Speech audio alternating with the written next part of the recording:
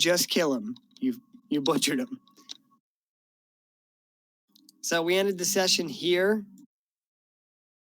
You guys were moving north to rendezvous with the Tabaxi Thieves Guild after the destruction at the Dreadmont. And if Dave gets on, he needs to roll Divine Intervention. Don't let me forget. I'm actually gonna put it on the map right now.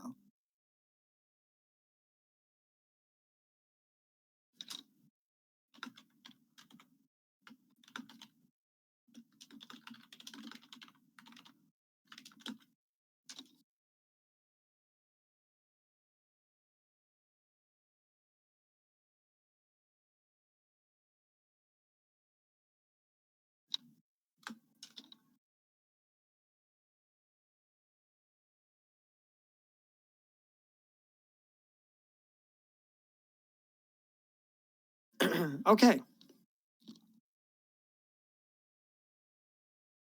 What do you guys wish to do? Did we finish? Did we take a rest after the crocodile fight? I don't think so. I think you guys hit level 15 and then we called it. Okay. Oh yeah, and I definitely healed us. That's the last thing I see in the chat. So I gave you stuff. If you would like to take a long rest, you could.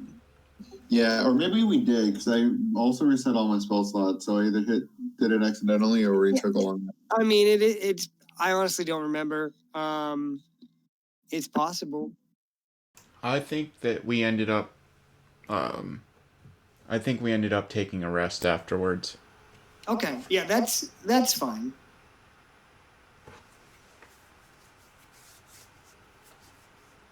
All right. So you guys took a long rest. So you rest throughout the remainder of the day, and as the sun dips over, the blazing heat of the sun recedes as it dips below the horizon, and the blessed cool of the evening overtakes the region, and you could begin to move if you'd like. All right. Oh yeah. And west, are we going here? Is that our goal? Are we going here?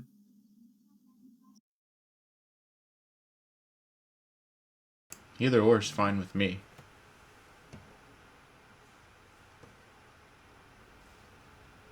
Cool. I guess we can make sense.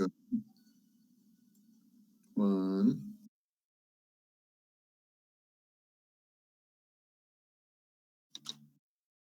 I wonder what happened to Nomeo Jones and Nebby Vell, the driver. All right.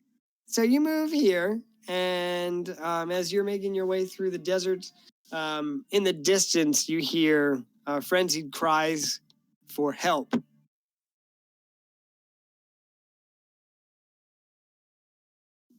They're coming from the north where we're headed? Yeah, so probably about here.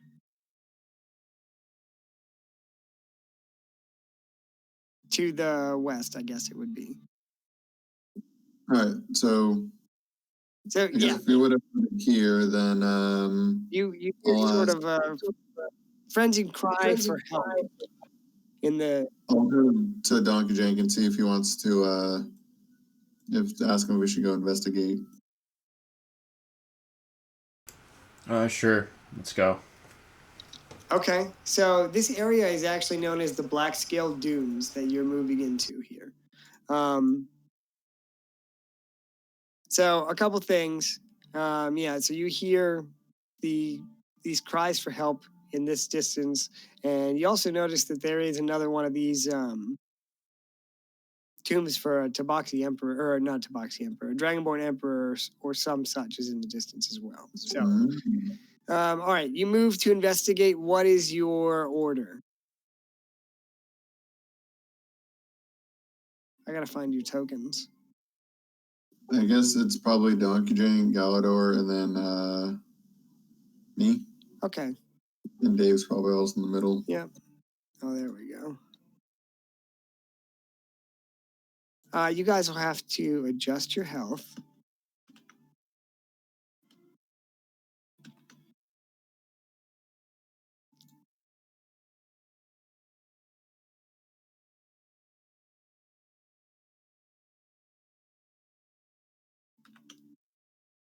Whoops.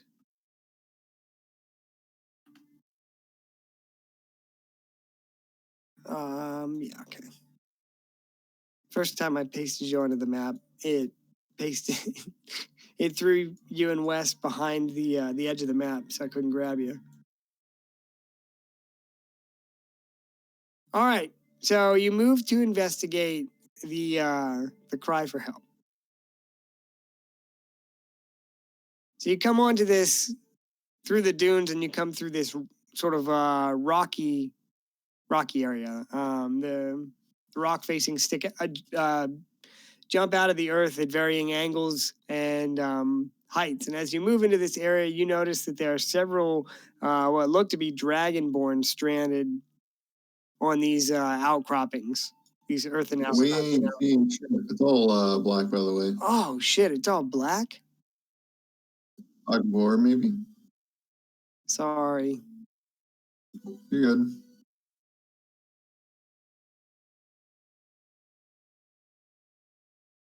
That should make more sense. There we go. It's nighttime, by the way, so you know. But you come into this. It's almost like a ravine, small ravine of rocks. And as you do so, you notice these stranded dragonborn up on these rock outcroppings. I'm not sure what you call them.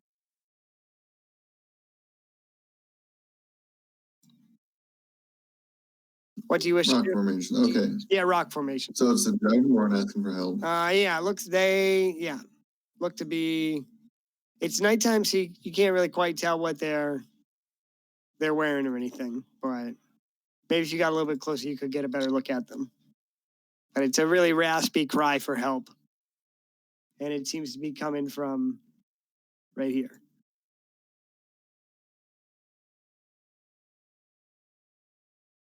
Mm-hmm. Is this pretty much is this low enough that I could easily kind of climb onto it with movement? Yeah, that is, it's about 15 feet. Get up. This one is 10. Then I will climb up this one and try to see what's going on. Okay. What type of armor are you wearing? Metal. Metal? Full. Can you be more specific? Let me check. Plate armor. Plate armor? Okay.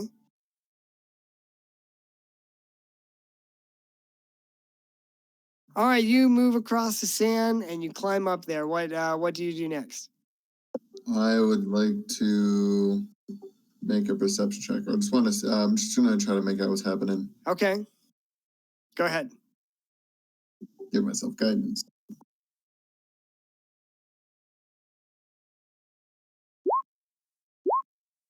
20. Okay, with a 20, you notice a couple of things. These troops, they look to be dragonborn soldiers. They look like they've been up here for several days. Not all of them are on their feet. This guy across from you is down and he doesn't look to be moving. Some other things you notice, the sand throughout here appears to be disturbed.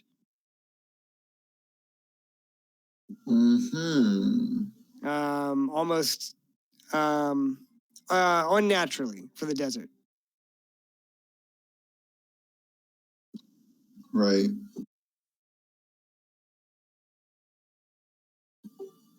I will assume that there's might be some big burrowing creature or something. I don't know, but I'll see what Doc Jink wants to do. Do you guys? Yeah, go ahead, Donkey Jank. Do you wish to roll initiative, or do you want to continue to act like? I'll go ahead and roll initiative. Yeah, why don't we go ahead and do that?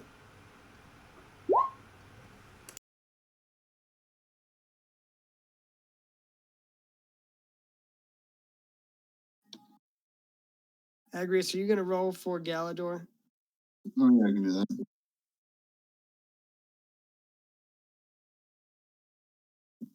17 for Galador. Okay. He's always getting good rolls despite not even being here.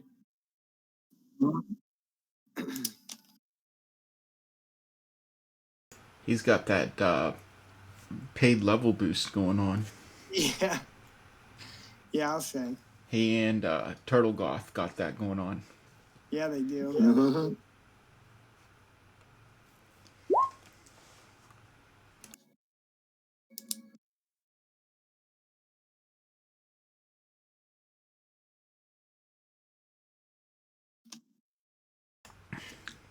All right. Here's what Donkey Jank's gonna do.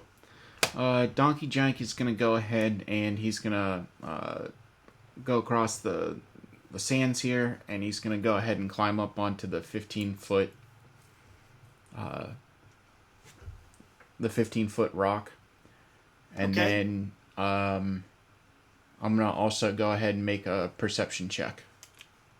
Okay.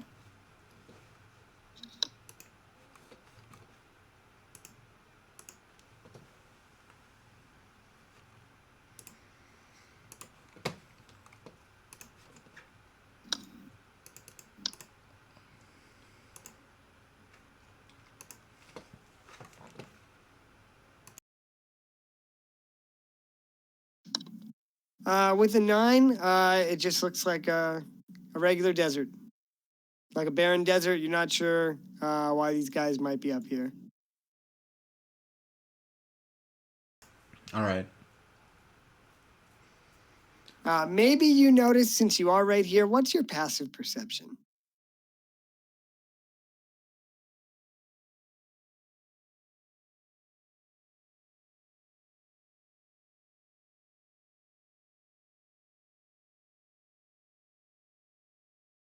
My passive perception is 15. Okay. All right. So maybe you don't notice anything right away with a 9, but with your passive perception, as you stand up here and you get a better view, you notice that the sand over here seems to be recently disturbed.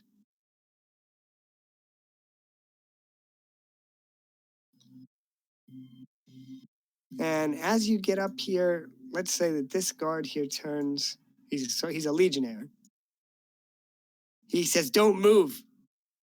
You'll wake them." Wake who? The worms.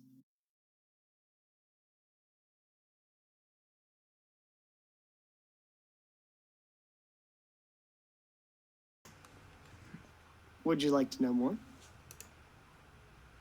Yeah. I'm gonna look over at him and hold up my hand to my face and give him a gesture, and say, "Be quiet. You'll wake the worms."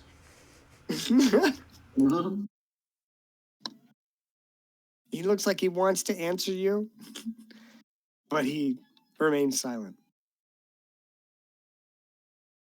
Agris, you wanted to know a little bit more?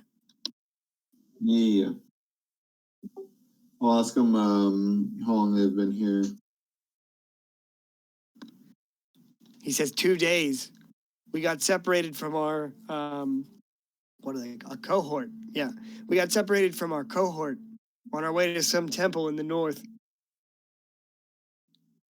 We came through here thinking we'd reunite with our unit. Maybe we could use this as a shortcut. It turned out to be a breeding ground of some sort for these purple worms.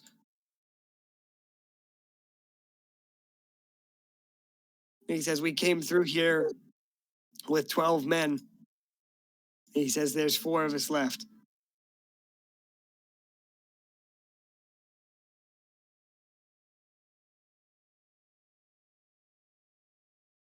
See. Well, Donkey Jank, do we want to get involved?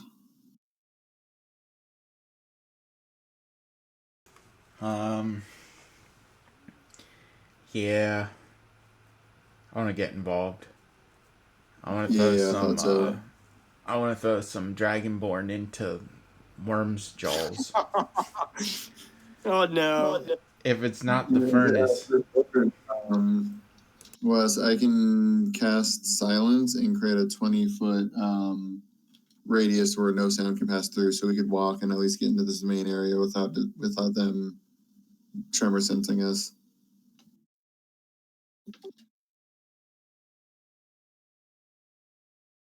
that sounds like a good idea. Is it going to be enough for us to be able to safely escort them across the sand?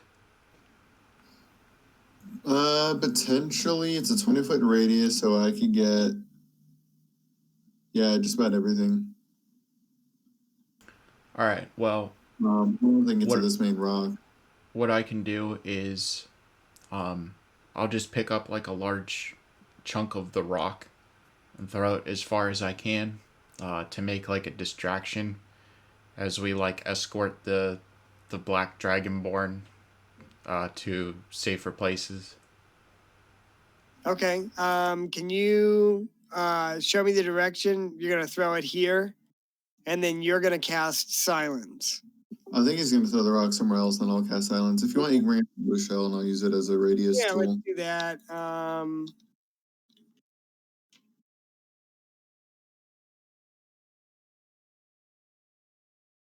right, you have control. All right, and what? It's like, how far can you throw?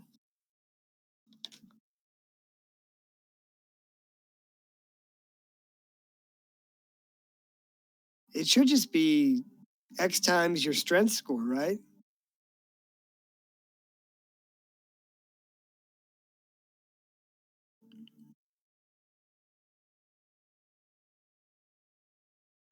Throwing? I don't have any idea what the like throwing is, unless you just want to use something like a javelin. Yeah, or if you want to just roll like an athletics check to see how far you can throw it. All right, that's fine. I don't know. I honestly don't know. Yeah, I'll go ahead and roll with athletics. Okay, it's like a medium-sized desert rock, sandstone, I guess you'd call it.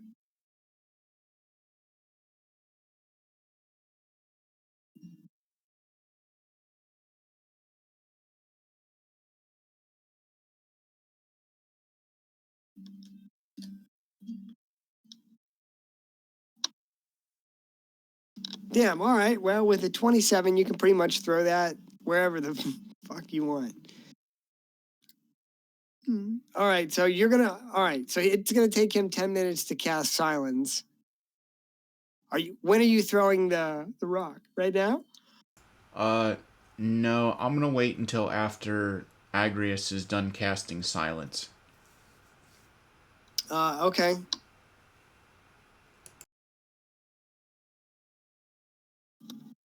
Do either of you or Galador wish to take any other actions in 10 minutes? Guess we can. I mean, while we're casting, we can just tell them of our plan. Oh, the Dragonborn? If we wanted to escort them or whatever. This guy over here on the rock seems to be the leader of the group, and he says our camp is just north of here, or they should be. He says, oh, I don't know about Uldak over there though. He says he went down yesterday and he hasn't made much of a move at all, and we haven't been able to check on him.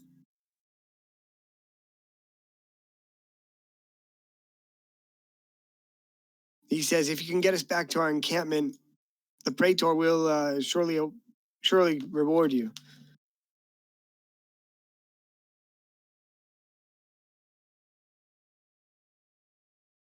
So you tell him you're gonna cast silence? Yeah.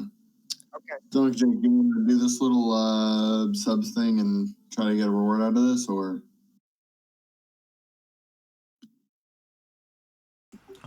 Yeah, I'm in favor for seeing what the reward is going to be before they get thrown into the jaws of purple worms. All right. So yeah, we'll tell them what we're gonna do. I'll just kind of explain if they can get to this lowest rock, which if these are varying, then should be an easy kind of hop or whatever. Yeah, they should be a long jump. Yeah, and then they should be able to safely trek across this sand. Okay. All right, well, if you're not going to do anything else other than that, then we can go ahead and I actually need to roll for them.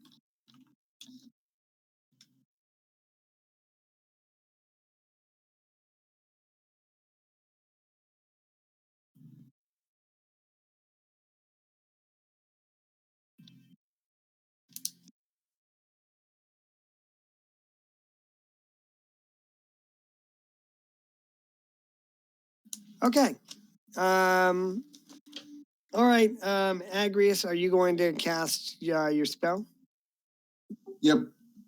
So I'll take 10 minutes to chant it and save the spell slot and all that. And then after the time goes by, then we have this aura of silence. Okay. All right, give me 1 sec, lads.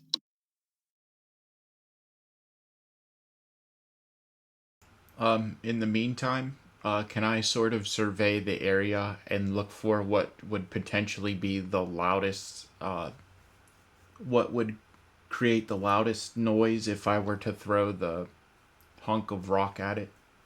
Sure. Probably, well, as you know, sand is going to absorb most of the sound. You could try and throw it against one of these other rocks, or if you have something metallic, you could throw that. That would make a louder sound.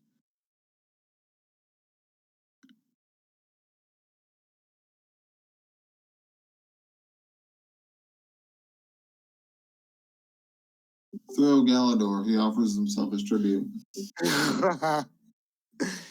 Sorry, man, you got killed. There's nothing we can do.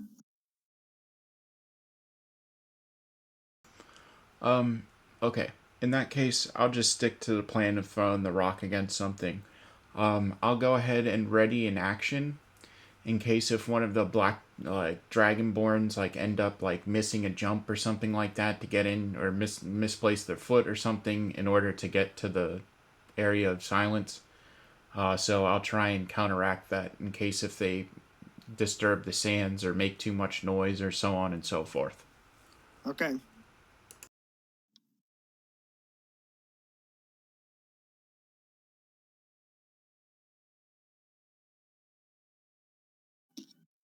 All right. Well, you throw the silence up. All right. And Donkey Jank, sorry, I was in the middle of reading something. You didn't throw the rock. You're waiting to see what happens. Yeah. So I'm gonna go ahead and ready an action in case if one of the black dragonborn create too much noise that it would draw the attention of the worms. Sure. So what I'll do is I'll go ahead and ready an action in case that happens, and then I'll just go ahead and throw the rock to make as loud of a noise as possible. Okay. I apologize for making you repeat that. Oh, that's fine, dude. Okay. Well, in that case, we will get started. On initiative order, the leader is going to go first. He should just be able to make the running jump. I think he has enough clearance. Did you move at least 10 feet on foot immediately before the jump? Yep. Okay. All right, well, he will back up.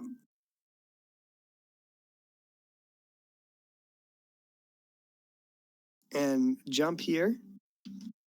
So he makes the landing. He is wearing split mail armor.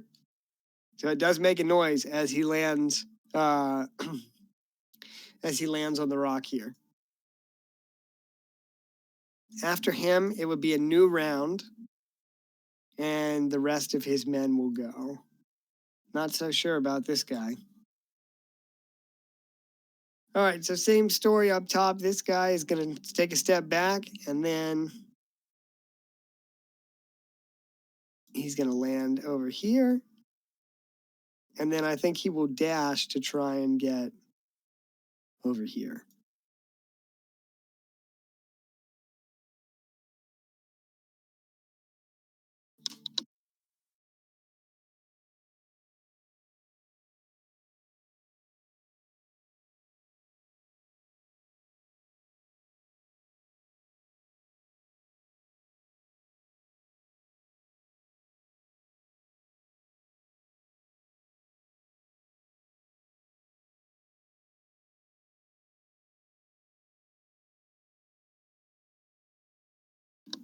All right.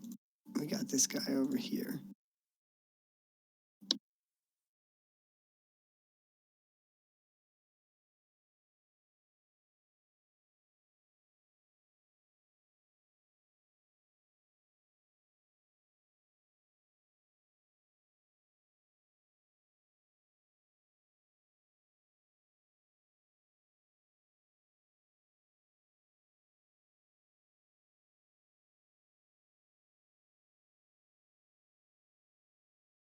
Sorry, guys. I'm back.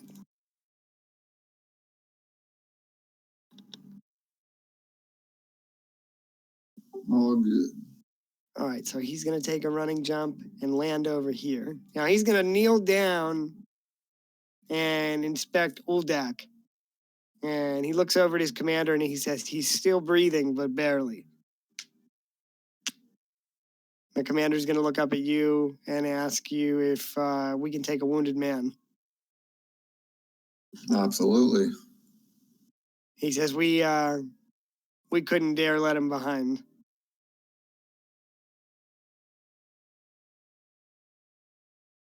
All right. So he's gonna grab him, and it would be Galador's turn. He's gonna cast Eldritch Blast on the wounded. No, just kidding. I mean, that is something that he would do. Right.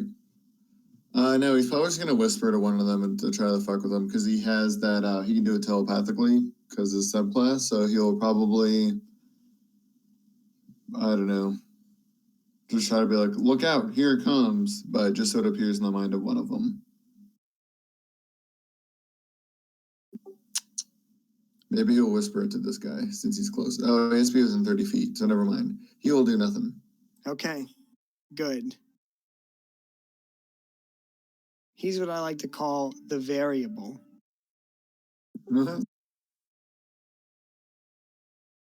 Okay, well, it will be your turn, Agrius.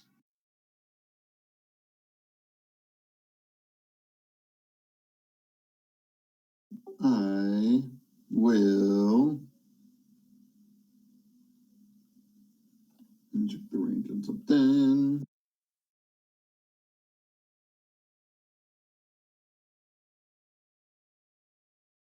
All right. Oh, wait, I can't because there's no sound. That sucks. Okay. Oh, language word.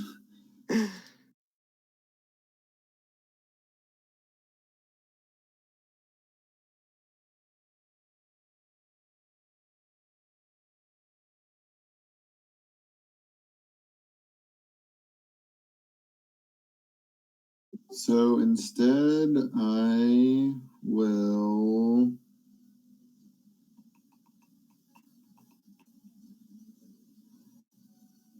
I guess I probably won't do much.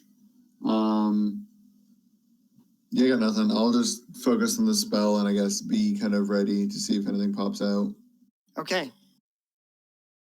So I guess I'll dodge. I'll take a defensive stance. Gotcha. Donkey Jank. You have a held action. Correct.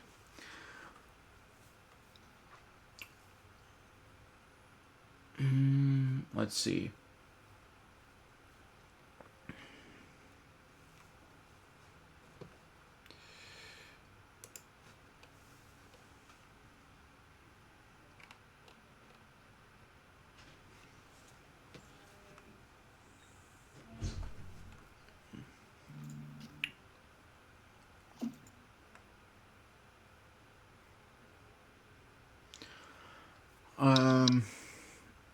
Let's see. Donkey Jank's just gonna get impatient, and he's just gonna throw the rock and make as loud as noise as possible. Okay, where are you throwing it? Let's see. I'm gonna go ahead and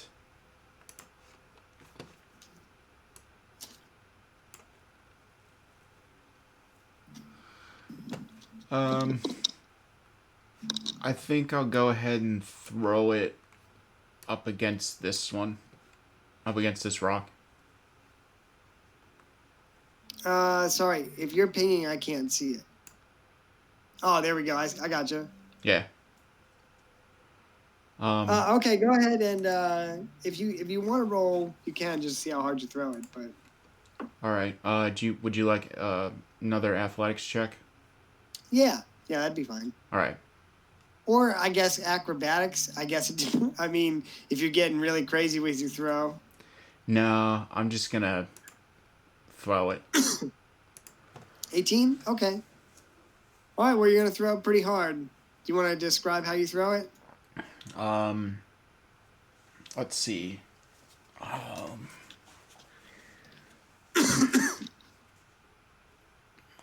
gonna throw it. I'm actually gonna throw the rock exactly like an old teammate of mine.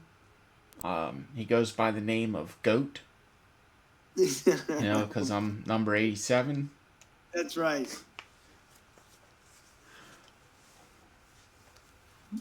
Gronky Jank.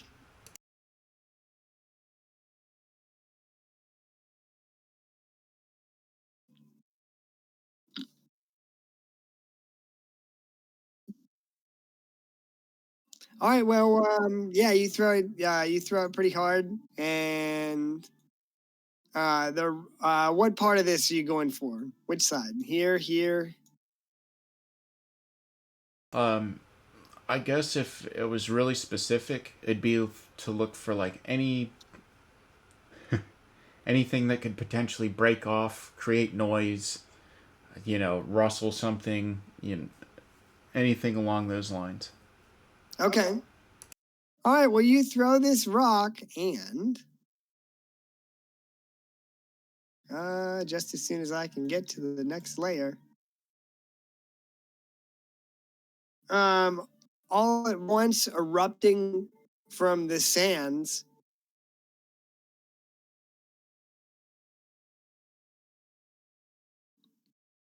Erupts from the sands a young purple worm.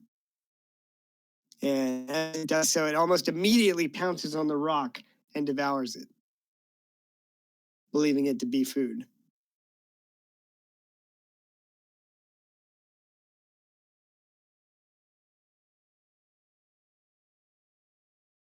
Anything else?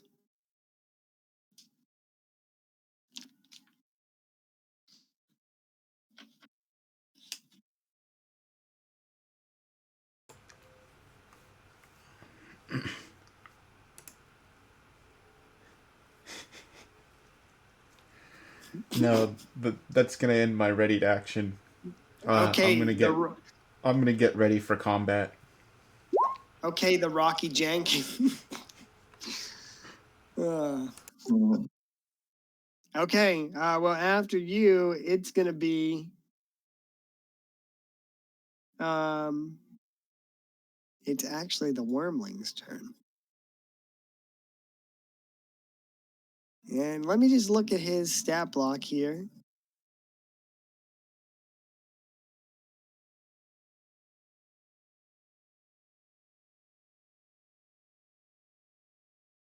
I think he will. Fuck, what would he do? He just burst out of the earth.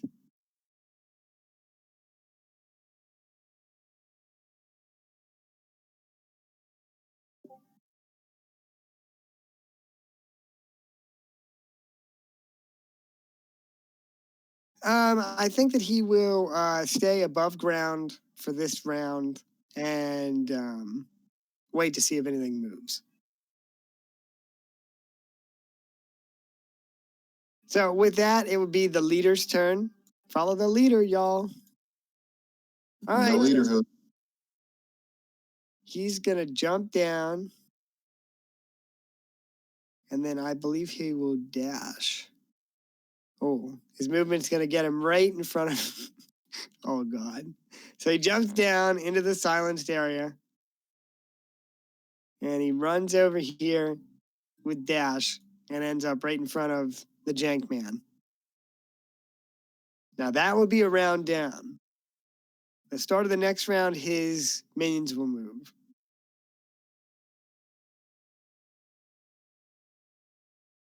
So we're going to have this guy move.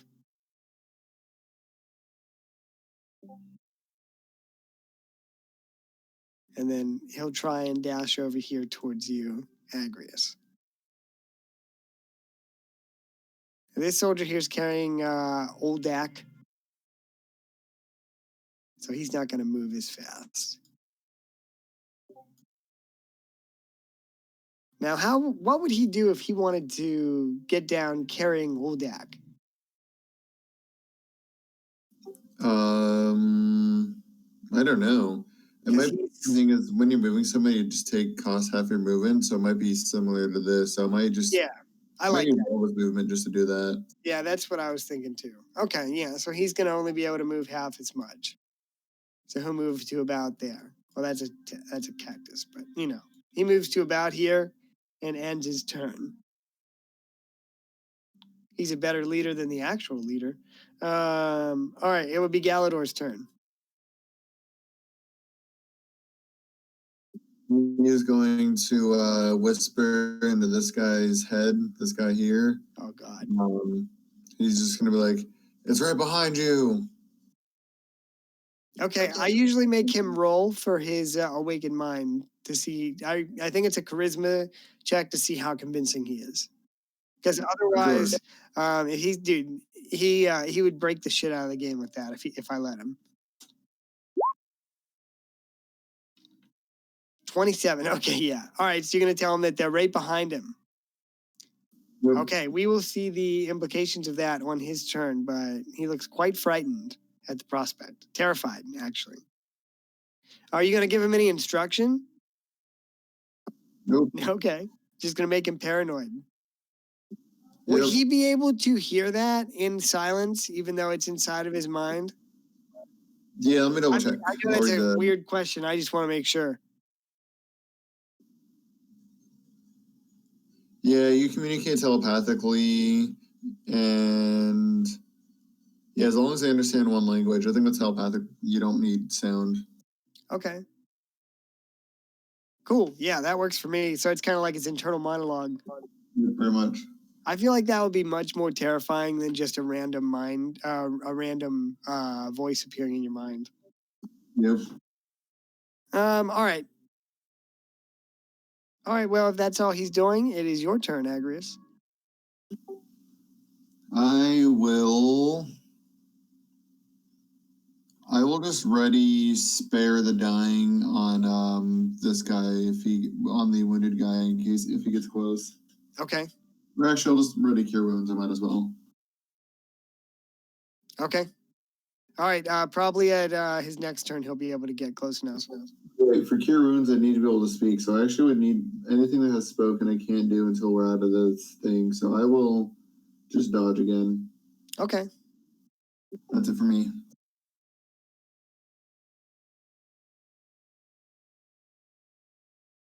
All right. Well, after you, it is Donkey Jane.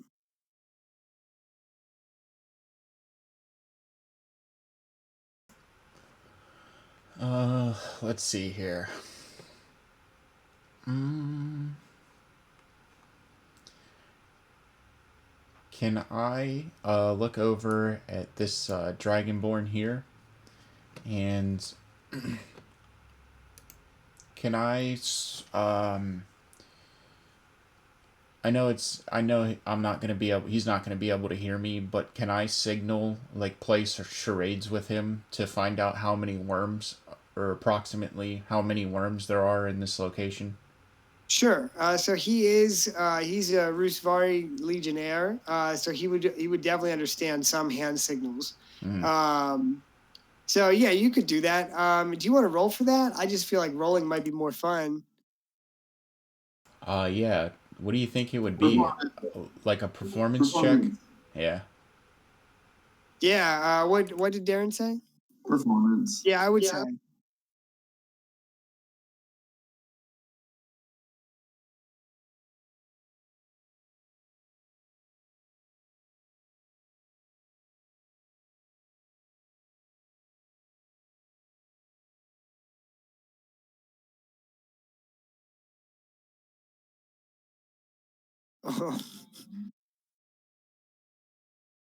All right. Well, what are you trying to convey with your hand signals? I'm gonna go ahead and point at the worm, and I'll hold up 3 fingers, and then a shrug.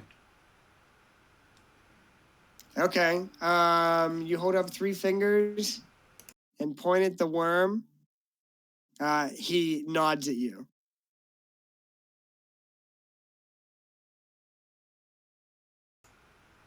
Okay. All right. It'll be his turn next, so I'll see if he can communicate back with you. Okay. Through hand signal. I think that's something that he would want to do since you guys are helping him and the rest of his squad get out of here. Right. So let me see what his performance. Not great, but you know, he joined the Legion. He didn't go to acting school. All right.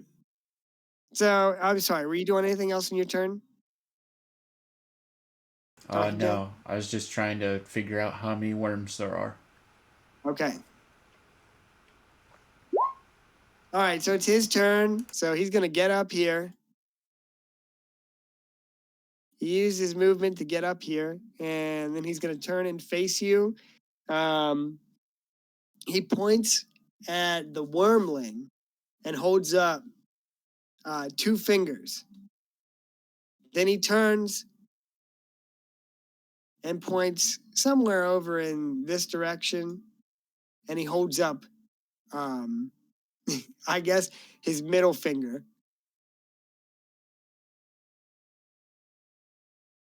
So points at the wormling, signals 2, points over in this direction, and holds up his big finger, his middle finger. Must be the mama.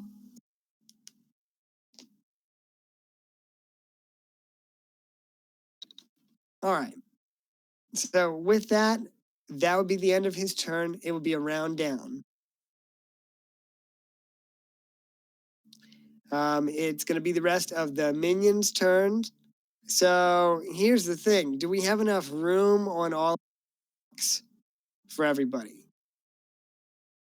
Nah, that could be a problem. Man, maybe Galador should jump over here. Maybe Galador should just jump. I'll roll to see how selfish Galador is. Something tells me he would be like, fuck no. I'll do the roll on Galador's turn. Okay. All right. Well, I'm going to have the wounded guys move first. He's probably only going to be able to move here. Can you dash if you're carrying somebody? Yeah, you can still use your action, and then when you dash, then it would be like a full. Then he will move. His partial movement gets him here, and then he'll dash the remainder of the way. And I'm actually going to put them together. So he's going to get up there. And then this guy, I guess he's just going to take the dodge action until he can find room. I don't know. Do you think he can fit here? Because this guy's already. You try to.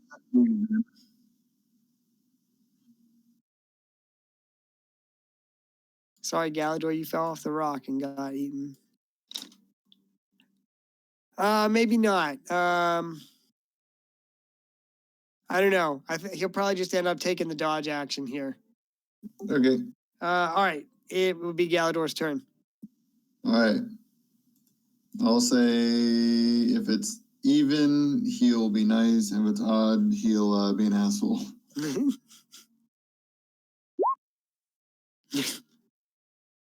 Well. What's he doing? What's he saying? He's just gonna use telepathy to speak to the guy down there. He's like, sorry, but I'm not going to if I jump down, I'm slow and I'm old, I'll get eaten before I get up there.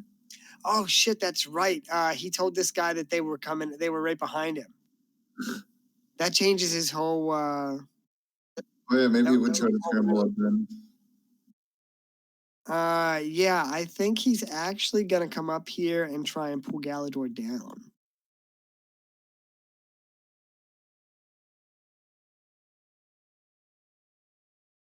So he's gonna grab him and try and pull him down, and I guess Galador can contest it with strength or athletics, or with acrobatics or anything.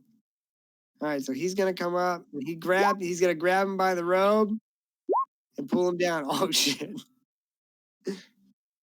He's eating sand.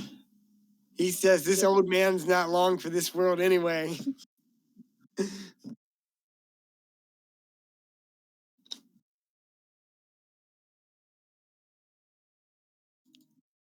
You can contest it if you want. Oh, I did. He got a 12. Oh, that's okay. Cool. Yep. All right. So he comes up there and sees there's no room, but in his panic, he doesn't care. He sees the feeble old man in your party, runs up, grabs the back of his cloak, yanks him down. Galador falls.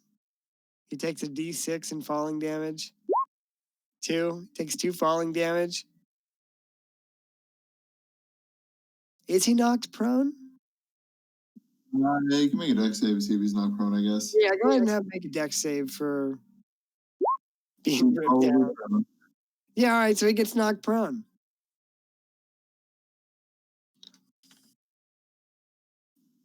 Not prone. All right, it would be his turn now, though. Ooh, all right, so he is going to probably push him back. He's going to attempt to just kind of push him off the rock. Actually, he is going to use Phantasmal Force to make the guy think that this rock is just being swallowed by a giant worm. I'm going to have to look that up. So the guy needs actually a what kind of save? It's intelligence, I want to say. Well, that sucks because usually these legionaries don't. They're not the smartest guys around. Yeah, it's intelligence save. On the failed save, you create a phantasmal object. Yeah, object, creature, or other visible phenomenon. So he's just going to see the image of a giant sandworm just lunging up and swallowing the rock whole. Damn, I bet Kyle doesn't even know that he has that ability. 11. All right, so he fails. So yeah, the next thing he knows, he looks down and he just sees that there's a worm that's like popping into the ground and is about to like swallow the rock whole. Okay. I guess the guy might see that on his turn, so he probably does. Nothing probably happens right now. I was just gonna ask if he makes a reaction to it now, or okay. All right, interesting. I can't wait to see what happens. If that is Galador's turn, then it's your turn. Yeah, he's just gonna not move. He's just gonna do that. And Agris is going to laugh at what's happening and the fact that Galador was thrown off and had to eat dirt. And yeah, that's it for Agrius. Okay. Donkey Jank.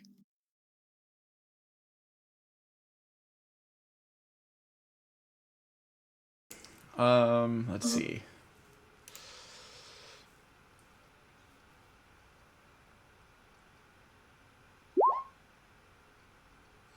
Yep, I got you.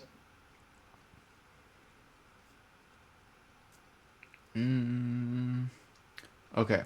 I think what I'm gonna do is look around for another. What I want to do is look around for another rock or something like that. Okay. And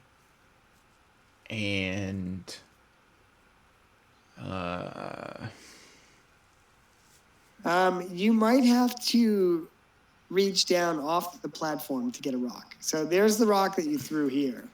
Okay. So there's a few scattered around the base, but you might have to reach out of the silence radius to get it. I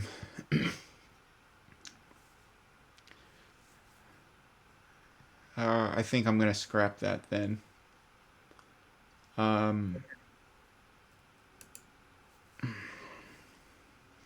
I think what I'll do is I think what I'll do is go ahead and take the dodge action and end my turn there. Okay. All right, everybody dodges. It's the leader's turn, and I think he is also going to dodge. He's certainly not going to move without indication from you or the others. It's a round down.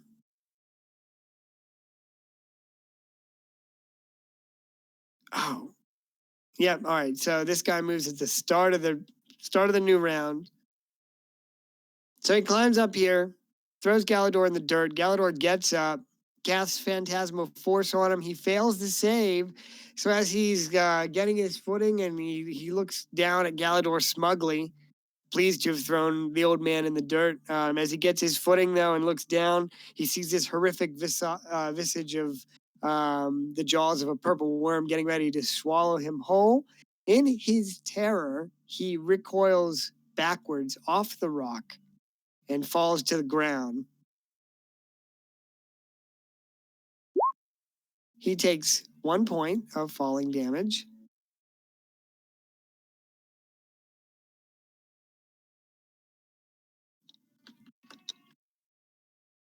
However, this the sound of him hitting the sand reverberates outwardly this direction. He's wearing split mail armor and he drops his shield as he falls. And suddenly, although you wouldn't hear it because you're all in silence, but to the east, from the sands erupts a giant purple worm. A massive, gargantuan purple worm that could no doubt be the mother of this one.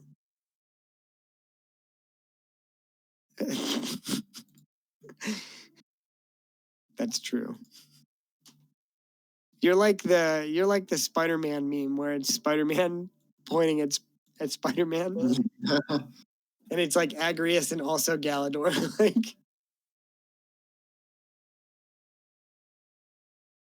all right, so the mama worm erupts from the sands, and as she does so, she will strike with surprise on our veteran here. And what is she going to do? I think the first thing she would do would be to bite as soon as she comes out of the ground.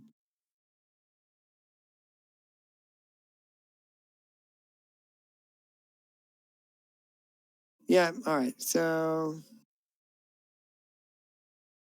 she comes out of the ground.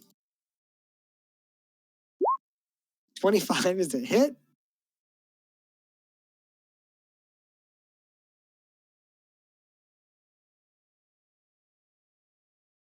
Okay, so it's 3d8 plus 9. Oh, she also rolls with advantage.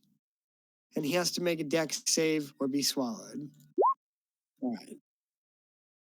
What she said. I mean, sometimes being swallowed is pretty good. Unless it's by a purple worm. All right, so he takes 20 points of damage. He needs to make a dex save. I don't have a good feeling about this, guys.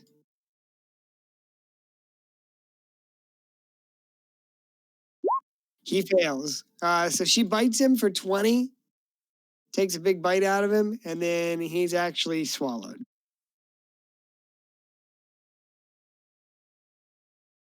So, if you know anything about that, that's not good. All right, so every round that he's inside the purple worm, he is restrained, and he's going to take a lot of acid damage until he gets free, if he gets free. I doubt it, though. All right, that is the end of the veteran's turn. It would be Galador's turn again. He's going to climb up onto the rock. Okay. I bet he's so pleased with himself. Now, my question is, if this guy dies, is it a sacrifice to Great Old One? I guess probably, especially since you use a warlock spell to make it happen. Yeah.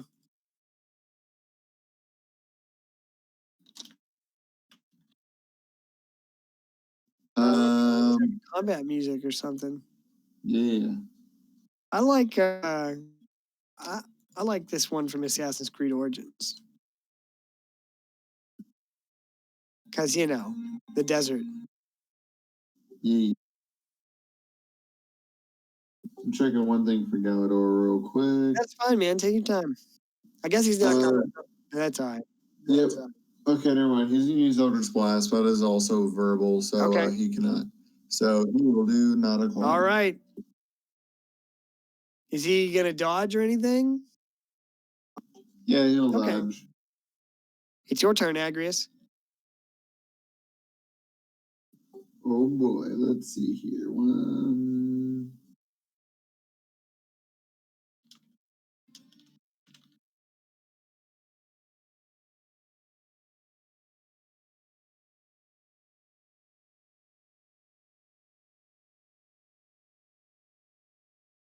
I guess I should describe this purple worm.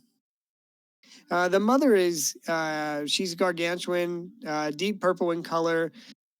She's a pale yellow underbelly. Separating the yellow part of the underbelly from the purple part are hard crests of armor that run down of either end of its body, either side of its body. Excuse me. The armor itself is well armored and segmented.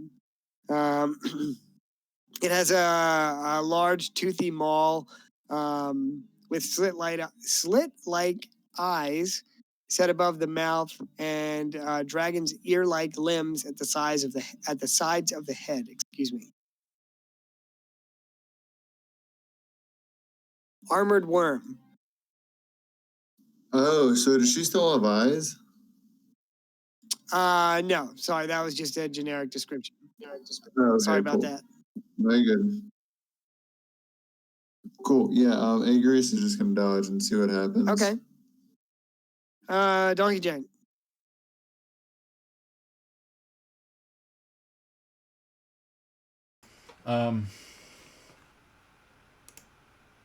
Let's see here.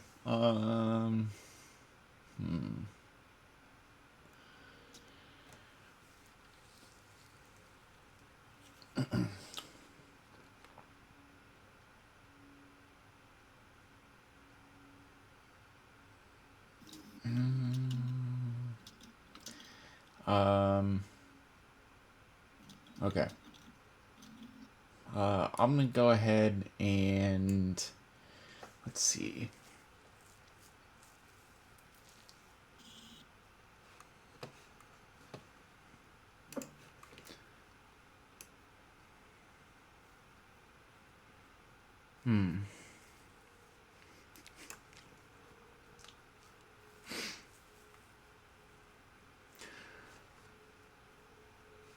All right.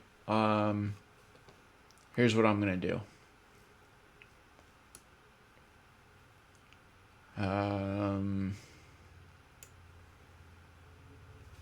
You know what?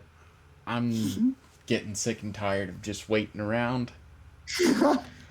I was waiting for this. Getting sick and tired of just dodging. So I'm gonna go ahead and long jump over to this rock and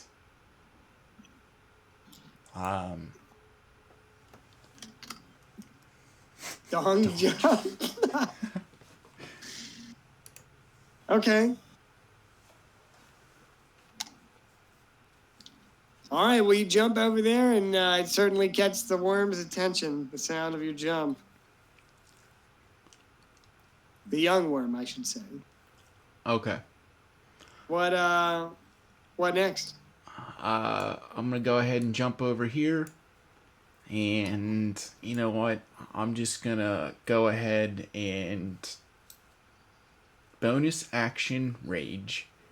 And yeah. I'm gonna do a running start off the rock into a forward front flip and come down on the tiny worm here, on the young worm with the dreaded technique donkey jank. All right. I see you, McConaughey. Yeah, that was... I see you out here. Yeah, except I'm not gonna jump right into the jaws, and that's where my story ends. Dude, how is that guy even a dragon hunter? Honest to God, there's no way. Is this? Reign of Fire. It came out in like 2002 or something. And it's like dragons have taken over the world, and Matthew McConaughey shows up. He's like this dragon slayer. He's like fighting this dragon, and he jumps off the scaffolding, and the dragon just eats him. Hilarious. Like they play him up like he's the savior, and then he gets killed right away. It's not a spoiler. It's been almost 20 years. So, yeah, I'm not worried. Anybody that might watch this is going to say spoiler. It's been 20 years, bro. So yeah. Let's see. I'm gonna go ahead and let's go with the old reckless power attack. See how that fares.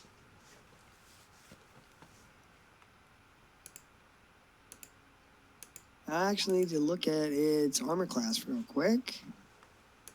All right, its AC is 16. Okay. So that's... Your 19 hits. All right, cool. Let's see here. Let's get this started. Ooh.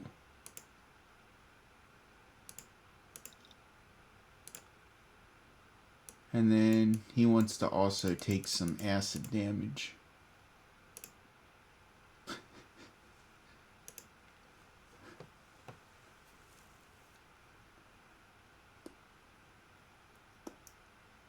All right, so 34. Yep. Oh, shit. Sorry, guys. I've been trying to kick this cough. All right, do you wish to describe your attack? Oh, yeah, so I'm going to jump over to the rocks and then just kind of leap into a rage and then do a front flip off the edge of the rock here and just come down and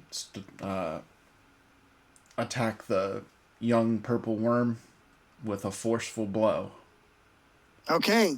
All right, well, you do the flip off the rock and land on the sands, and the wormling looks in your direction as it feels the vibration of your landing.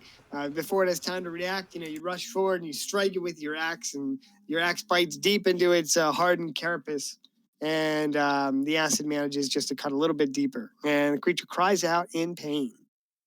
Nice roll. Anything else? No, that's gonna end my turn. Okay, it is the wormling's turn.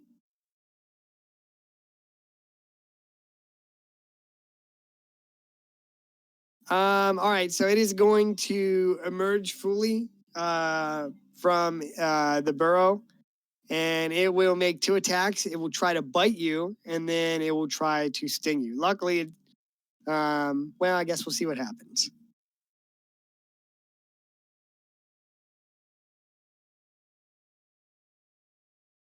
All right, so here's the bite, and here's the sting. 16 and 20. The 20, the sting hits. All right, so he's going to hit you with the tail stinger. It is 2d6 plus 6.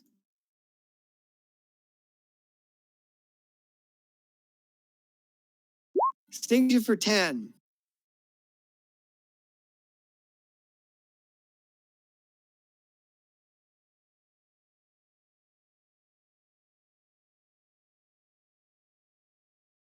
All right, so like I said, it has emerged fully from its burrow. All right, what else?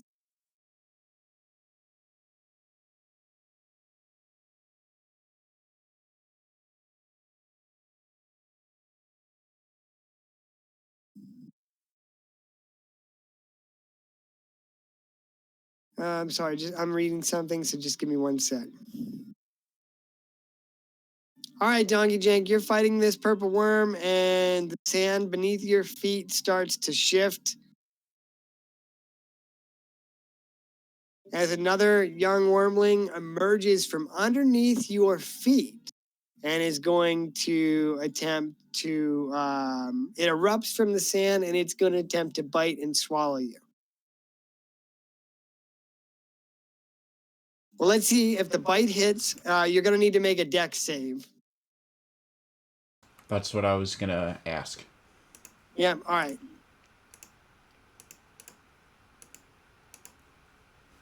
Oh, 14 on the bite. 14 does not go through on the bite. All right, so you manage to dip out of the way with a 16. It emerges out from under the sand. Like I said, it erupts from under you, tries to bite you, but you manage to just, what's it called? Just acrobatically sort of dip out of the way.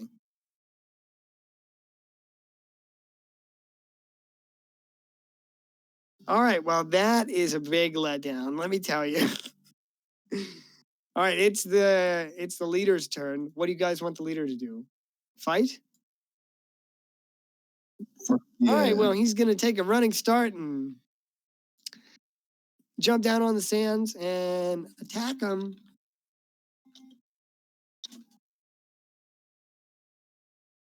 And what is he going to do? So he's got a great sword and he's going to make 2 attacks.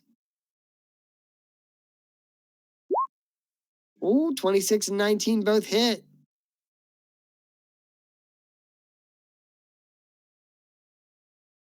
So it's 2d6 plus 5 for both hits.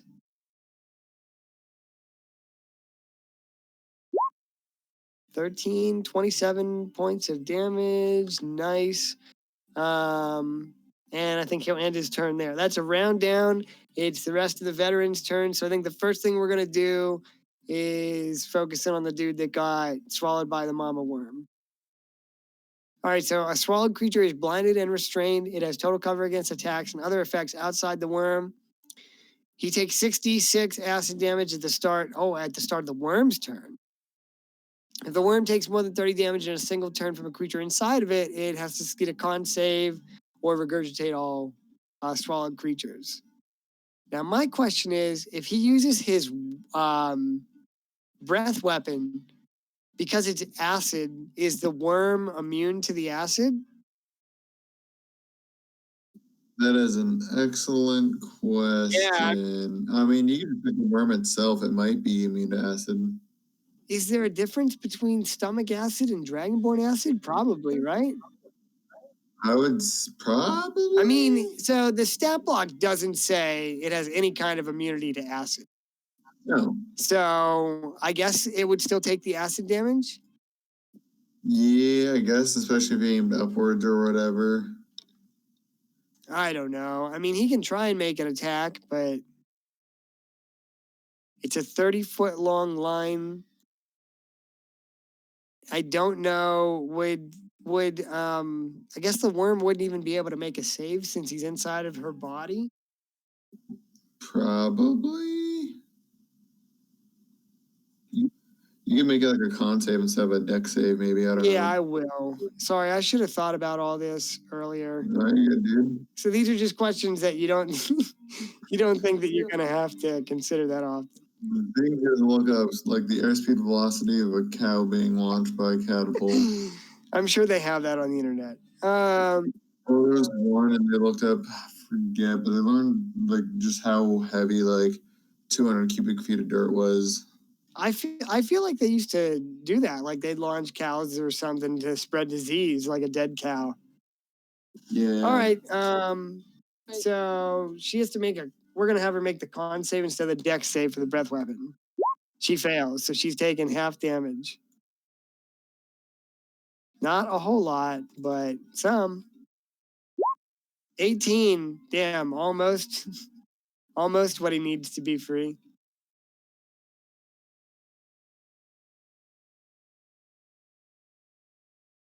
Okay, that's the end of his turn.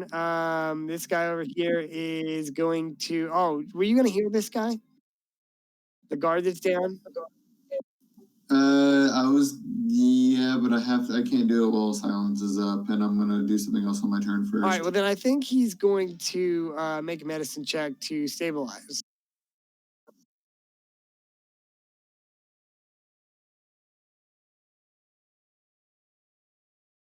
Yeah, okay, so he gets a +1.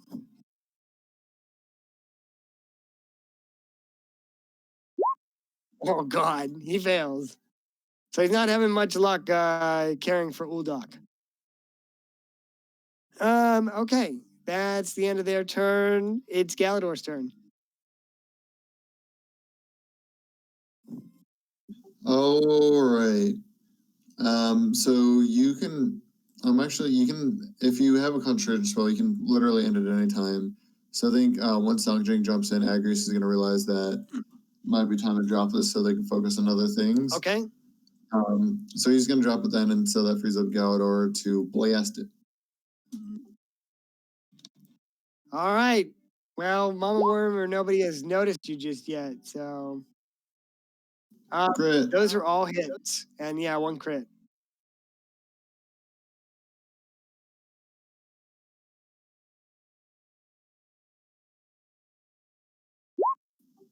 So including the crit, that's 41 force damage. And knowing Galador, he'll probably try to aim for where he thinks the swallow guy is, like inner belly or whatever. So he's gonna aim for the torso where it looks the fattest. Okay.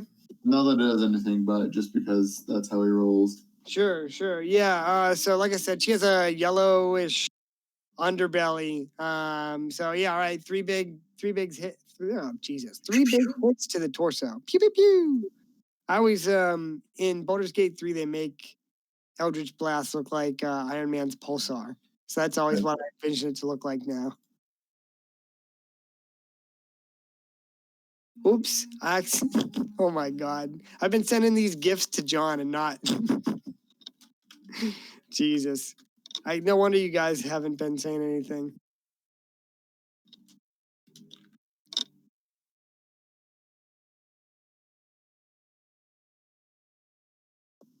Anyway, now I guess it makes sense what I'm saying. Yep, that's pretty much what I picture too. My bad. All right, well, Galador gets 3 hits. It's your turn, Agrius. Okay, how high up is this rock? That is another 15 feet from where you are. Let me check something. Okay. So what I am going to do is I'm going to use Summon Celestial, and I'm going to summon a Avenger Celestial. So basically, I'm going to use level 8 spell slots. So each turn is going to get 4 attacks with its bow. So it's going to, I can just use the blue shell. Actually, no, so I might use the blue shell. Yeah, do you want to bring me something that looks like an angel? Sure will. Man, there's a lot of weird free shit on here. Here you go. How's that? And I'm just gonna give him so I can keep track of him. There you go. I gave you control. Cool. I'm gonna get his stats real quick.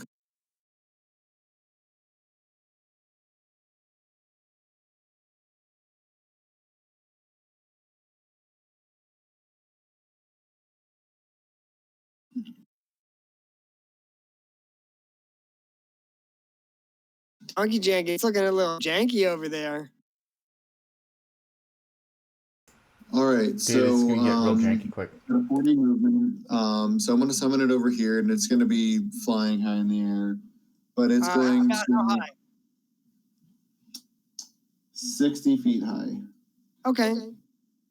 Well, actually, I have a range of 90 feet, so I'm gonna try to summon it probably so it's about 120 feet in the air.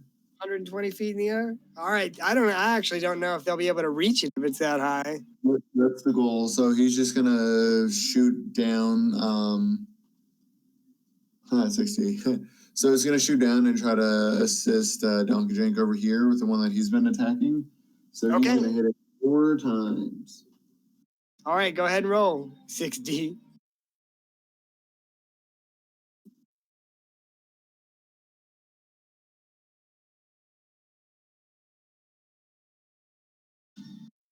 Damn. Oh, one more. Everything hits except for the 13. So the rating boat is 2d6 plus 2 plus the spell level, so 2d6 plus 10. Nice. Okay.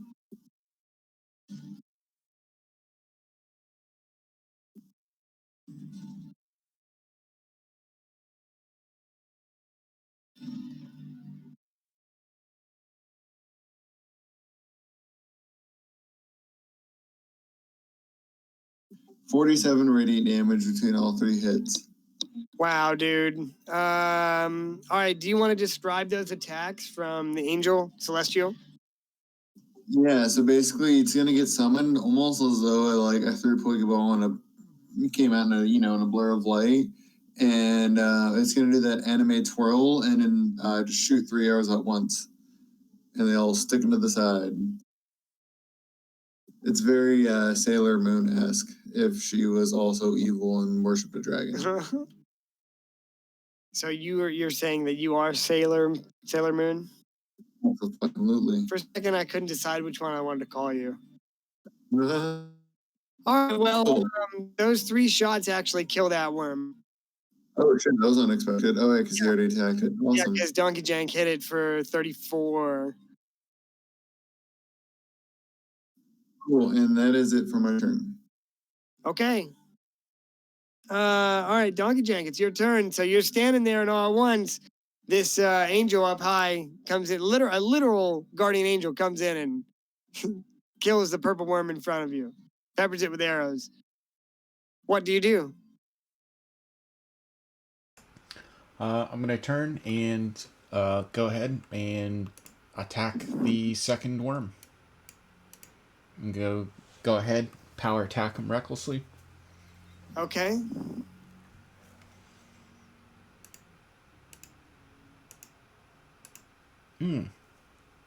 Critical hit. Yep, a crit. Yep, 2 hits. I forgot to roll the acid damage for the guard.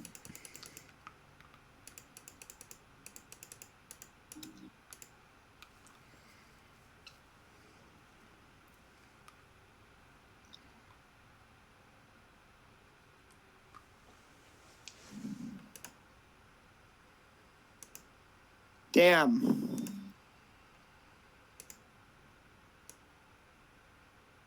Plus acid.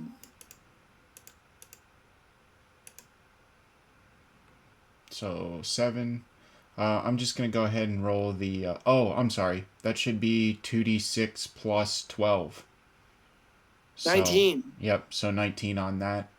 Okay. I'm gonna go ahead and roll the second acid while I'm here for the second attack. So that's 7, and then a d12 plus 20, 21. 21? No, it's just 20. 24, and you know what? I'm gonna go ahead and roll my third attack then. Okay, you're at 99 so far. 22 hits. All right, so that's another one of these, and another 2d6.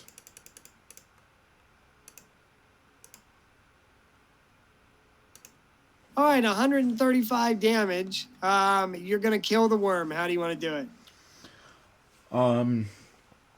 What I want to do is I want to leap off the hot sands and sort of grab around its sort of around its neck or its mandibles there, and kind of swing myself up, and using that momentum, I want to come down and start lopping off sort of the top part, essentially just like cutting out its mandibles. Right. And then I'm just going to keep on driving my axe down into the deep gash that I made for the critical hit. And then just attempt to, cut off the entire, cut off all the mandibles and let the acid kind of make its way through and corrode the rest of the young worm. Okay. All right. Well, yeah. So you pretty much butcher this thing with the amount of damage you do. Like I said, you did 135. Yeah. So yeah, you completely butchered this thing. It almost looks unrecognizable as a purple worm by the time you're done. Anything else? I'm going to go ahead and move. Okay.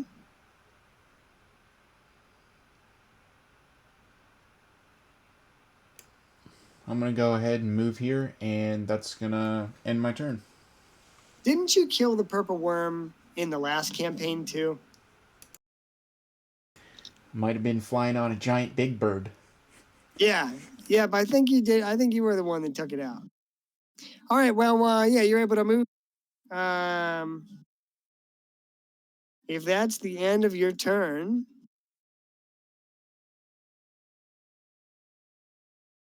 then after you. All right, you move there, and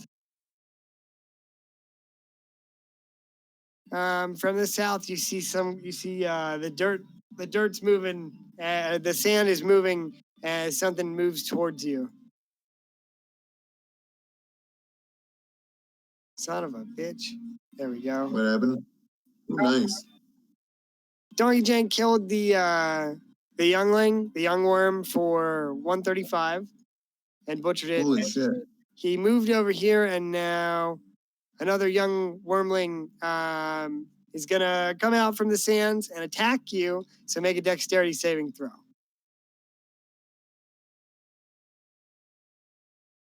And he's gonna erupt from the sand and try to bite you. 17. 17 misses. 17 misses. Damn. Okay. All right. Well, with 20, you're able to dodge out of the way of his bite, and yeah. Damn, you're pretty nimble for a big green orc. It's because All right. Well, it's because I'm not wearing any armor. Yeah. And also any hockey pads. That's also true.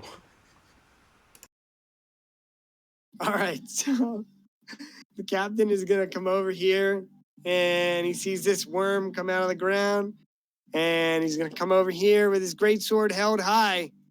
He runs in and he says, "For the Emperor." 20 is a hit.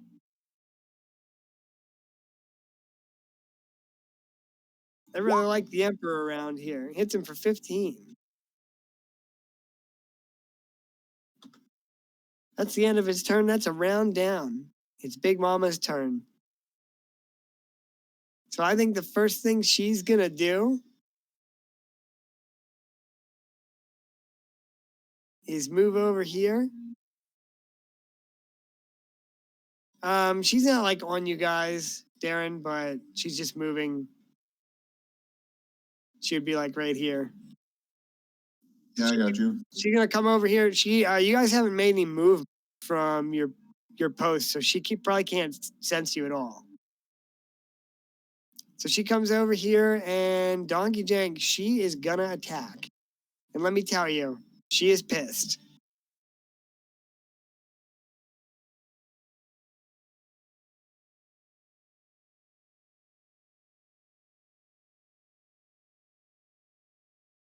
So she's gonna come out from her burrow, and she's gonna make a bite attack and then a tail stinger. And unlike the last stinger, her stinger looks like it's loaded up with venom. Poison? It looks very venomous. All right, here's the bite. 26. Uh-oh. There's the sting. 27. Both those go through. Okay, you're going to get hit for 3d8 plus 9. You have to succeed on a dexterity save or be swallowed. But not before you take this stinging damage.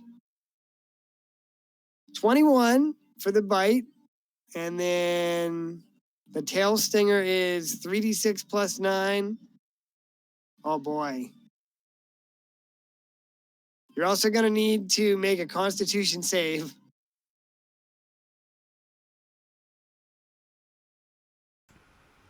Okay. So it hits you for, it stings you for 16, and then the poison damage is this. Oh shit, 39. All right. Let's see here. So 37. All right, so you take 18. You're raging, right? Correct. So you take 18 physical damage. That And then- doesn't, half damage does not apply to poison, right? Correct. I am not a totem barbarian. Totem. Yep, that's right. I remember I literally asked you the same thing. Sorry. So I'm taking 57. Yes, sir. 57. All right.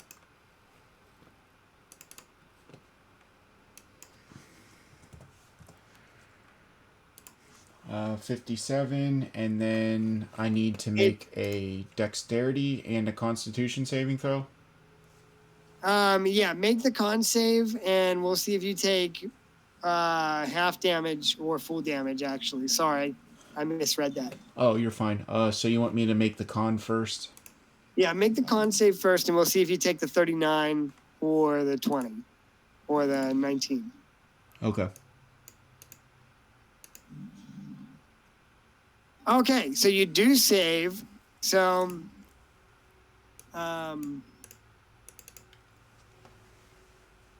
you take 37 damage. Okay. Sorry about that. My bad. Now go ahead and make your dex save to see if you can avoid being swallowed. All right, 14 is a fail. You are swallowed by the purple worm. All right. And while swallowed, you are blinded and restrained. He'll bust them both out in no time. What's that? So he'll bust them both out in no time. Oh, I'm sure he'll easily do 30 damage. All right, so on the worm's turn, on the worm's turn, you'll take the acid damage. Okay. All right, so Mama Worm is mad that you killed her baby. She comes over and scoops you up. You go down her gullet. It's horrible. It's a horrible experience. After you, it would be the wormling, which is going to turn and attack our captain. Or, yeah, captain. Makes 2 attacks, 14 and 8, both miss. And it will end its turn. So the captain is going to continue the assault on the wormling. 2 greatsword attacks, 2 hits. 14 and 10 for 24. Nice hits. Okay, that's a round down.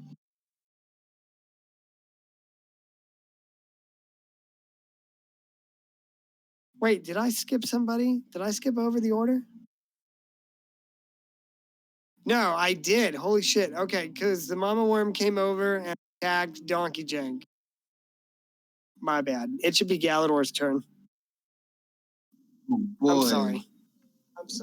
What are you gonna do? I was just excited. We're going to shoot at the smaller one. I was just excited because Donkey Jank got eaten.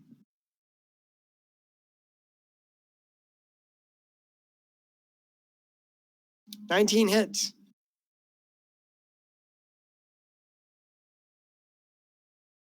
Yeah, All right. Hit him with the old pew. Your turn, Agrius. okay. Well, okay. So you skipped both Gallagher and me, I see. Yeah, my bad. So, It was completely Go ahead, dude. unintentional, I swear. Like I said, I was just excited he got. yeah. So I'm actually gonna cast Silence again, mostly just so we can spread out a little bit for a turn. Okay. Are you also concentrating on this? Yeah, but I've got a stone. Yes. So, all right. So you notice that as you're concentrating on these 2 spells, the stone is glowing with like a brilliant purple radiance. Nice. All right. So I'll cast it, and then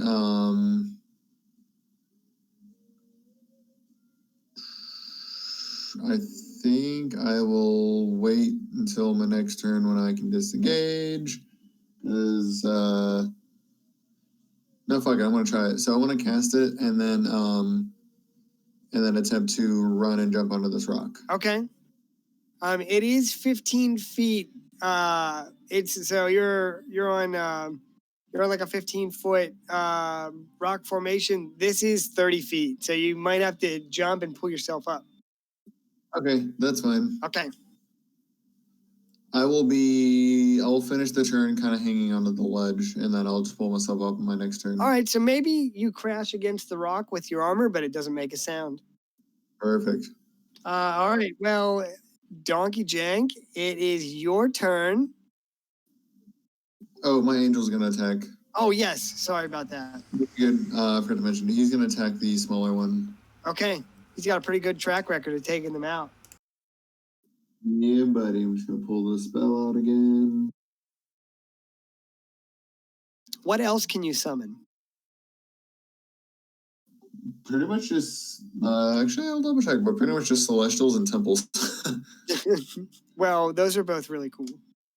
The summon temple thing completely blew my mind.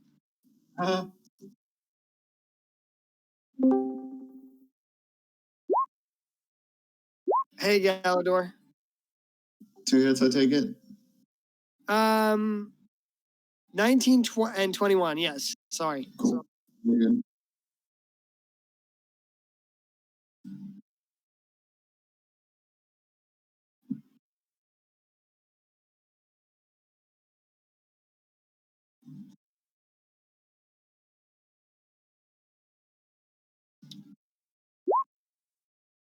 $36 radiant damage. All right.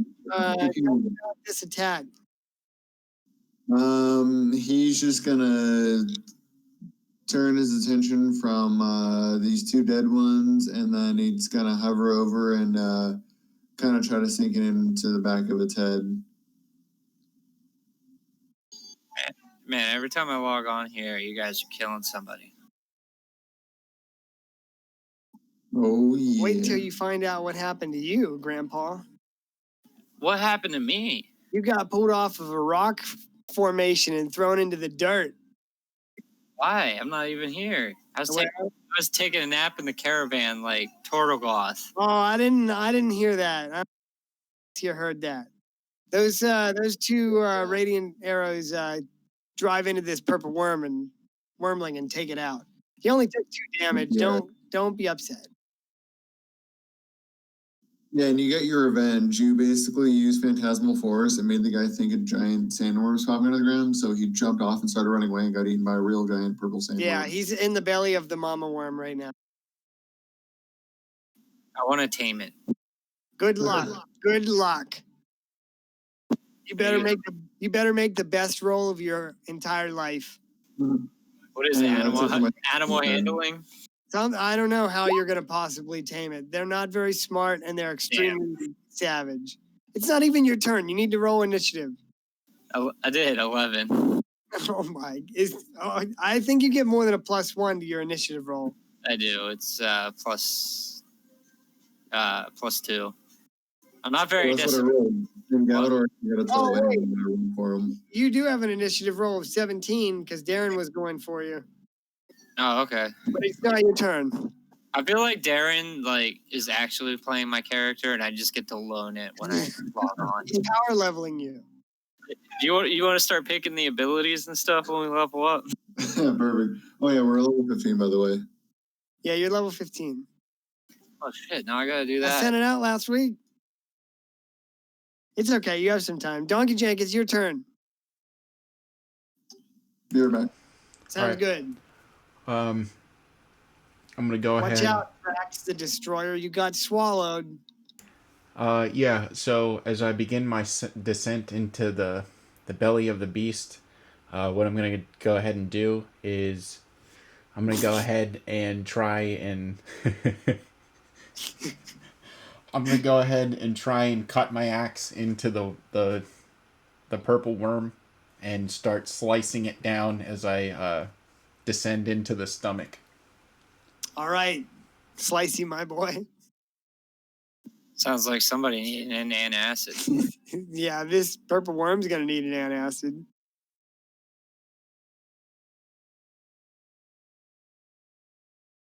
Let's see. So I have what, blind and restrained?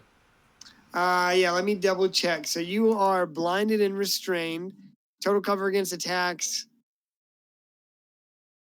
Yeah, if the worm takes more than 30 damage, it has to make a con save at the end of that turn, or regurgitate all swallowed creatures, which falls prone within a space of 10 feet of the worm.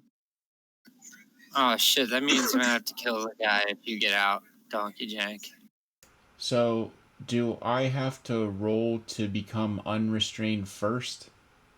No, I think you probably just roll with disadvantage because it's like a condition of being inside of the worm.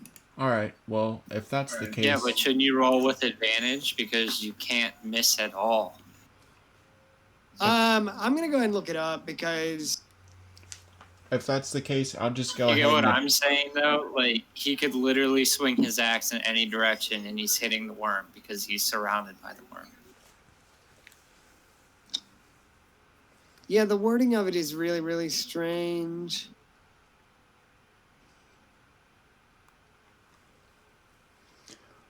I'm just gonna It go. just says that you're blinded and restrained. You can just attack as normal, I guess. Yeah, I was just even though you are blinded, you are on the inside creature, like Galador said. correct. I'm just gonna go ahead and attack recklessly so I get advantage on the attack. Sounds good, sir, and Godspeed.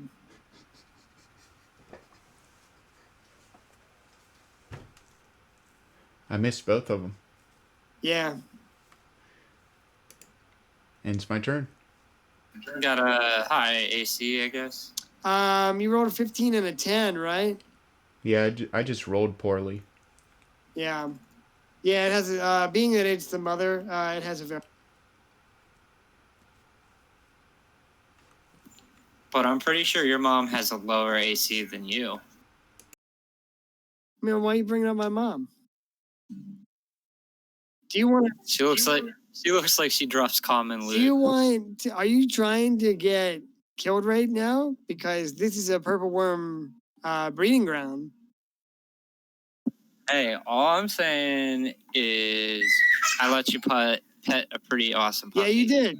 Your puppy is really cute. All right, Donkey Jank. Unfortunately, yeah, 2 misses. The wormlings are dead, so the captain of the Legionnaires is going to run up here, and he'll make 2 attacks. 22 hits. 14. All right, that is a round down. It would be the Mama Worm's turn. All right, let me see. So you guys got to make some saves. No, you just take the acid damage.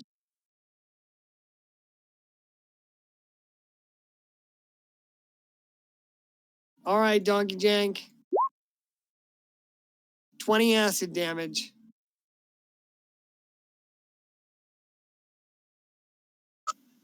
Oh, it would be cool. Is if like his axe became stronger because isn't it an acid axe?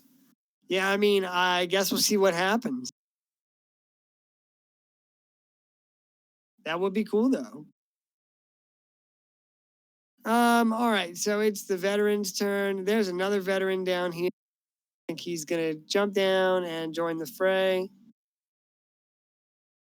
I almost have to mark him because he's hard to see. All right, so these guys are gonna make 2 attacks to try. Well, the guy inside here is gonna try and get out.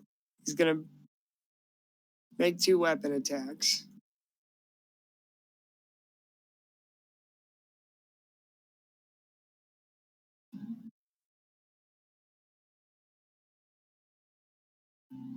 and misses. Welcome back, Agrius. This guy in front will make 2 attacks. A 24 hit. So he's hitting him with a long sword held in both hands. It's a D10 plus 3. 10. Whoops.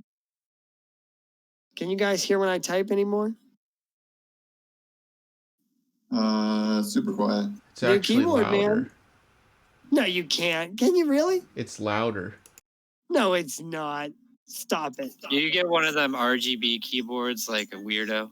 Well, first of all, I got it for Christmas, and I think it's pretty cool. I have an RGB keyboard too. I'm just giving you a hard time. Nice. Yeah, I like it. It really brings the desk together. Because my my lighting inside my You better be careful somebody doesn't come piss on it then. Who would piss on it? I don't know, but I mean, if it really ties the room together. Oh my! Stop! I hear. That's a common practice in this friend group. I was actually making a joke about the Big Lebowski. Oh, that's me too. That's what I meant too. I feel like this group of friends is at the age point where we shouldn't have to worry about urination anymore. Maybe so. Hopefully. All right. The purple worm is gonna attack again. And who's she gonna attack? I think she's gonna attack this idiot that jumped down right in front of her. So she's gonna make 2 attacks. She's gonna try and bite and then sting him. All right, the bite hits. He's in trouble. 3d8 plus 9, and then he needs to make a dex save.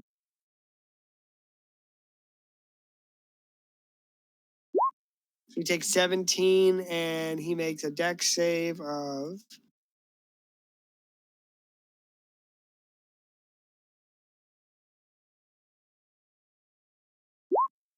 12 and fails. So unfortunately, he is swallowed as well. I have something that needs to get resolved. Oh yes, what was it? So when a creature within 5 feet of me makes an attack against a target other than you, I can make a reactionary attack. Yep, the guy below you in the stomach made an attack, so you may attack, sir. Sorry, I completely forgot about that. 22 hits.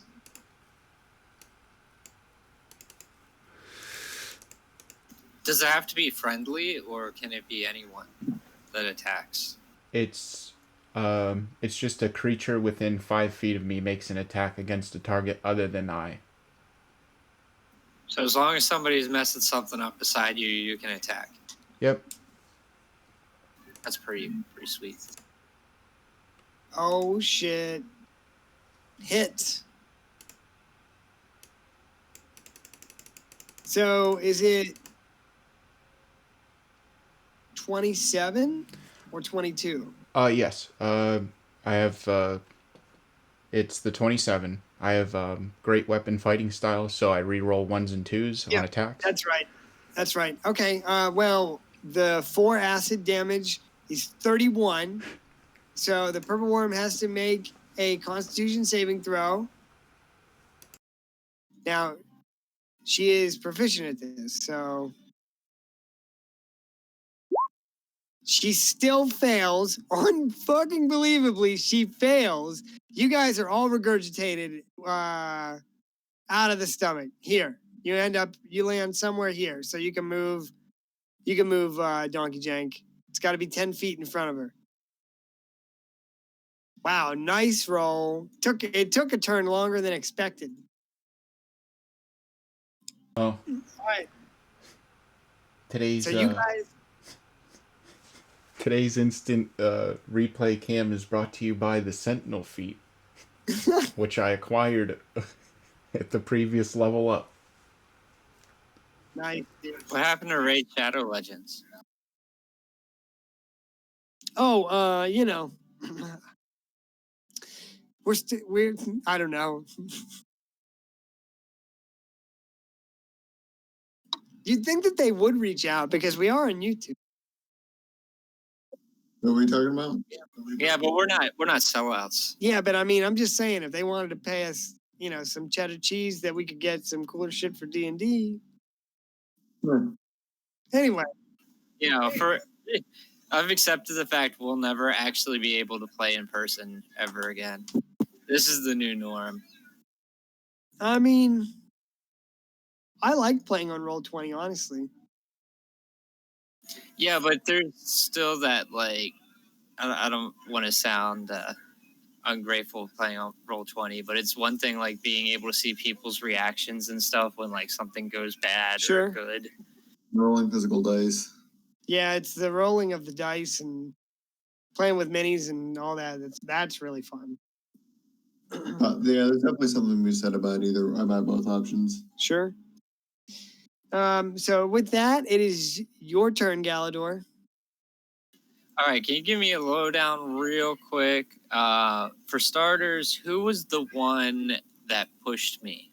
This guy. Well, Happy ain't a friend of that, or a fan of that. Okay. Are you sure that let me just add, hold on. Are you sure that is what you want to do?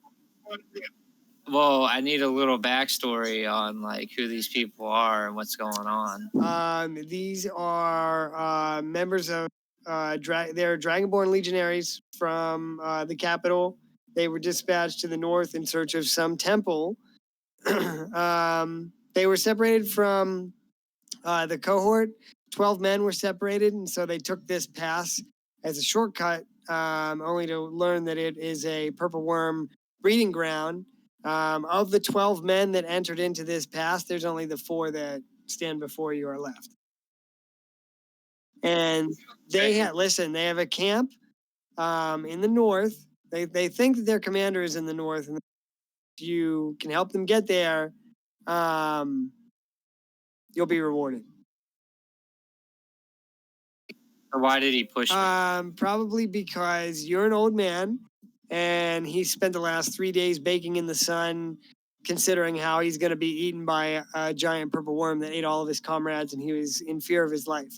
Also, you used Awakened Mind to tell him that they were right behind him.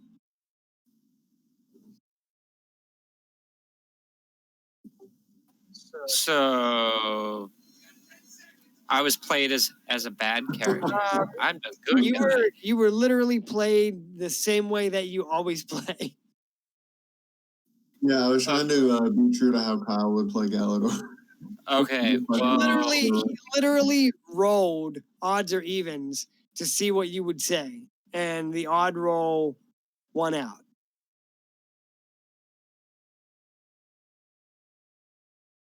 I mean, does he look pretty armored or so no? I'll say this: he just spent the last 30 seconds in the belly of a mother purple worm. So he wears split mail armor, but he was just coated in like stomach acid for 4 rounds. I'm gonna ask his buddy if it's cool that I take him out for trying to kill me. Actually, you know what? I'm gonna the purple worm's dead.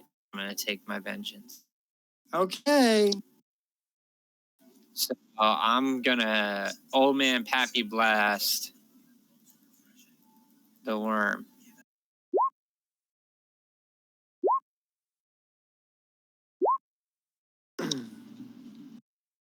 Three hits.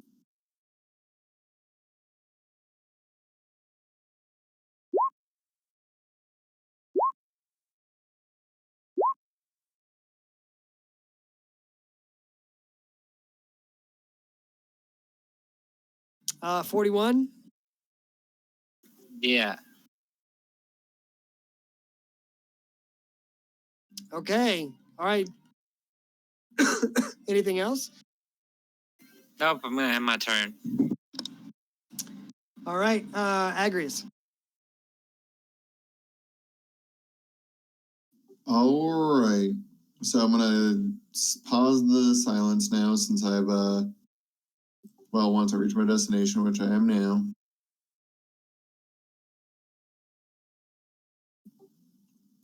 All right, so I will now use Toll the Dead on the big worm, so it has to make a wisdom saving throw.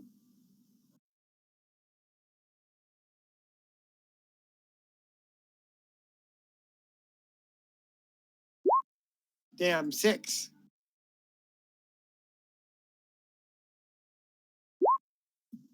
17 necrotic. Damn, holy shit. All right. And then my celestial that's flying up in the air is going to shoot it 4 times with the pew Pew, pew, pew, pew. pew.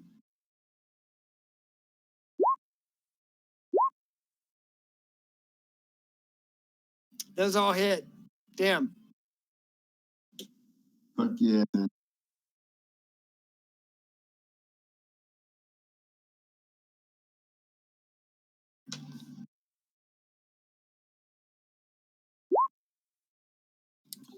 Wow. 53. Wow.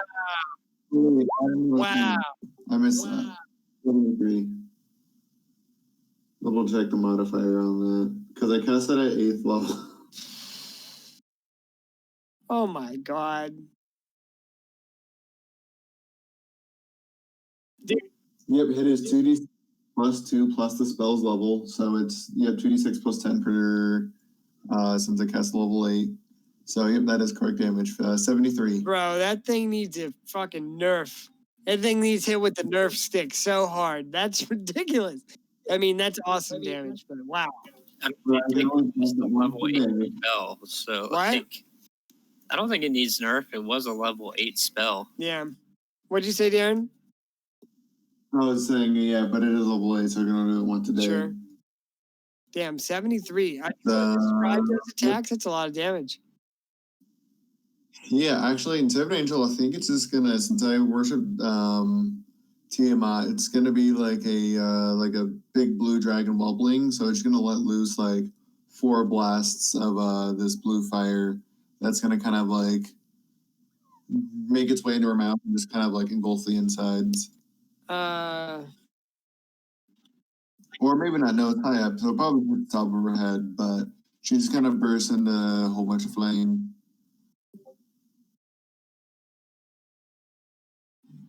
That.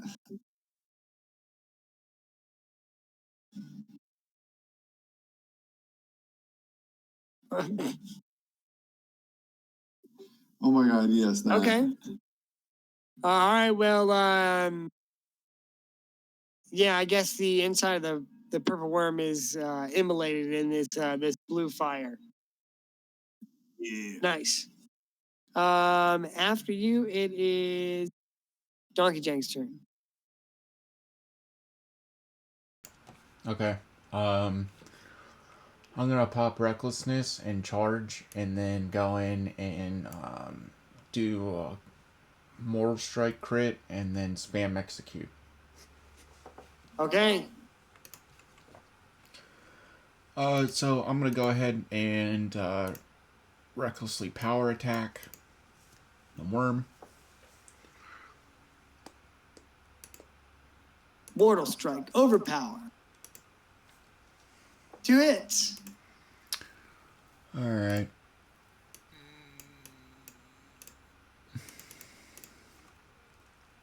I had a warrior in WoW. It was fun.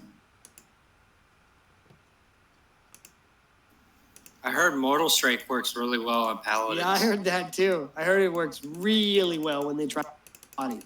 You charge in and just execute them. All right, well, the acid damage is gonna down her. How do you to take her out, Donkey Jank? Let's see. I just want to cut up her soft yellow underbelly and just find that weakness, and then just make this huge like laceration up the entire length of the worm. All right. Well, yeah, your axe cuts deep into her soft underbelly, and she flops over dead. She falls in The west. So the captain over here is going to have to make a deck save. All right, and he will be able to dodge out of the way. All right, let me get experience.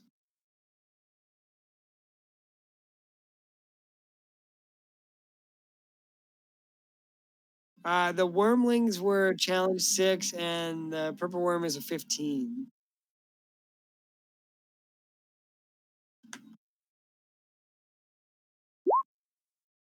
According to Kobold Fight Club, that's what you guys get.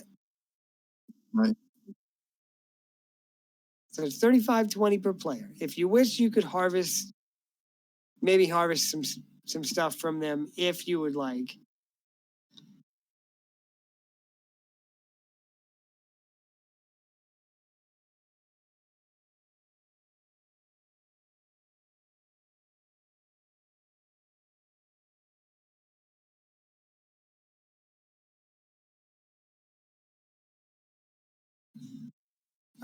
I'm gonna BRB by over quick, and then we'll pick it back up.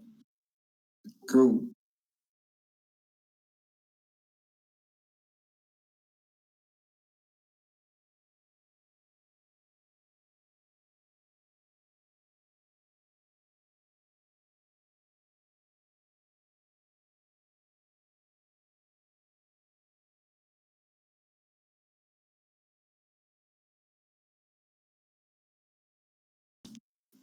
Cool. Sorry for the delay.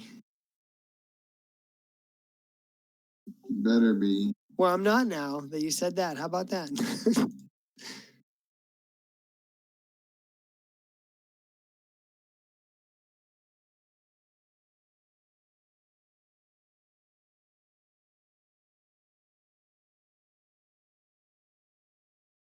All right, so the battle ends. What do you? I'd like to talk to the captain about his underling that pushed me down the cliff. All right, well, this is the captain. You only fell. Hey man, why'd your bro do that? Not cool. That's what you say?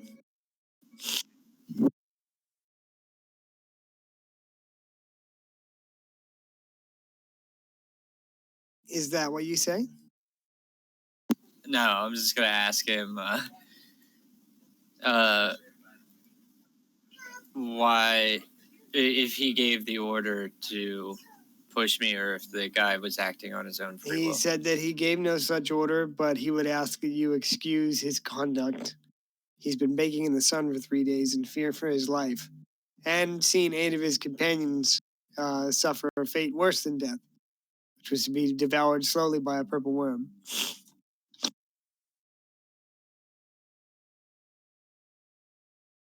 He says, I assure you he will be disciplined when we return to camp.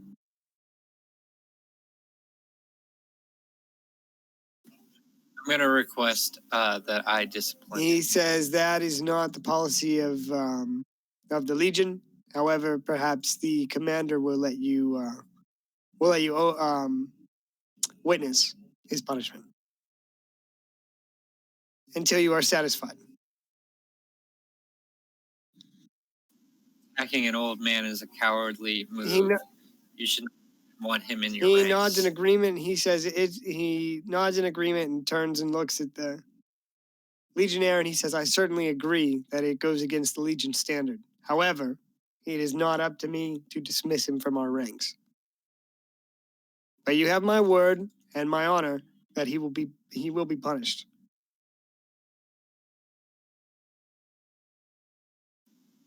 Well, that's annoying. I had something really cool lined up, bro. He says, I'm sure you're quite creative. Yeah, you want to hear how creative I am, Craig? Are you asking me or the captain? No. Yeah, I want to. Yeah, hell yeah, I want to know. So I was going to seal him inside of the dead purple worm's stomach. Oh my god. Yeah. Oh, I mean that's certainly brutal, but I doubt that the captain is gonna. Hey, it's an eye for an eye. He tried to feed me to a purple worm. Technically not. He pulled you down, and you were silenced area, so you made no sound when you fell.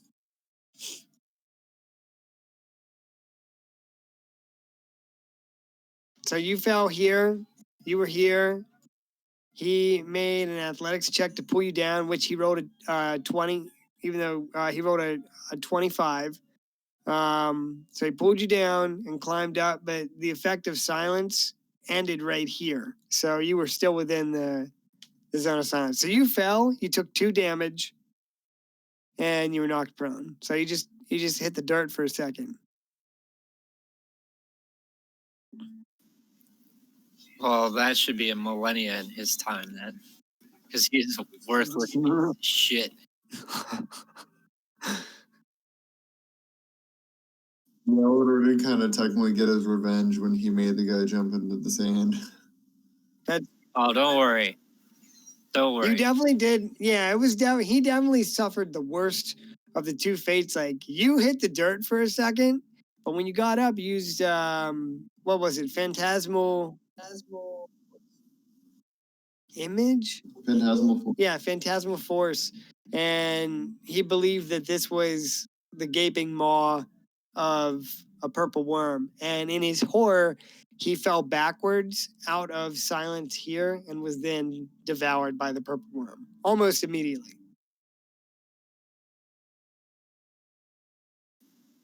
Sucks to suck. Yeah. So, I mean, you might be able to convince the commander of a pretty terrible punishment. What are the rest of you doing? I'm hanging out in the rock and looking for any extra movement in the sand or anything else. The captain says, "We are we are in your debt. We surely would have died here had you not appeared."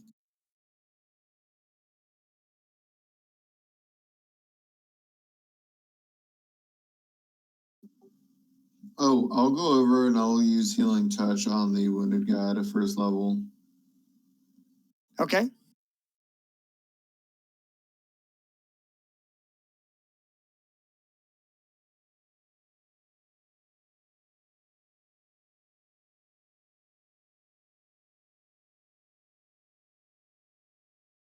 And I guess I'll say if we're done here, then why don't you take us to your fort or wherever you're headed?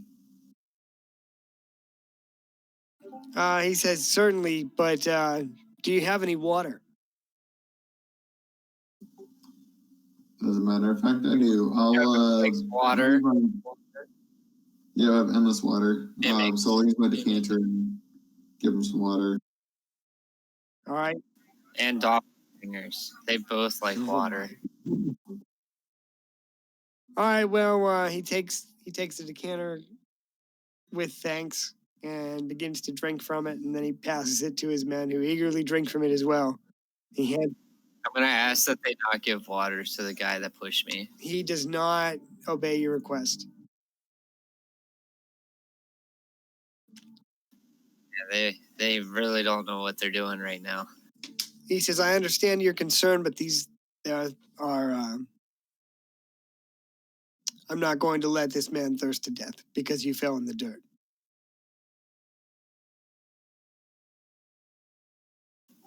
I'm gonna look and say he's gonna fall in the dirt a lot longer than I did. He gives you a snide look, but says no more. He says, "Your pettiness is unbecoming of a man your age, someone who would be learned." With that, he looks at you, Agrius, and says, "They should be just north of here." Then if you two are done bickering, let's leave. I gotta move this guy out of the way.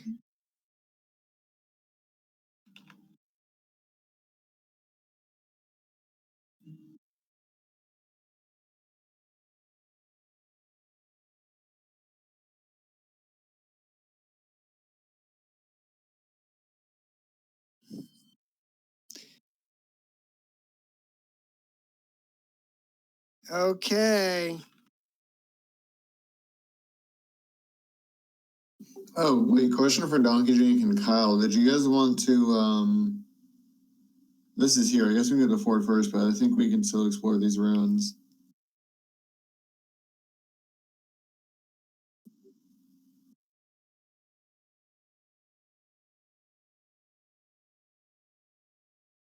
I'm all for exploring shit, but I don't know if we're gonna be able to convince them since they need water. Oh my god.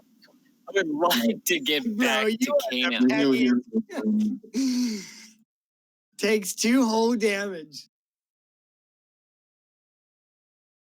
For just so you know, I thought it was hilarious.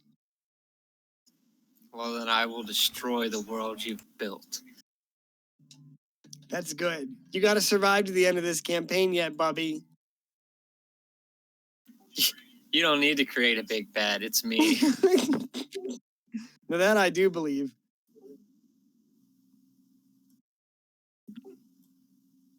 All right, so I guess we'll head in this direction.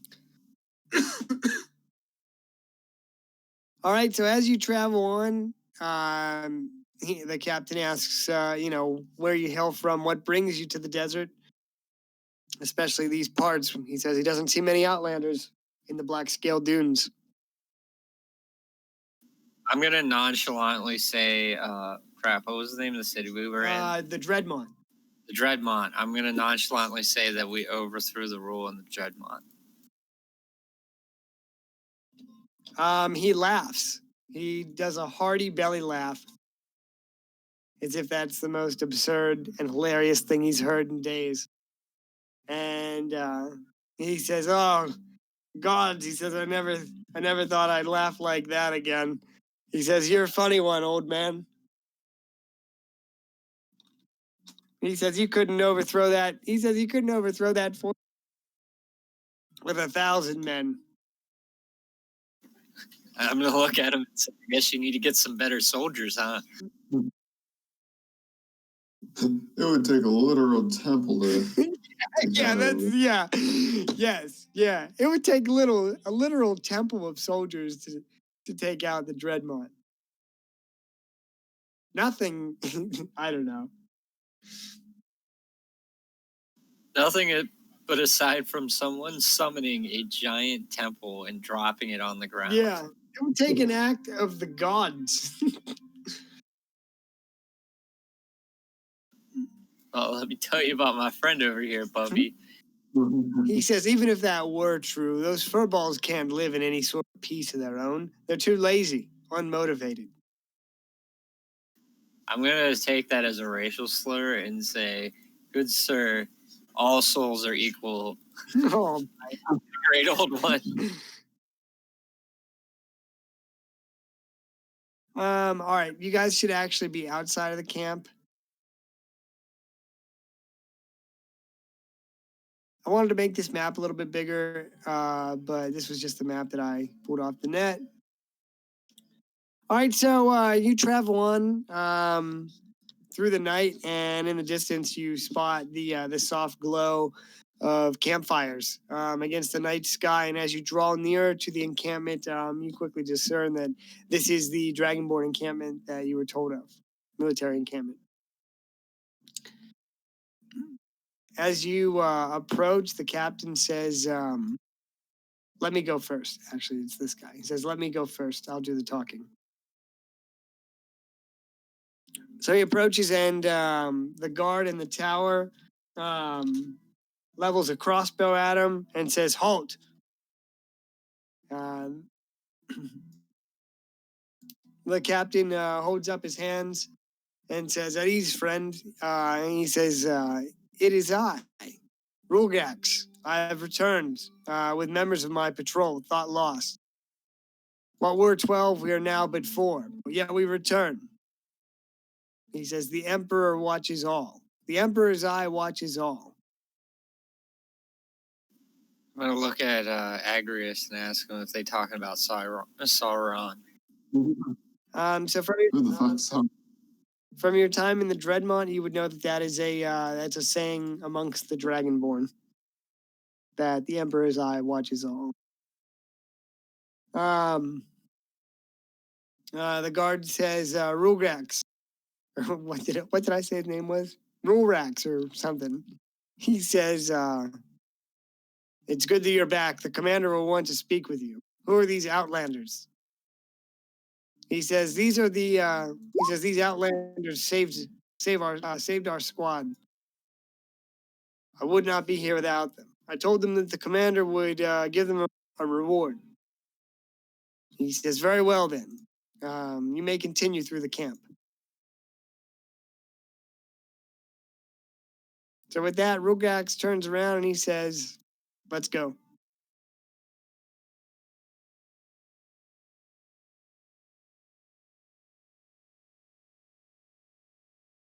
So you come into this Dragonborn encampment. It looks to be a relatively small unit, probably about 40 to 60 men, give or take, in this small encampment. Or Dragonborn, excuse me. You know what I mean.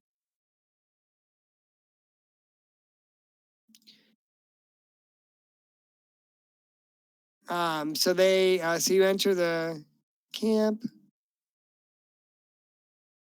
Let me get rid of Total Goth here. And they take Uldak over here to find a cleric.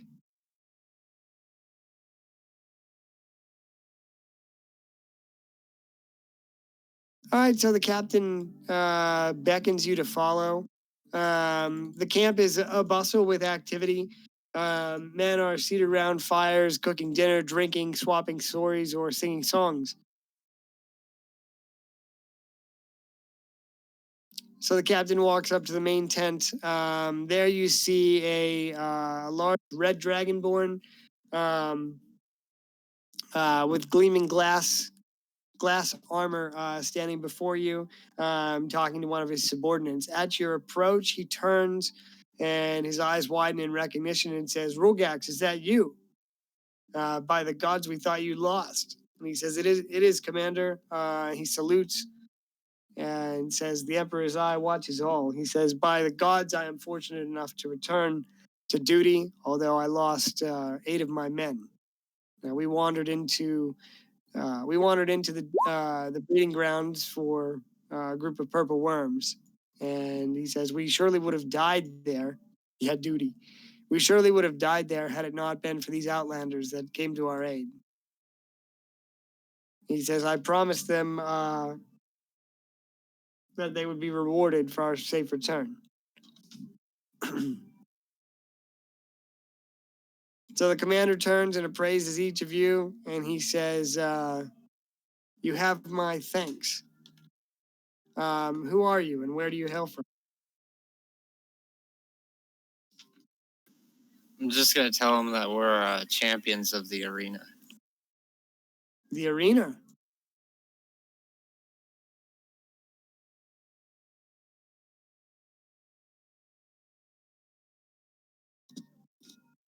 In the Dreadmont. Yeah. We've had no news from the south for some time. It's good to know that the tournament went well. Yeah. How did you find the city?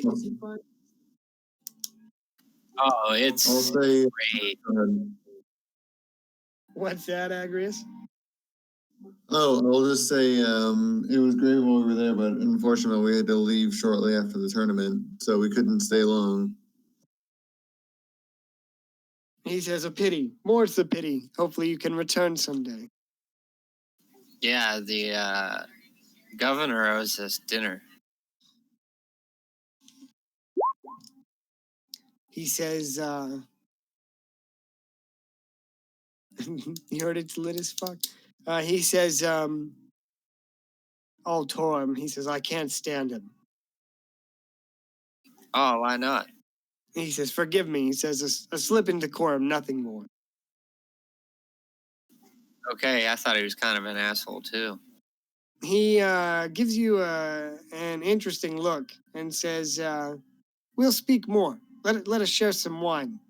He says, forgive me. He says, I'm Commander Verdok, and this is the ninth cohort of the Emperor's Legion.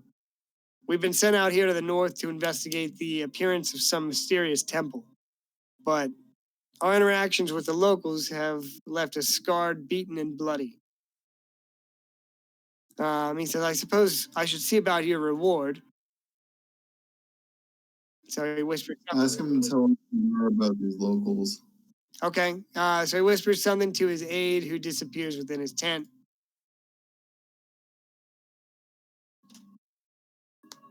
He says, we were recently notified of a strange temple in the north. The locals have taken to calling it the Temple of the One True God. And he says, all that we've hold on, let me read. I gotta read stuff. He says, we were told to travel to the northwest until we found a great glass sea that continues on for miles. There we were told that we'd also find a temple of some sorts. But what we weren't prepared for was the massive pyramid that lies behind it. It's taller than even the Great Pyramid in Rusvarix. We tried to approach peacefully. The people there worship the tomb with a zealotry that's unheard of. The temple itself was littered with traps that left many of our men dead or dying from poison or disease. In our skirmishes with the zealots, many of our own fell. We managed to take a captive, but he was raving mad and claimed that the site was sacred and would only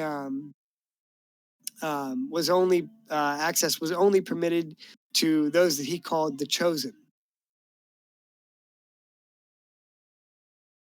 He says we executed him after we learned all we could. He didn't break well under interrogation. I'll give him that.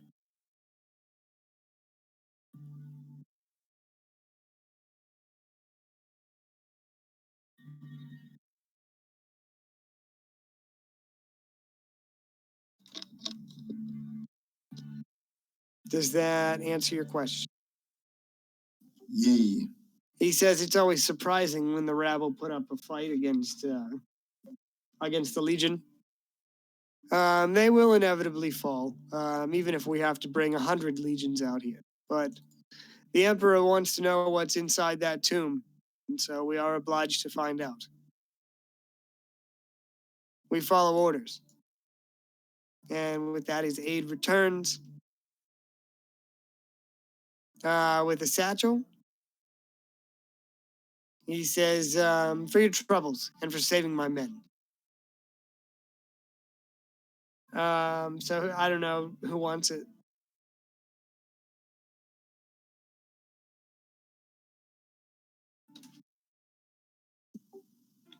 I'll let Galador take it just so he can do something petty with it.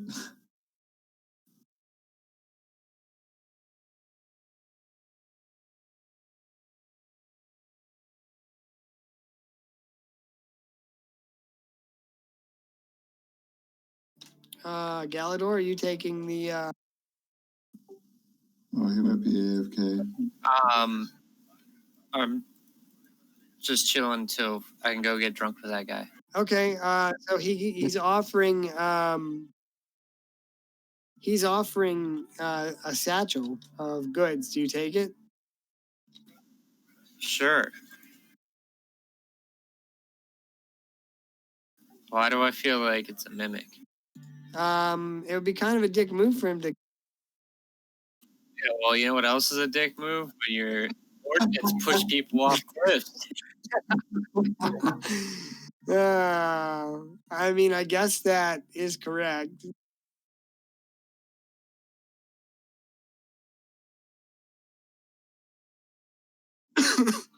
I mean, look, the guy was in fear for his life.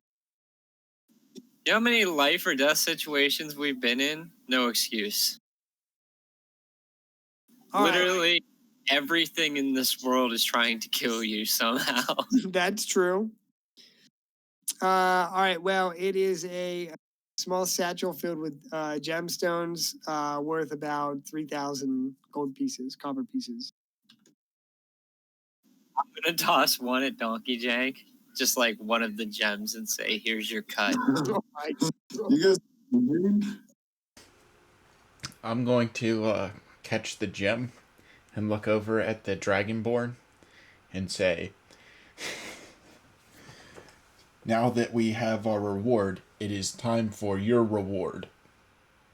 A swift death.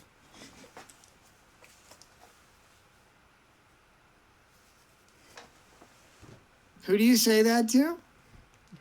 No one, I'm just joking. Oh, please, no. Come on. No, you're not. Are you sure? Yeah, I didn't say that. But are you really sure? I'm positive, dude. All right. I'm sorry. I just was excited. I was excited by the brazen. Dude, that would make you big balls to take on this camp of a lot of Dragonborn. Anyway. I mean, we kind of took out a whole city of Dragonborn. Yeah, but there were circumstances that were important. Yeah, like a giant walking death cloud. Yeah, that'd be the one.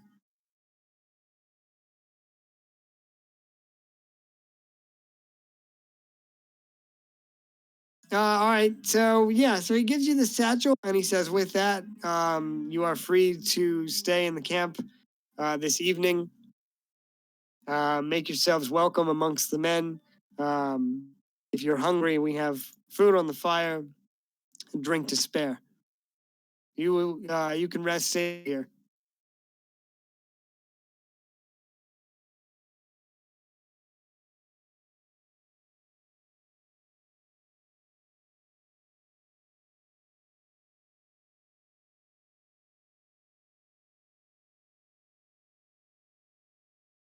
Hello. I'm here just pondering. Same. I'm just making. I mean, the camp looks like it's pretty flammable. Yeah, it sure does.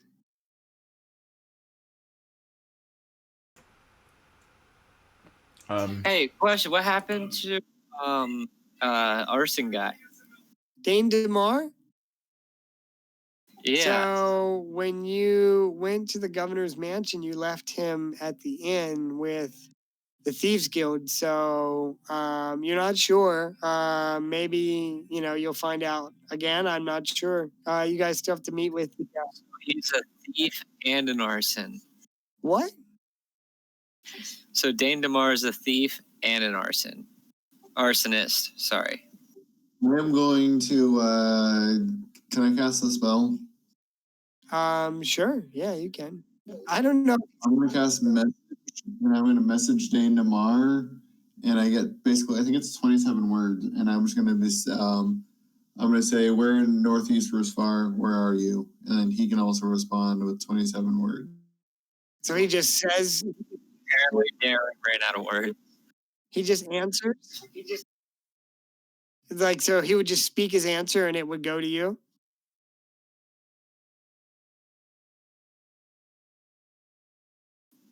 Darren might have disconnected. I don't know if you heard that, but I heard the garble. Oh, wait, okay. Yeah. Clan? Yeah. Darren, can you hear me? Here you am. So I said, so he would just speak his answer in return, and you'd be able to hear? Yeah, let's see. Sorry, can you guys hear me okay? Oh, yeah. Okay. Okay. Yeah. So, in 25 words or less, he can basically respond. Okay. So you tell me you're in Northern Risfar and ask where he is. Yup. Okay. Give me a sec.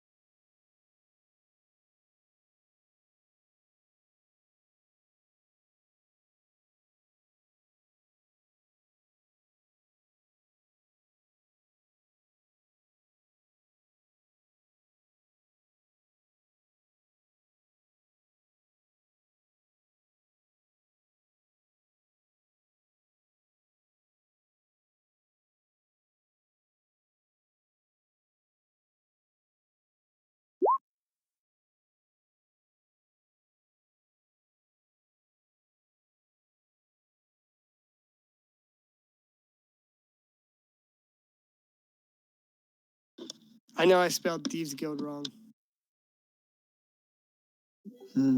So he starts to get real excited to talk to you. That's what you get. Wouldn't it still finish guild? I might have. Yeah, maybe it would. Because it's based on the number of words, not the size of the word, right? Yeah. Not bad. I don't want to keep you guys waiting too long. All right, so Donkey Jank takes a short rest. Gallagher, what are you doing?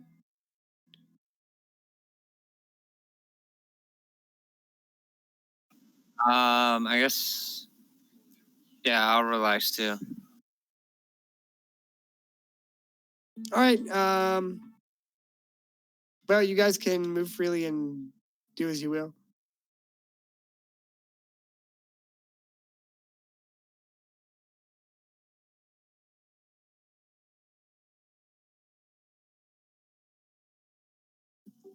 I'm going to go to, I don't know if there's some sort of quartermaster supplies person or whatever, but I want to ask if they have any rope. Sure. Let me get the guy on the map. That's because we're gonna string up the guy that pushed me down. Yeah, right.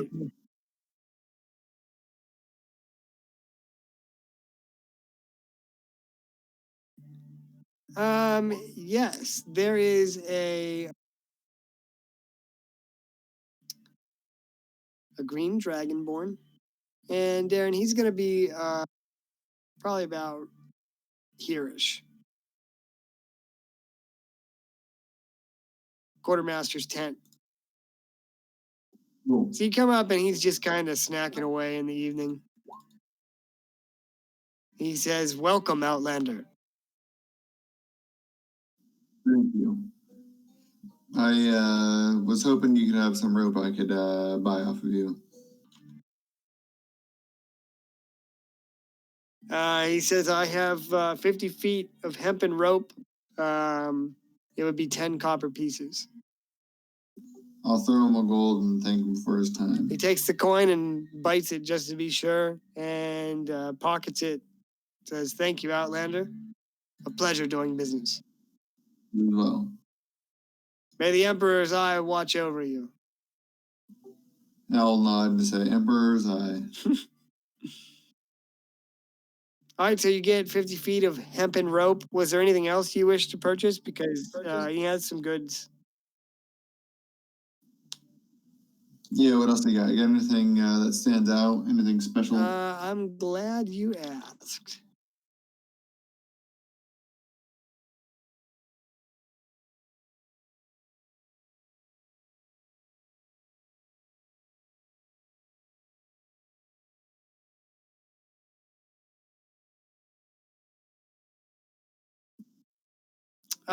He has 2 potions of greater healing.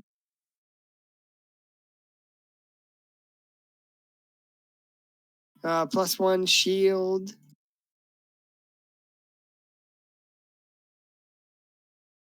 And he said he pulls out a small ornate box and says, "I got a few spell scrolls."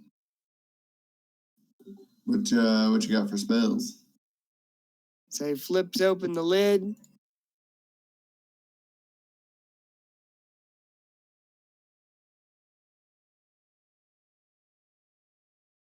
He says, "These 2 are good. It's a spell scroll of grease and a spell scroll of heroism." I'm gonna tell him to get both of those because if it wasn't for us, this camp would be overrun with purple worms.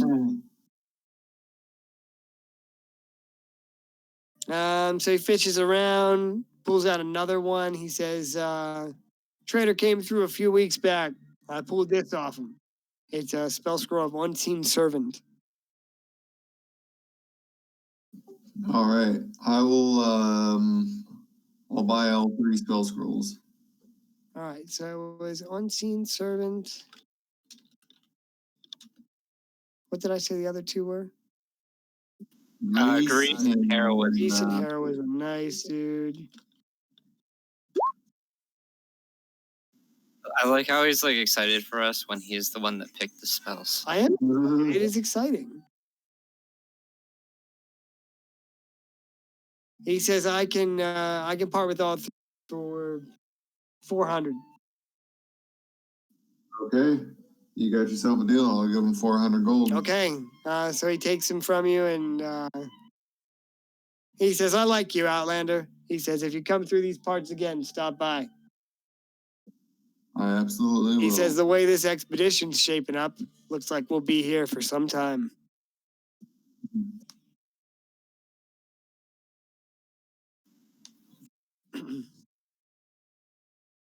He says, "Some of these men are telling me that you fought in the tournament in the Dreadmont." Yep, we came out on top. It's incredible, especially for an Outlander. I don't think an Outlander has won the competition in many years. We were the only survivors. He says, I've seen the tournament myself a time or two. I know how brutal it can be." And I'm gonna scoff at him and be like, "Could you imagine losing to an old man like me?" He says, I've seen stranger things in my day."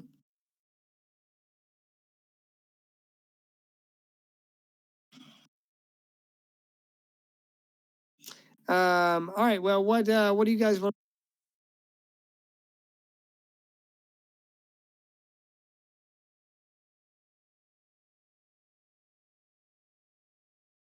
I think Kyle's gonna drink with the leader guy. Yeah, I'm gonna go drink with him. All right. So he's standing here, and he motions to you and Donkey Jank, and he says, "Outlanders, come and share a drink with me."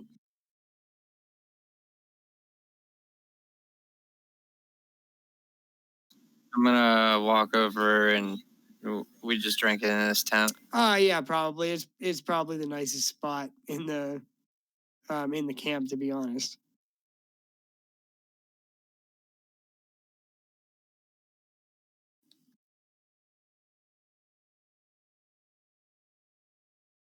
All right, so you come in, and he's got some decanters there filled with probably some wine, maybe something a little stronger. And he takes 2 goblets and fills them, and hands one to each of you. And we'll say the captain's in there too.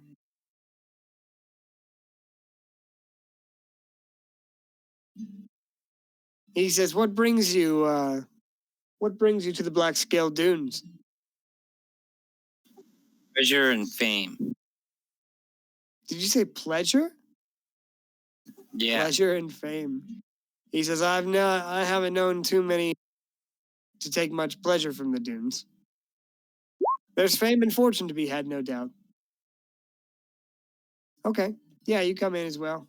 So you enter, he says, enter, and he says, he says, here. He grabs another goblet and fills it, hands it to you. To your surprise, it's Timorian sweet wine. A rare vintage for this part of the world, to be sure. I'm gonna look at him and ask him how he procured something like this. He says, I've served the Legion for most of my life. He says, when you've served as long as I have, you make friends even in customs. They'll look the other way for a crate or two.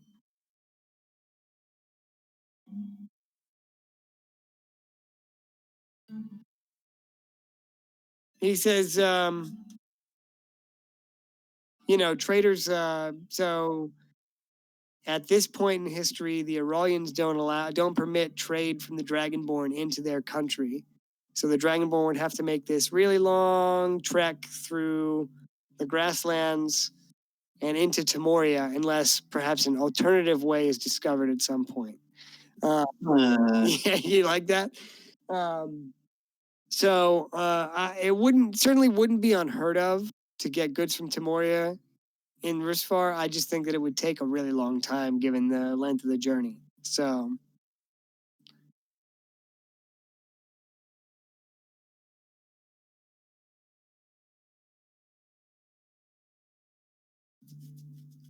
So anyway, Galador, he says that there's fame and fortune to be had in the sands if you can survive that long. Although if you can take out a nest of purple worms, I can't imagine they'll throw anything too challenging at you. The sands, that is. I'm gonna veer back to the fact that he hates the governor. Okay, interesting. So I'm gonna be like, so what's your quarrel with the governor? Takes a long sip from his goblet, sets it down, and removes his helmet, sets that on the table. He says, Altorum came up through the Legion as well. We fought together on the peninsula against the rebels and the Redwater pirates many years ago. When the time came, he had no problem stepping on the necks of his friends to secure his position as governor of the Dreadmont. He's a fool and a coward. That's unfortunate. Though I hear they might be having an election soon for a new He leader. scoffs. He says that fool bent the ear of the Emperor long ago. He'd have to die to be replaced.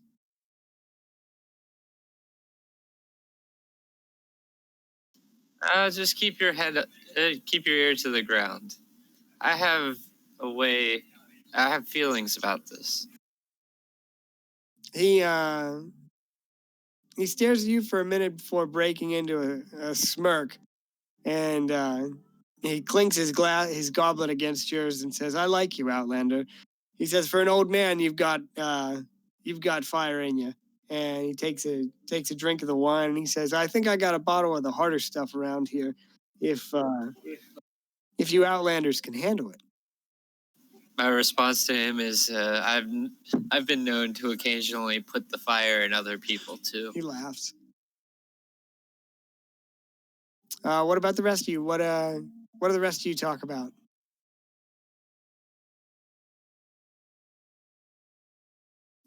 Dinosaurs. Dinosaurs? I don't know if they'd like that. My next thing I was going to ask him was how to end up in, or how to get to that temple so we can rid it of its rats.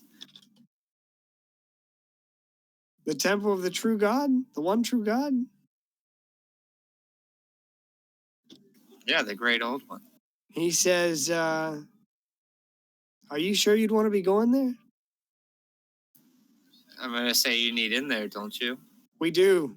The Emperor desires to know what's inside that temple. So, well, if you gave us 3,000 copper pieces for just rescuing 4 men, what are we going to get for taking out a temple? He says, likely a princely sum. If you were able to spare the loss of any of the Empire's legion. When he said we lost 15 men today just trying to take the ground. He says, I'll go ahead and mark it on your map if you wish to continue to the temple.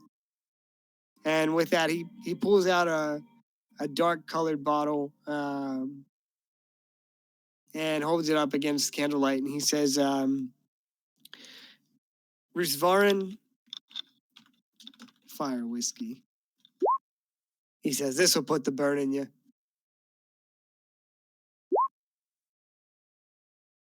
I'm going to take a swig of it, and then I'm going to cast Produce Flame in my hands, and I'm going to spit fire out like a fire Okay. breather. It tastes like cinnamon whiskey, like any of the different cinnamon whiskey. Well, it's probably good I spit it out then. It gets you drunk, though. Cinnamon. He says it's really good if you mix it with one of the Timorian ciders. You mull the cider over a flame, and then you add the the fire whiskey to it. He says it's good for a cold night in the desert. What were those called? Oh, Wes, we made those for Halloween one year. Like spiked apple cider. It's there's when you mix it's Fireball and apple cider. And yeah, well, there's Fireball and then Angry Orchard. That has a specific name. Angry cider or something like that. Oh, okay. Sounds familiar. They're really good, but man, I got so sick. I mix mine with the in-game version of woodchuck. Wood chunks. Yeah, I mean the Tamorian sweet wine would be like a woodchuck almost, although it's not really a cider. All right, Agris, you make your way to the campfire. The Dragonborn Legionnaires are gathered around, drinking, swapping stories. They welcome you as you join them. All right, I'll take a sip of the drink the Emperor gave me now. It's Tamorian sweet wine, and I'll just kind of join in the banter, I guess, or listen in.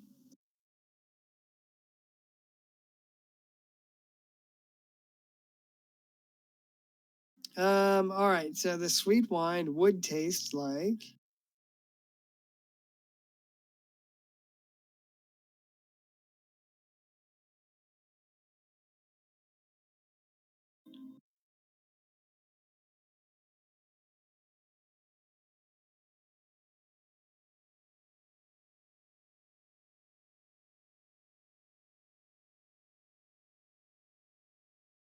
So it's a deep dark gold color.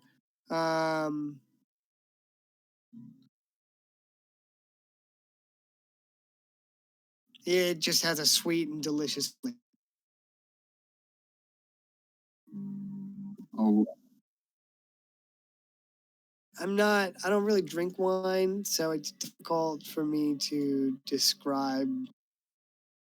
it's got notes of plum, and it's dry with a peppery aftertaste. Yes.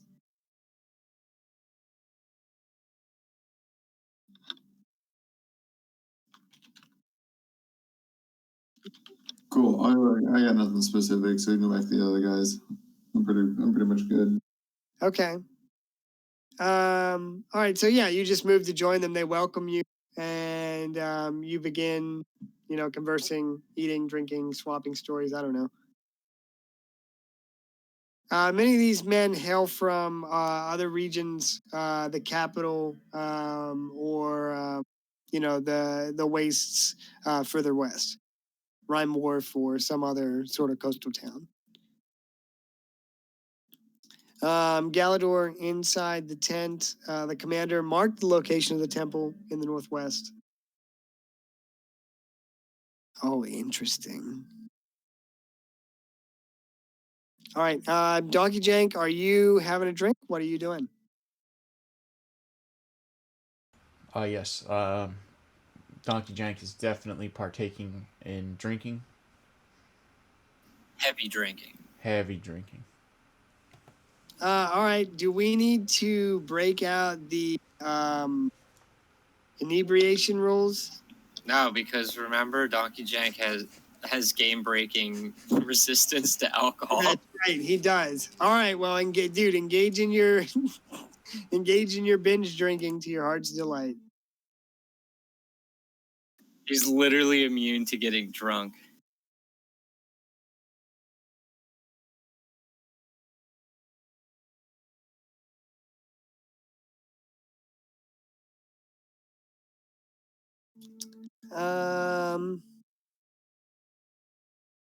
All right. Well, if you wish to rest in the camp, if there's nothing else that you wish to do,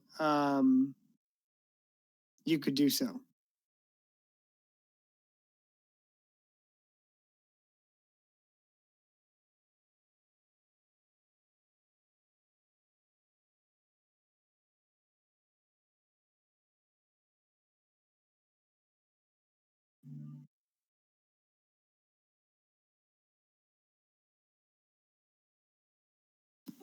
So I'm gonna look over at Donkey Jank and Agrius and ask if they want to overthrow another group of crazies.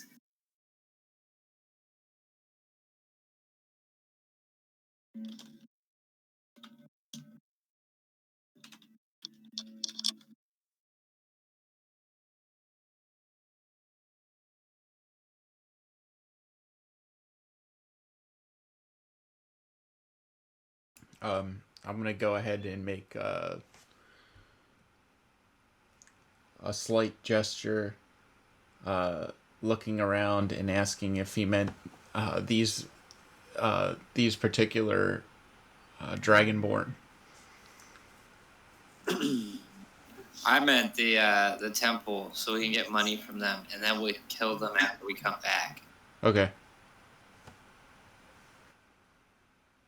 I mean, we'd never attack the innocent. Definitely never. Agris, you also found a tome in the vault that mentioned this very tomb. Yeah, sorry, I stepped away until just now. Yes, I found a tome in the vault that mentions this very tomb. I was just reminding you. Oh my gosh.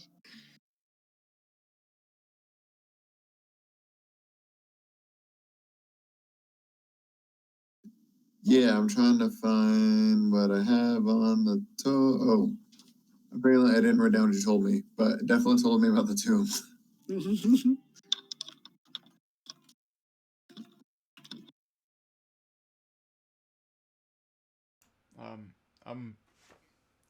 I'm fine to rest here and then go to the tomb afterwards.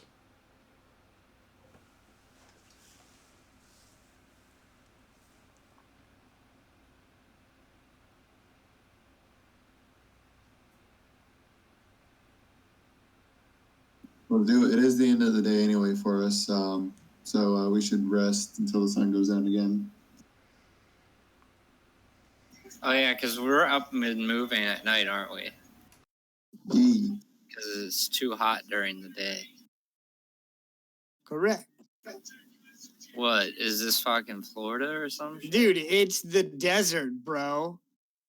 It's more like Nevada or I don't know, this fucking Sahara. Like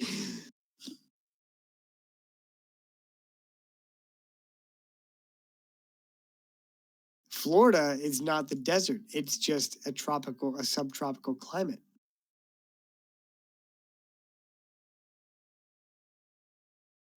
Wow, Mr. Shuey would be so I know he would. impressed. I hope he listens to this.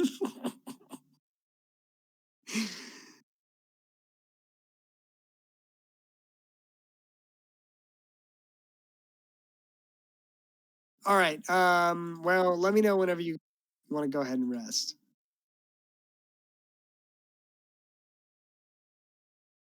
I'm going to rest now. I'm just going to find whatever tent has spare room available and just kind of pass out. Okay. What are the rest of you doing?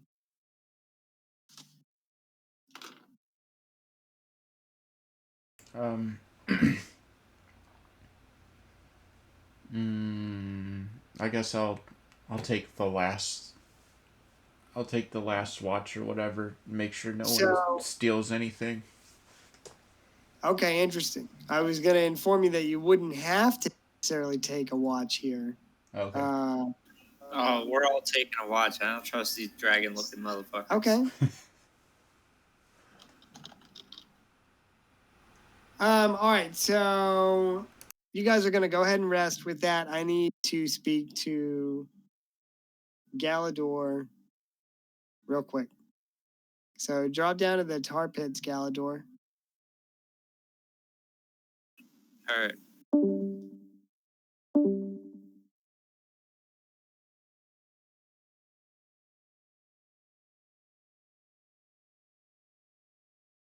All right, it's day 17 for Galador, day 12 for Agrius, and day 4 for Donkey Jank. Is there any way to make that look normal? Should I down there? But I just realized. You could wear a longer sleeve. Okay, so yeah. Maybe you should talk to everybody. Quick question, because we started like our session tonight with the new day. So is day 12 after the long rest of the camp, or is it now day 13? Oh, it would be day 12, wouldn't it? Because it was day 11 when we started, wasn't it? I thought it was day 12. It was day 11 when we finished the other day, and then. Okay. All right. I had day 11 wrote down here for you. Oh yeah, and that's what I had too. But then since we started, oh wait, you might be right. I think I probably updated it at the end of the last session, so it probably is day 12. Okay.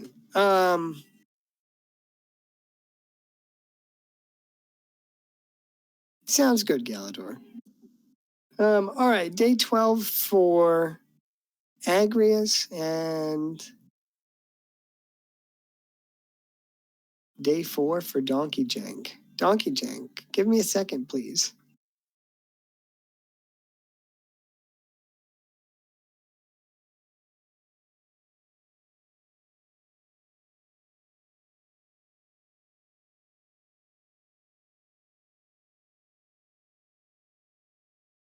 Donkey Jank, can you go to the tar pits, please? Certainly. Thank you. I'll be right back, team.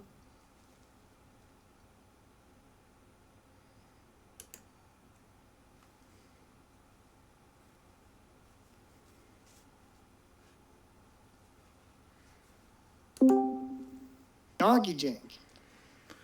What's going on? You suffer fitful dreams as you attempt to sleep that night. Fearful dreams, you say? Fearful dreams. Okay. Fearful, well, they would be nightmares is a more accurate description. Okay.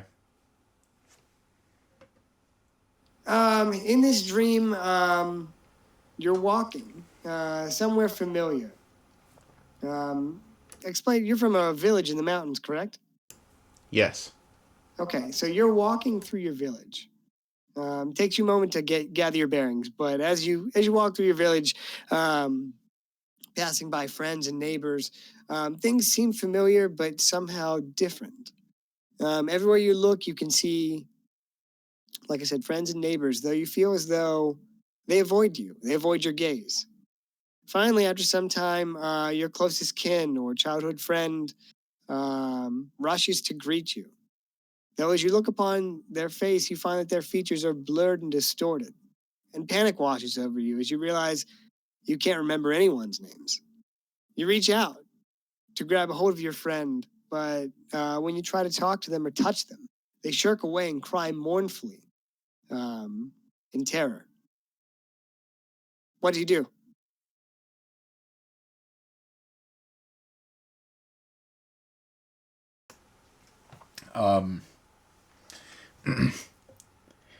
In true Donkey Jank fashion. I have finally managed to defeat everyone in my village. I've killed and slayed them all in my dreams. Now, I am truly the champion of the village, and I can go and become champions of other villages. That's what you say to the people in your village? No, I was just joking on that. Or did you want to fight them? No,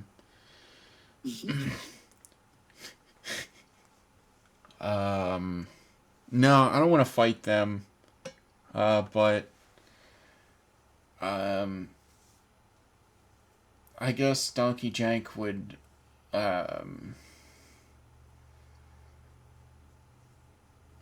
Donkey Jank would start, as a result of the dreams, Donkey Jank would start figuring out why this is happening or what's causing it. Okay. He might not. Donkey Jank might not know that it's. He might know that it's from the Black Stone or whatever, but he might not necessarily understand its like true purpose or intent. Okay. There is more to the dream sequence if you would like to continue. Yes, I would.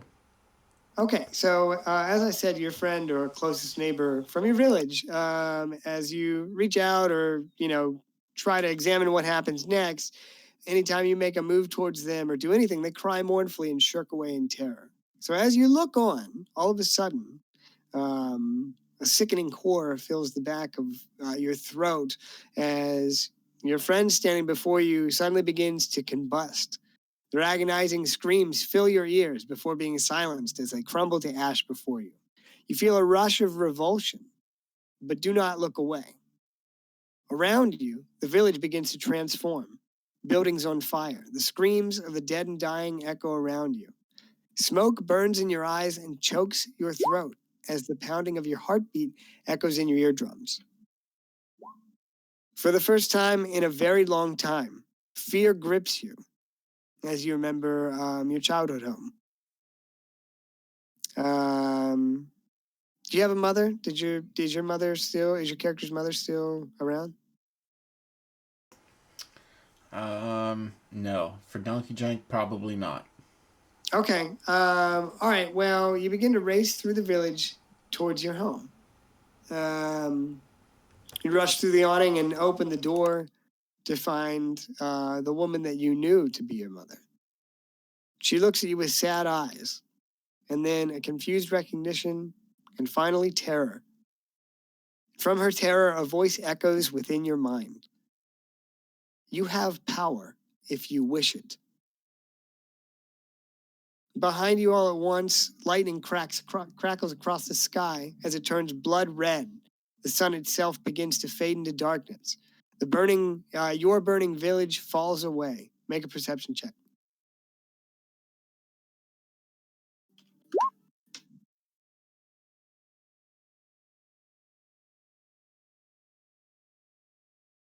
$12. Okay.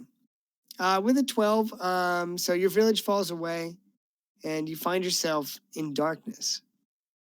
In the darkness, at the edge of your vision, you can see that something stirs and begins to slowly laugh, each sound gradually chasing away the light. Gradually, your home finally fades away from view. Only the voice remains in the dark. Two pools of molten gold glare back at you. All was ash once.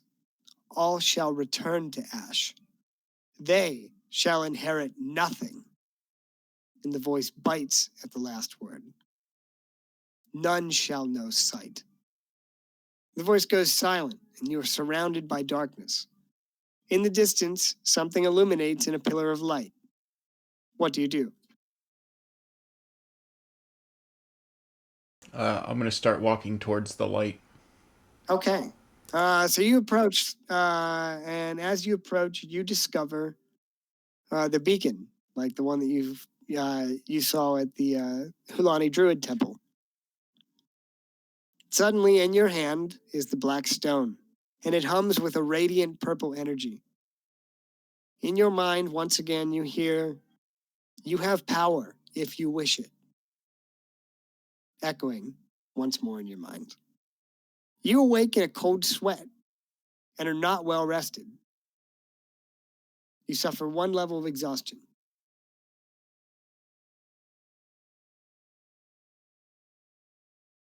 Do you have any questions about the dream sequence?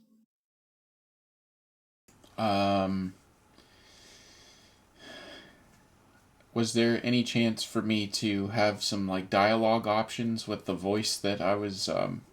Oh, yes. Okay, because that's what. Yes, I'm sorry. I should have asked you about that. Yes, let's go back. Yep, there are options for dialogue. That's fine.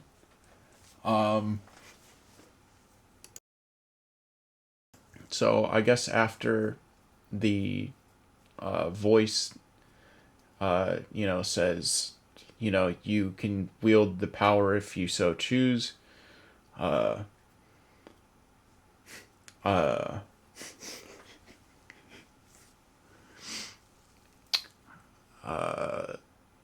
gonna say Donkey Jank's gonna speak up in the dream sequence and say, I am not afraid of you. And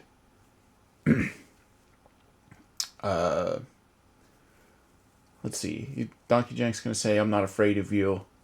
And if need be, I will destroy you like any foe that I've ever faced. The voice laughs slowly and says, when you say that you're not afraid, it says, you will be.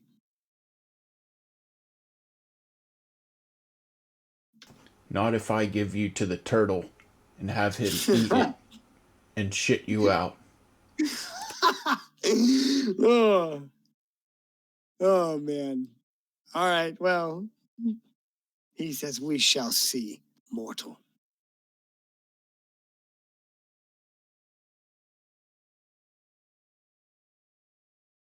I'm no mortal. I'm Donkey Jank.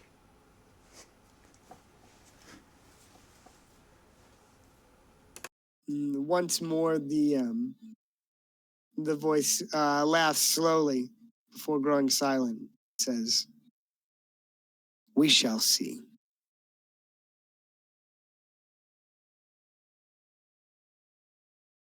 Okay. So then you would wake up. Yeah. Okay. Let's go with that. Cool, man. All right, well, let's pop back up here. All right.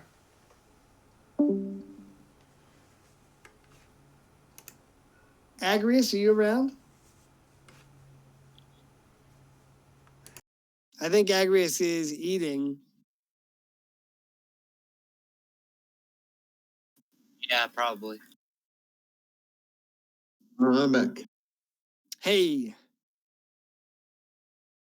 I have something for you as well that won't take long. Oh, cool. Tar pits? Everybody gets to party with Klein. Tar pits. Yeah, everybody gets a little bit of something right now. That's cool. Fucking Oprah DM. Hey, sorry. Yeah, tar. Okay.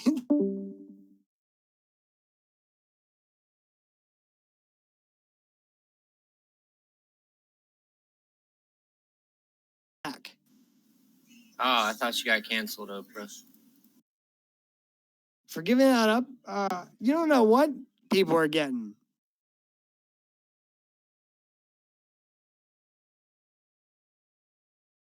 All right. Well, the night passes. How does everyone feel? Fantastic. Except Yeah? I lost my arm, guys. Oh no. Wait, you straight up lost an arm? Yeah, my arm's gone. So cool story about that. I'm gonna Gohan one hand Kamehameha the Eldritch Blast now. Love it. Maybe you should explain what happened. So how's your guys' night? Pretty great. Donkey Jank's night wasn't so restful. Donkey Jank is pretty concerned about what may be happening. Go on. Someone or something is trying to erase the gospel of Donkey Jank. Oh, that's not cool. We won't let the Gospel of Donkey Jank disappear like my arm. So Donkey Jank woke up from not rested from last night's sleep, a little bit shaken, sweat dripping from his from around his head. Obviously concerned. And a bit frightened. Uh-huh.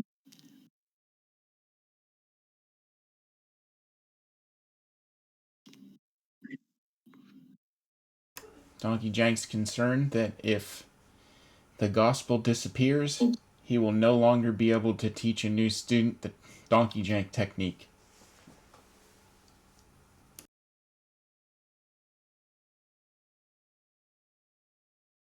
We can't let that happen.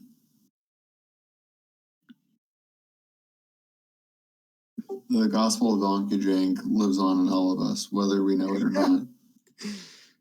You have to accept the gospel into your heart.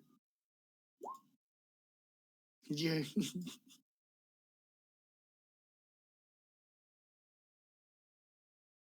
All right. Well, I hope everyone had a good night.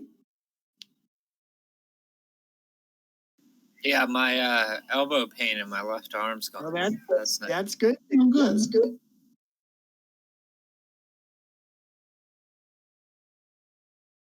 All right. Well, you awaken. Some of you are rested. Some of you are not. What would you like to do? Go back to I sleep. say we hang out another day. Let everybody get acclimated to their new situations. Spend another day? It's good with me. To allow some people to re-rest and not walk around with exhaustion. Yeah, so you could easily rest here for another day. Just tell the soldiers that you're not feeling well. Or Yeah, whatever. I don't think I have to say I'm not feeling well.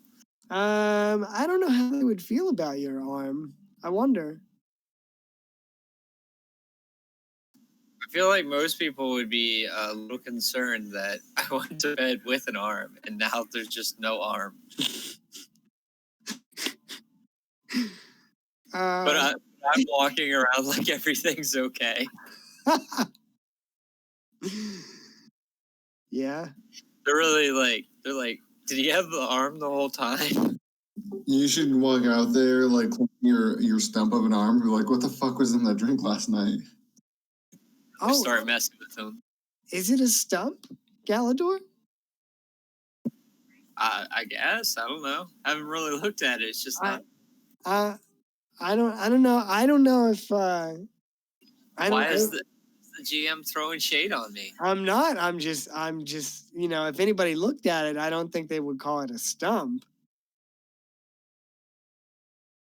Okay, guys, since Klein wants to brag about the new arm he gave me, and I don't get to pull it out in some bullshit. No. Don't say anything. Don't say anything. If you want to keep it a secret, don't say anything then. I already said something. So. No. If you want to keep it a secret, don't say anything. It's fine. Tucking it inside of my shirt. Okay, my bad. Yeah, if you want to wait and have it be an kick-ass reveal, that's cool with me. You should have said something. I literally said I'm going to hide it inside of my shirt. Okay, well, then we'll just wait, and you can do some awesome shit with it. My bad. I just get excited. It's not my fault.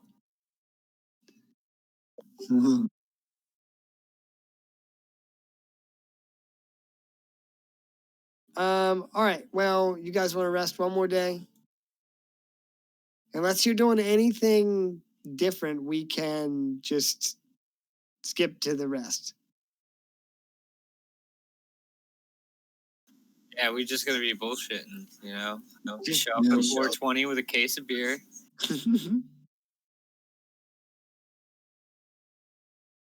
Get ready to. I hope you like the IT guys, because that's all we're watching. Do I ever? Okay. If we're gonna do this, give me 2 minutes to talk to Agrius. Oh, okay. Is that cool? Yep, let's do it. All right.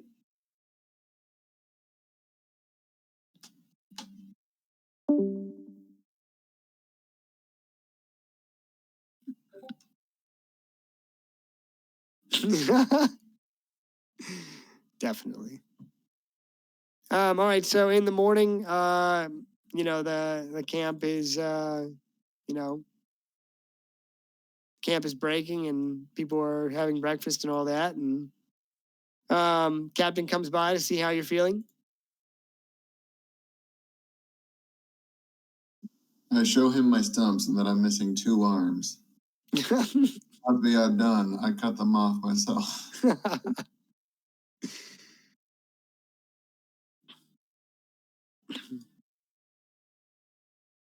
Okay. But you didn't actually cut your arms off.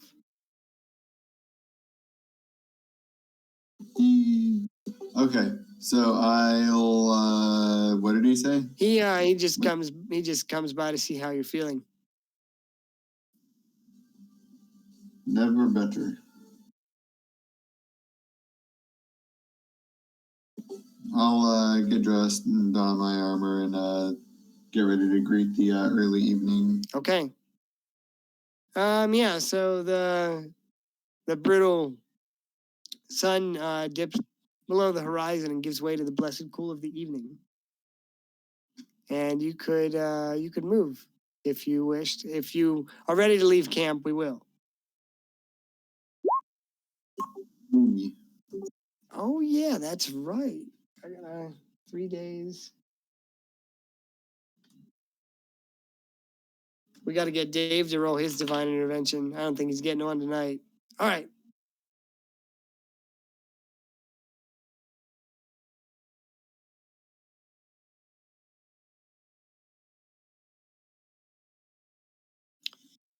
All right, so you guys are here at the Dragonborn camp. You spent 2 days there.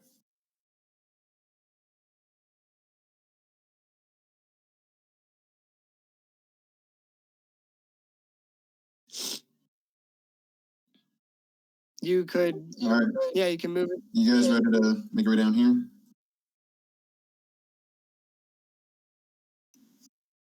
Yeah, I'm ready to go. Yeah. All right. Okay.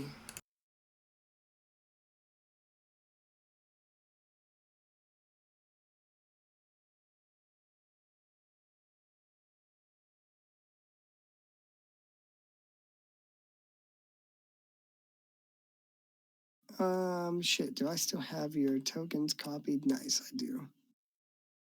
I accidentally copied them to the GM layer. Like a noob.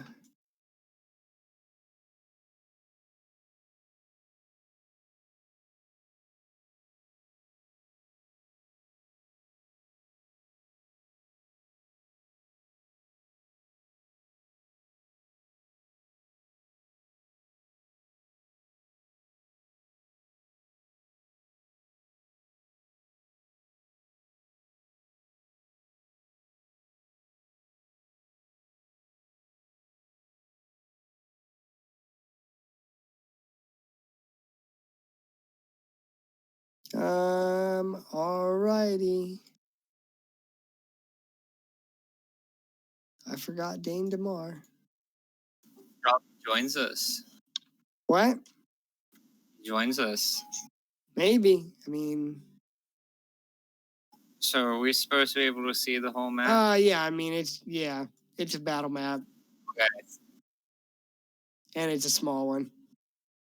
That's what she said. Mm-hmm. If you want, I can cover it up.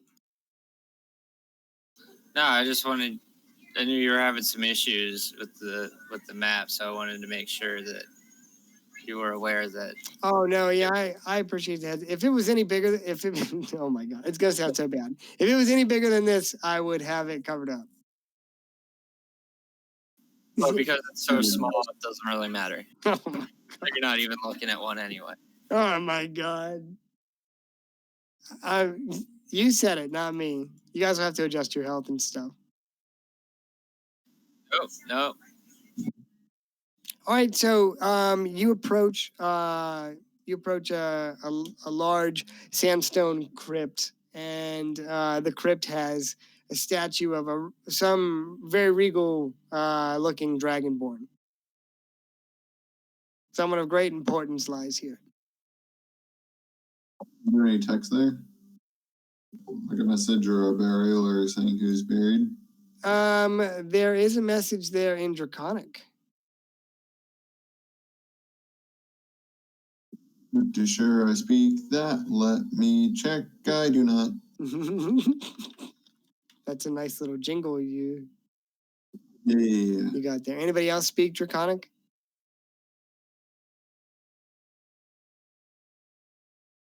I guess not. No. I speak ass.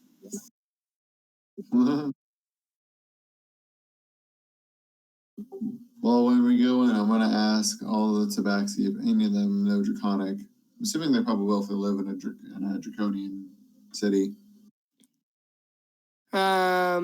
Okay, yeah, you can ask them about that. When you come in here, Agris, you notice it's a little tense.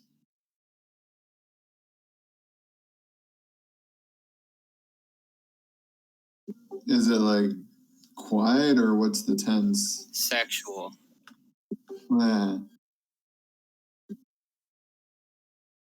And I'm gonna look at the GM and say I'm perfectly equipped for the sexual tension.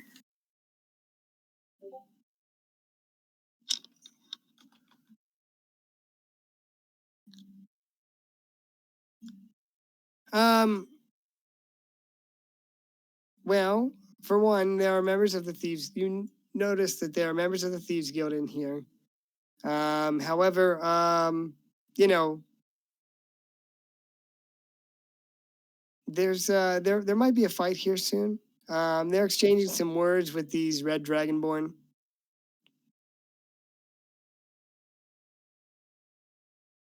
You could make a perception check, or I'm just gonna kind of walk up and brandish my weapon.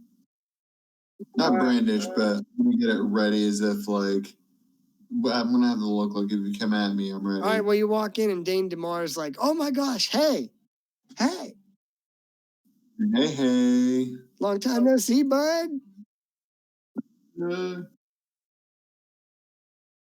All right, well, so you're gonna say to this guy if he comes at you. No, I'm not gonna say, but I'm just gonna have that look, kind of like not like I'm holding my sword out, but it's just the kind of thing like where I just look like I'm ready. With your hand on your hilt. Yeah, essentially. All right, this situation is tense. Percy Longclaw is trying to negotiate, and this appears to be their leader. I think he'll stay back here. He says, "Be gone." Let me look up a slur for Tabaxi.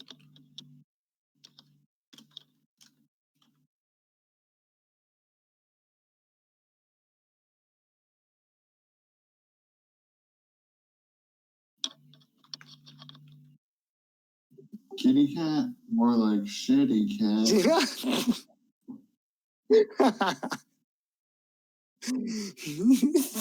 Yes, he says that. Oh my God, it's amazing. He says, "Be gone, shitty cat." I love it. That's way better than what they had on Reddit. Oh, you should have just sprayed him with a water bottle.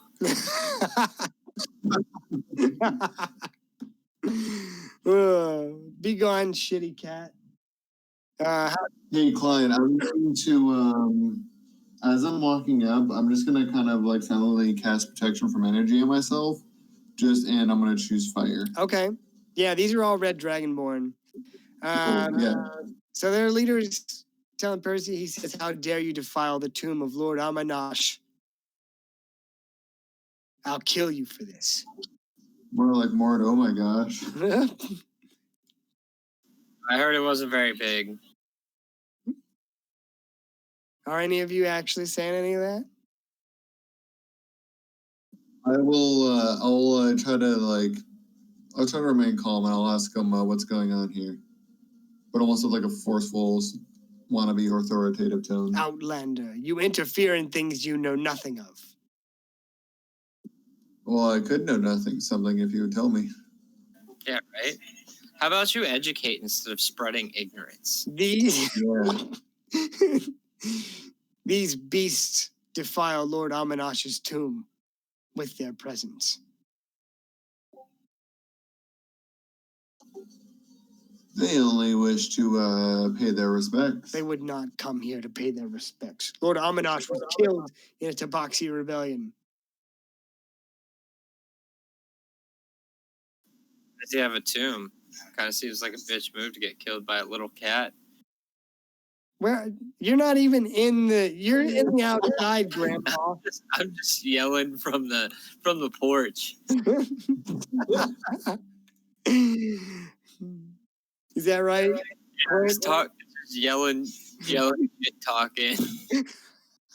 You got about 15 bush lights in you. Fuck your tomb. I'll piss on your tomb.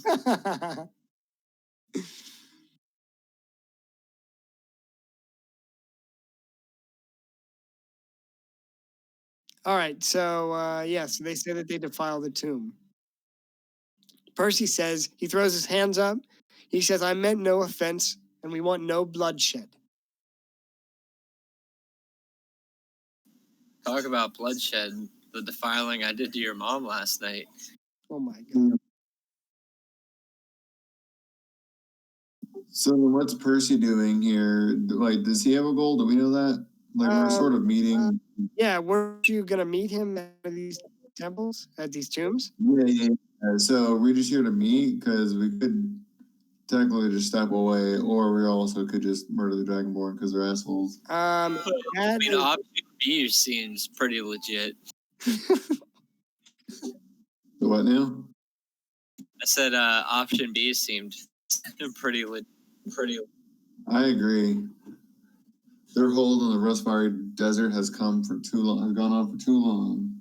That's the spirit, lads. All right, if you want to fight, roll for initiative. Real quick, is there anything around the room that can be used as a weapon? I mean, other than anything in Donkey Jank's hands. Donkey Jank's penis. I mean, there are like these little statues over here. They probably weigh about 15 pounds. Basically, what I'm getting at is they're like pretty much in every place we fought at, there was like a fire pit or lava or, I didn't know if there was any type of fucked up shit in this tomb because they're. I guess you'll have to play through and find out, buddy. Oh, great. There's booby traps. I never said that. You said that. Anytime a DM uses slightly sly speech, there's a trap. No, come on. There you go with that negativity. That's why when I DM, I actually have a plan where I'm just gonna ask you like really specific at random moments for no reason. So that way, when there is a reason, you won't know. I mean, I kind of like that you are, suspicious. But I don't always have ulterior motives. Yeah, like sometimes you keep the trap in the same spot for 5 rounds. Yeah, Dave still runs right into it. Dude, listen, that's not on me. It's on him for, you can't just always be in attack mode. Sometimes there's delays or detours. You might He's just channeling his inner Chris Farley. What? Oh, that's true. He's just channeling his inner Chris Farley. That's right. All right, roll for initiative if you want to fight. Already did. I got an 8.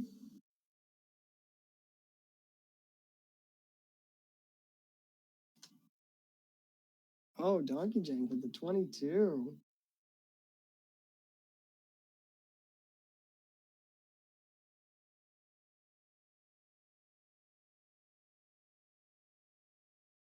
All right, I need to roll for the bads.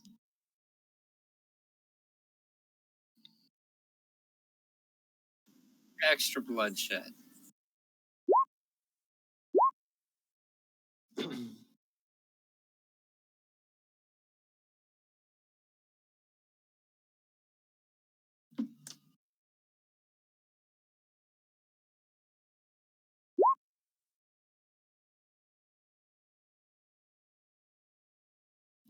All right, Donkey Jank, you'd be up first. Okay. I'm gonna go ahead and bonus action Rage and Instinctive Pounce.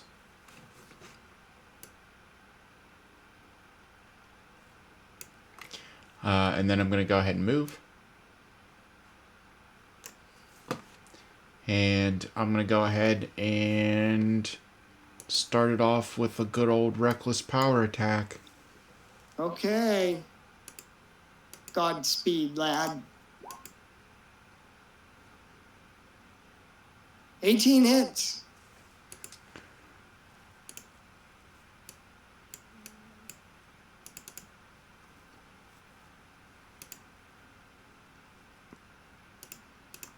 $27, damn. Oh, plus acid damage. 31.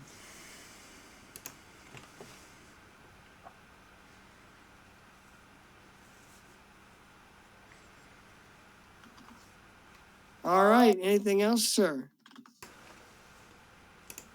No, that's gonna end my turn. All right, you hit him for a big old 31. That's bigger than this tomb.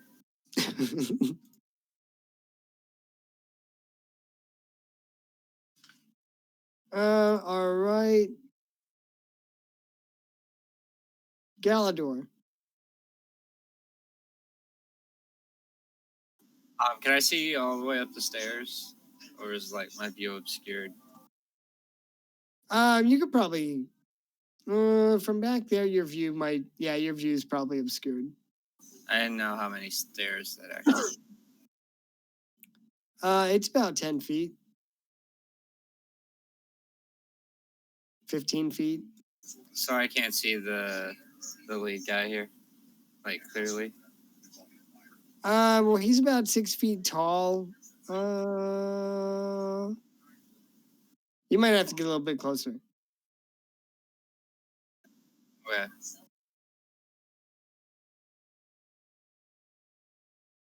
You can just show everyone your new arm.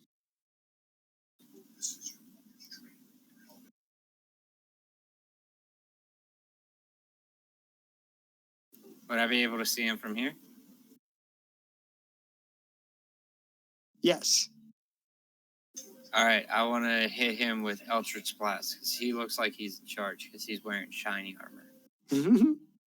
I mean, that could be a safe bet.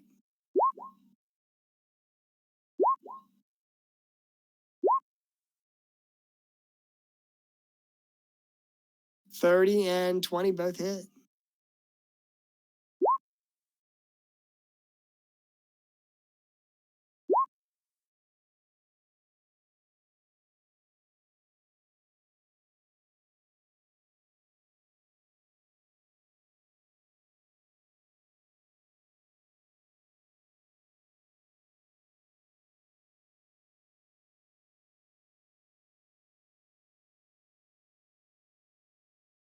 $25. Yeah. Damn, 25 on the big boss guy. All right. Anything else? I'm gonna end my turn by saying, in Joe Biden style, you're lucky you have those stairs there. All right. All right. Well, after you, it would be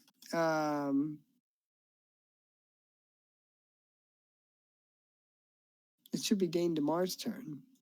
So Dane DeMar is gonna come out here and he's gonna shoot him. 26 hits. I'm gonna say 50%. Seems like your aim hasn't gotten any better, huh?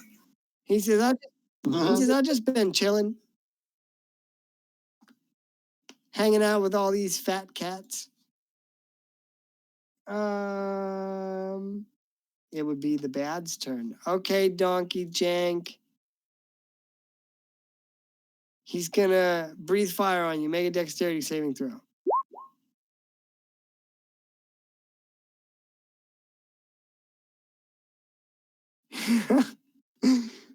Hey, he's just been hanging out with all the catnip.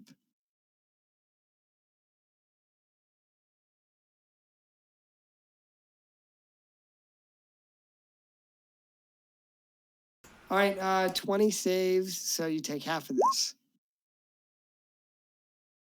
16.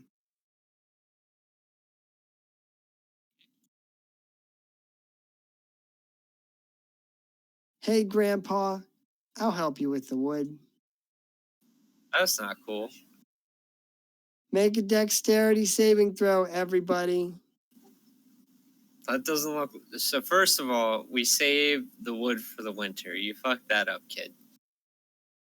You don't burn it right away. Dex save,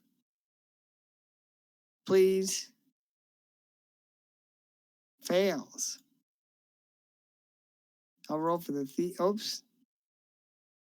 Here's the damage. You guys take 24. I'm going to roll for the Thieves Guild guys. I take half because I gave myself That's protection right. from fire.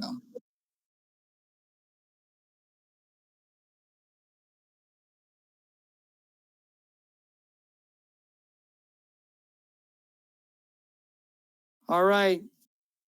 Uh-oh, Grandpa, you got burned. I think these guys are going to run up the stairs and attack some people. You'll never leave this tomb alive, Outlander.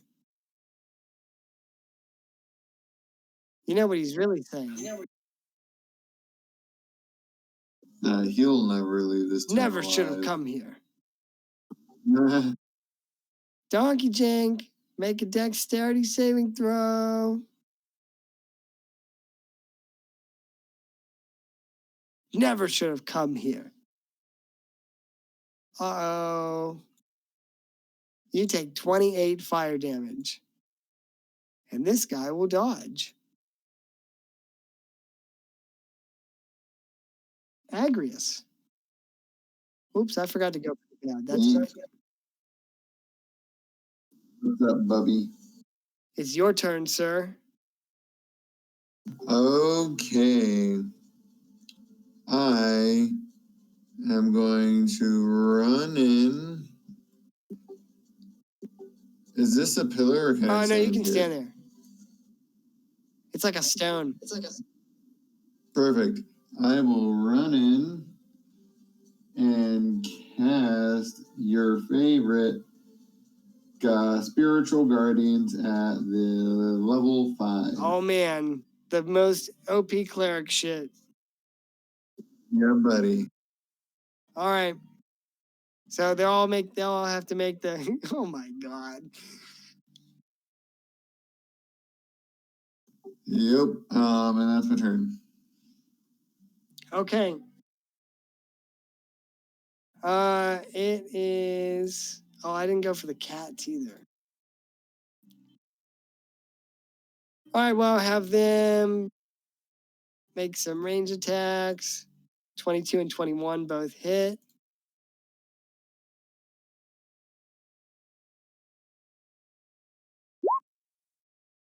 Nice, pretty good hits.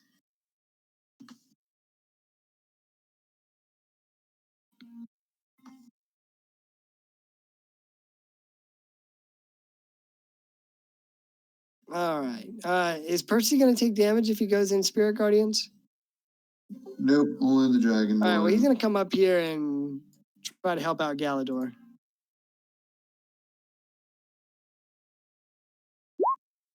Oh, damn.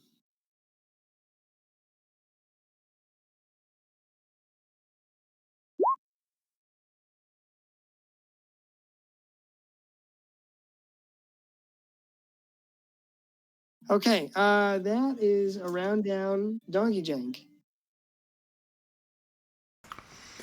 Okay. I'm gonna go ahead and move.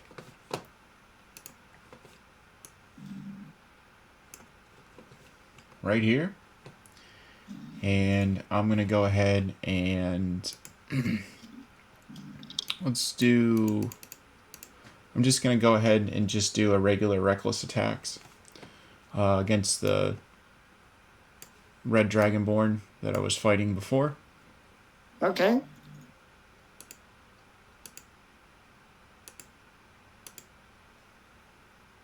23 hits.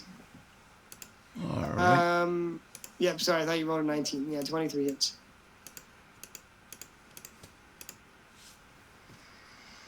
All right. So he's gonna take 15, and he's gonna take This guy? No, the one that I was fighting earlier. This one. All right. 15 is gonna put him down. Oh, excellent. Let me get the poison damage out to the rest of these guys then. Okay.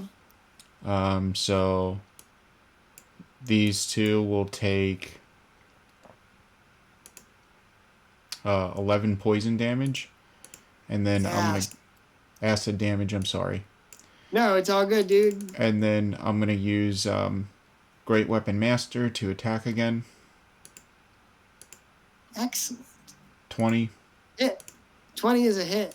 All right. So this guy's gonna take 18. And then 2d6 acid damage.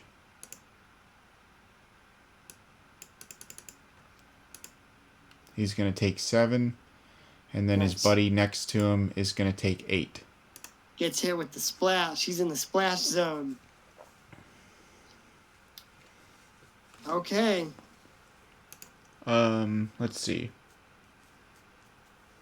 That's going to end my turn.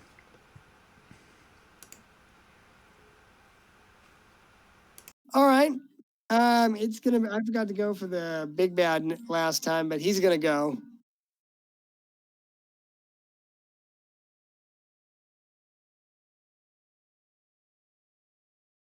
All right. He is enraged at you fighting his soldiers, and he's going to hold his hand up and he utters a prayer to his god, and he says, "Be gone, trespassers!" And he throws this orb of fire at everybody, and he's going to throw it here.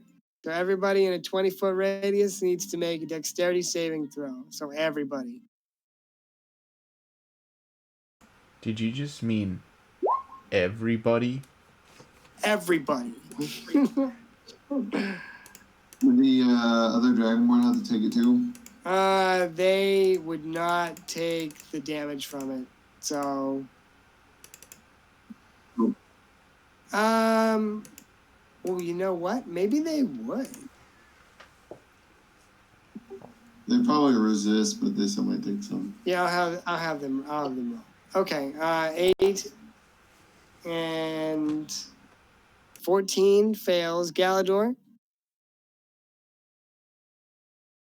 Oh, you're making me make another dexterity saving Yeah, throw. here's for the thieves. I'm gonna break a hip. Okay, so far everybody failed.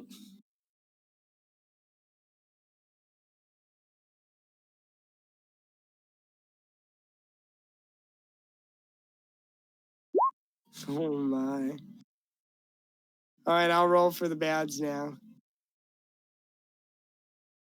Yeah, they have resistance, but they'd still take damage. You're right, Darren.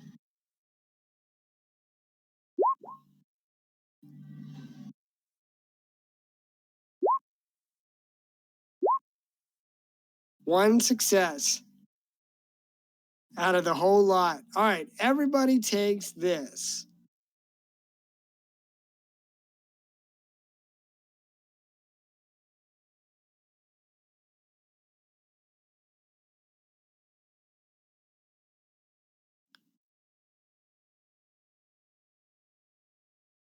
Okay.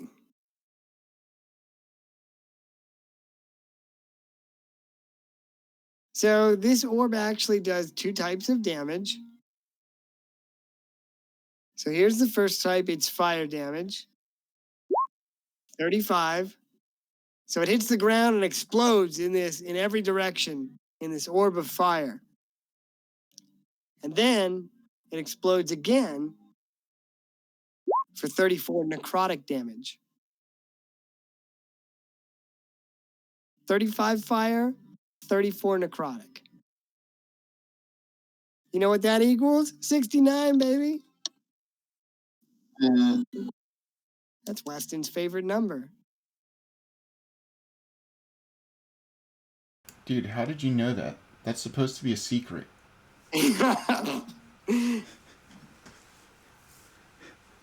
Because I know things. Because I heard you make that joke before.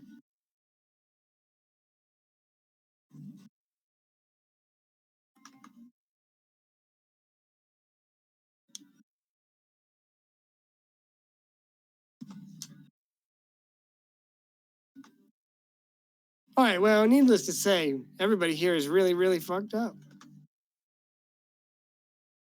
Hey, Galador.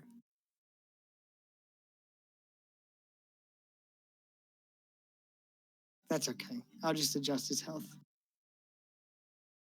All right, well, that's the bad's turn. It would be Galador's turn, but I think he's AFK. So why don't we have Dane DeMar go in his absence? And I think Dane's going to try and shoot this guy.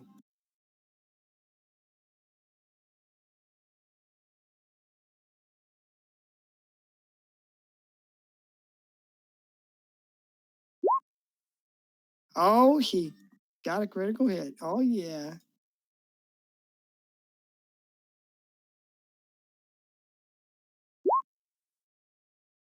$23. I think I'm going to put the 23 on this guy. So he takes that guy out, and then he does like a Super Smash Brothers flex pose. Show your moves. That's the end of his turn. It's this bad's turn. He's going to make 2 attacks. He's going to make 2 attacks against you, Donkey Jank.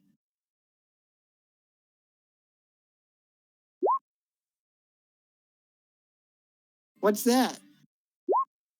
He takes 25 necrotic damage unless he wants to save. Oh, yeah. He does not to save, of course. No, I'll have him go ahead and save, and we'll see what happens. Fail.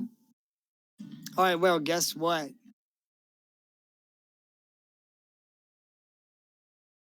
Nice. Yeah. I guess. All right, well, that's the end of their turn. It's your turn, Agrius.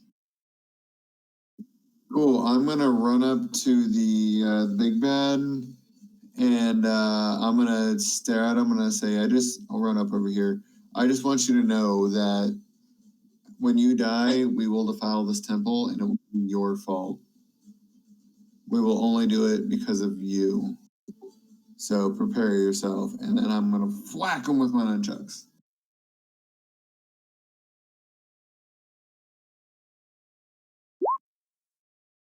Maybe not. 14. He dips aside, dodges your strike, and he says, I'll die before I let an outlander deface this temple. You're right. You will die before you let an outlander defile this temple, because you won't be around to defend it after you die. He snarls at you. And then I'll spit.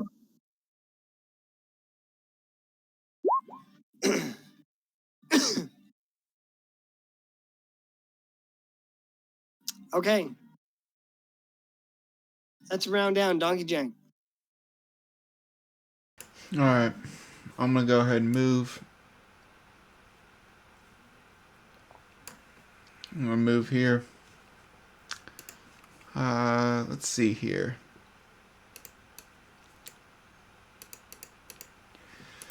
All right, here's what I'm gonna do.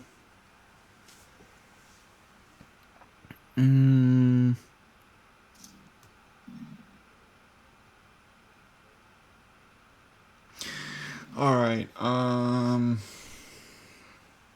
right. I'm gonna go ahead and recklessly power attack him.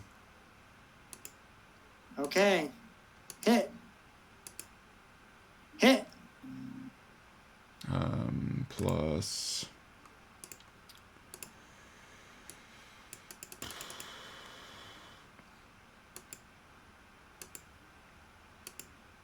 Hmm. 62.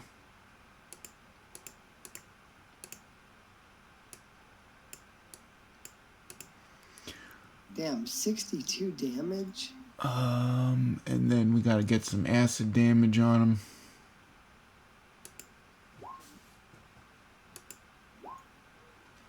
For another 15. Let's see. Damn, dude. I'm gonna go ahead and then, as a bonus action, use second wind. So D10 plus 3.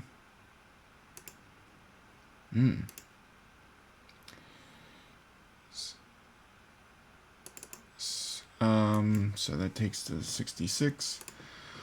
And then I'm gonna go ahead and action surge, and I'm just gonna do a regular reckless attack on him. Okay. So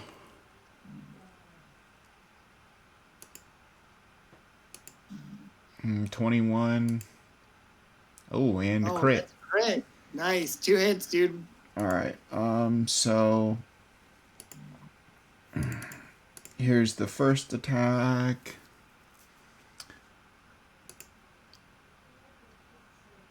For a 19. Oh, he takes 2d6 for 26. Here comes the crit. Holy crit. Damn, 37. 43. Wow. Here's the critical hit poison damage for 20. And I also get to make another attack because I scored a critical hit. 22. Yeah, 22 hits. 15. Jeez. And then a 2d6 on top of it for a 9.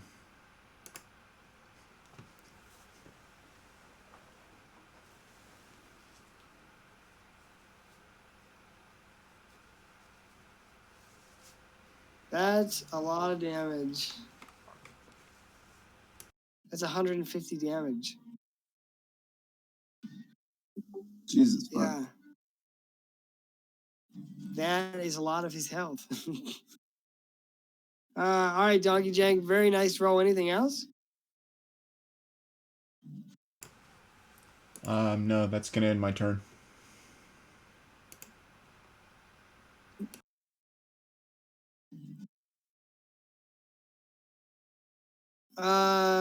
Okay.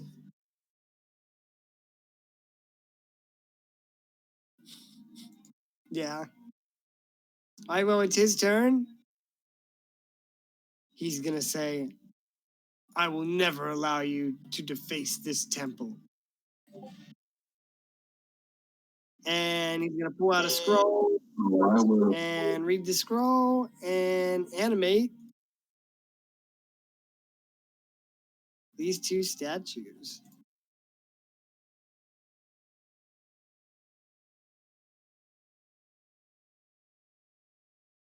They come to life and they will move in to attack them.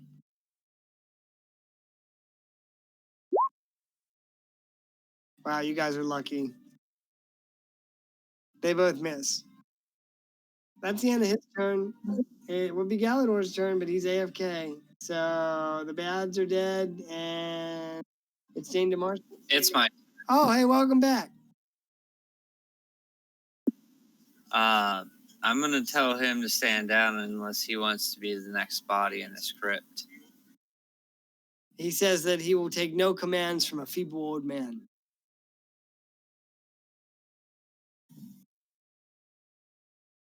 I'm gonna shake my head and say, "Man, that's unfortunate."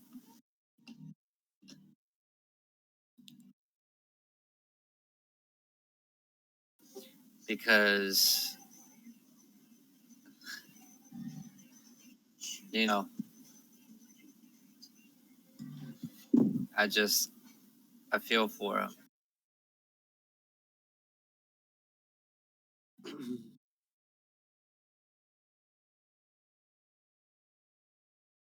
Yeah, I mean, do you feel for him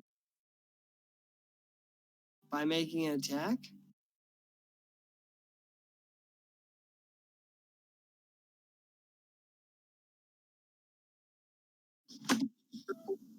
Gotta attack him with kindness and understanding. I mean, the other kind is also good. So I am gonna try and give him the old witch bolt. Oh shit! Okay. Level 8. Oh my god. Hit. Oof. Right. Let me get you a lightning bolt or something.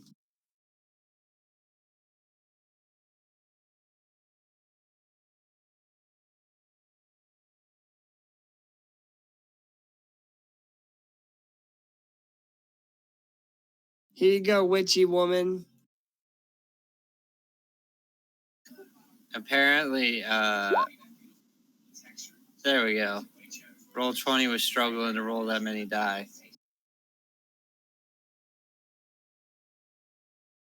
Wow. Holy shit. Give him the old Emperor Palpatine. Unlimited power.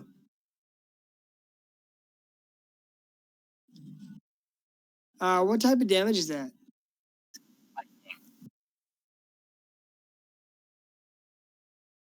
So I hope he happens to be standing in some water. What type? It's electric damage? It's lightning damage? Okay. Well, guess what? That killed him. Should have been wearing rubber shoes. He should have. Pretty much cooked him in his armor, I bet. Anyone for some alligator tail? All right, Galador. Very nice roll. After you, it's Dane DeMar. Chill, Dane DeMar. Chill, bro. Crit. Bruh.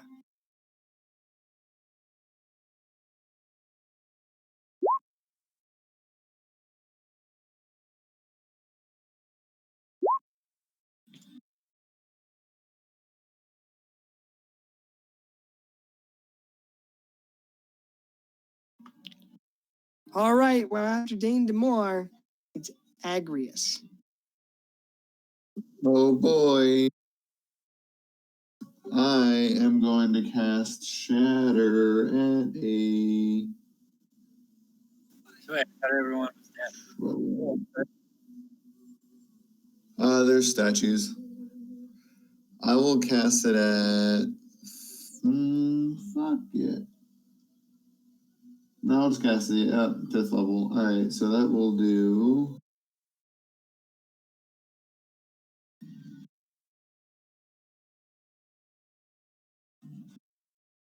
Sorry, I lost my stuff. Okay, so they have to make a Constitution saving throw.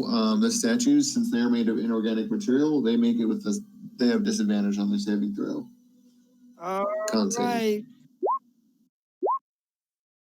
Nice. Fail.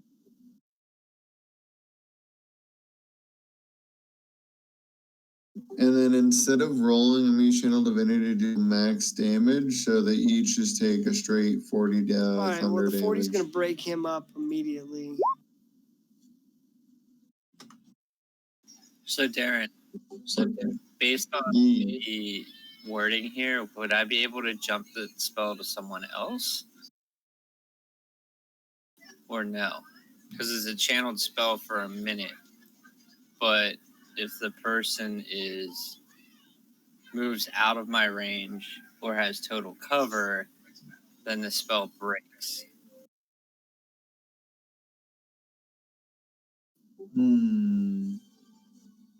Oh, I feel like it's only for the one target, but the DM could say otherwise. But Because I think basically the spell brings a connection between you and one other person, and then as long as you're connected, you can keep doing that. That's okay. Sounds lame. It's all good. Yeah, I agree. I mean, I guess. I don't know. I kind of feel like Witch Bolt is one of those spells. Like if there's another enemy that's adjacent, you could kind of homebrew it and be like, well, you could roll to see if you're Witch Bolt. Re-roll. I mean, I don't know. Is it game breaking? Well, I mean, it's in my hands because like you just saw the damage it does. Yeah, then you could. Yeah, I don't. Let me think about it. Every turn for a minute. Yeah, no, we're not gonna do that. I don't know. Let me just think about it. Yeah. Hank over here swinging his axe around like he's fucking hung like a horse. And damage. That's a property of his axe, is that it does cleave damage. I try to tell my wife I do cleave damage, and she says you can't even hit the first target. Oh my. Oh. I forget whose turn it was. Oh, it was Agrius, right? Yeah, I just ended my turn. All right. Donkey Jank, it's your turn. Oh, and I'll move back just so I'm not in line of sight of everyone else or in their way. Okay. I'm gonna go ahead and move.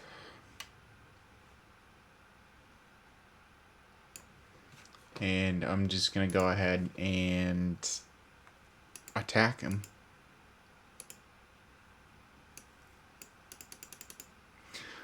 I'm just gonna do a regular reckless attack. Oh, crit. Oh, crit. You're going to put him down. How do you want to do it? With a lot of damage.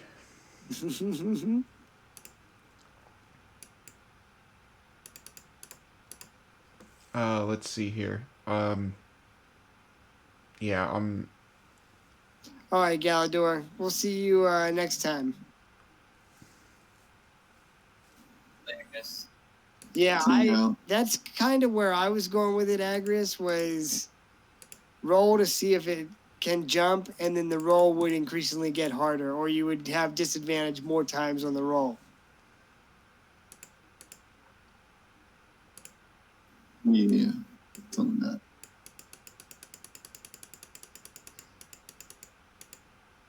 All right, Petey. Holy shit.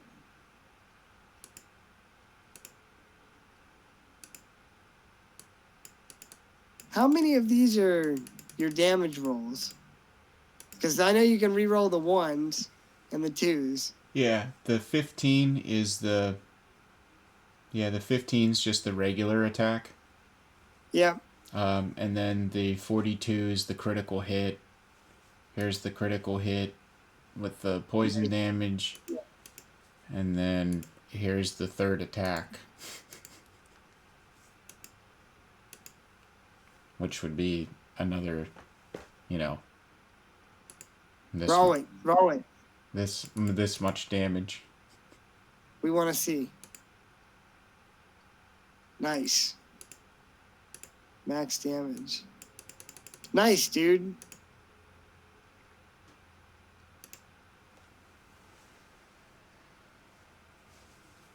All right, well, he crumbles at your feet.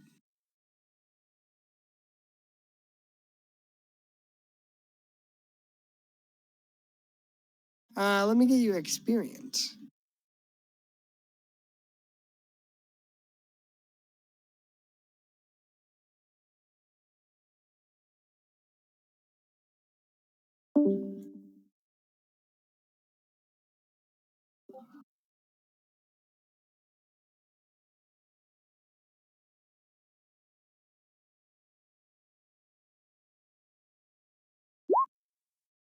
$32.40.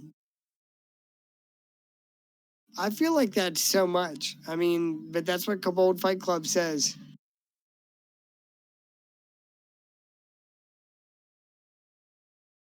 Like I feel like that's a ton, but I don't know. Probably not. It's a high level, so it takes a lot more to level. Right.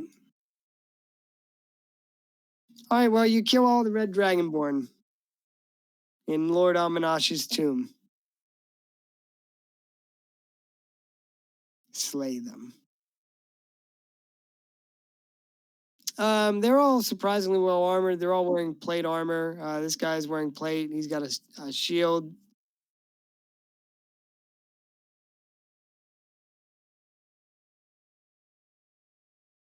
Can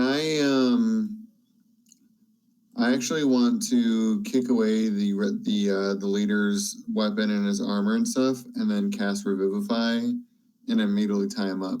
Okay. Do you want to roll his race?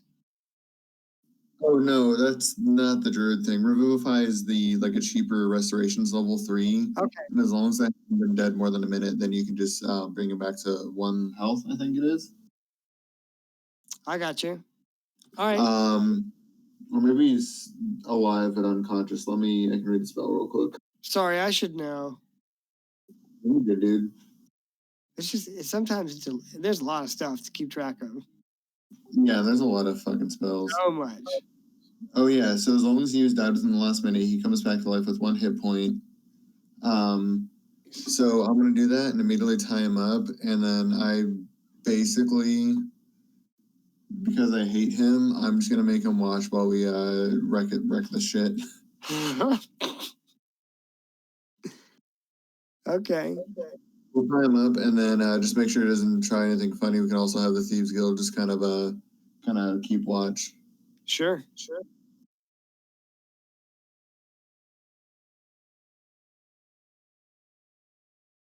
I'll just move Galador.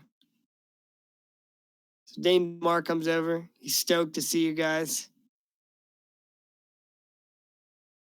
Hey, friends.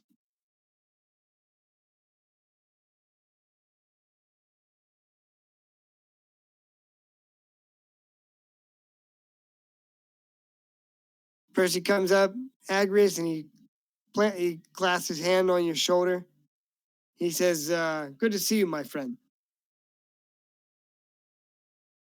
You as well. Glad you made it. He says, we were lucky enough. He says, your ploy to rouse the masses worked better than anticipated. It appears it did. The Dragonborn severely underestimate the simmering anger of my people at their mistreatment for the last 100 years. He says, it seems all that is about to change. Oh, what the hell? It just kicked me out of the game. Hold on.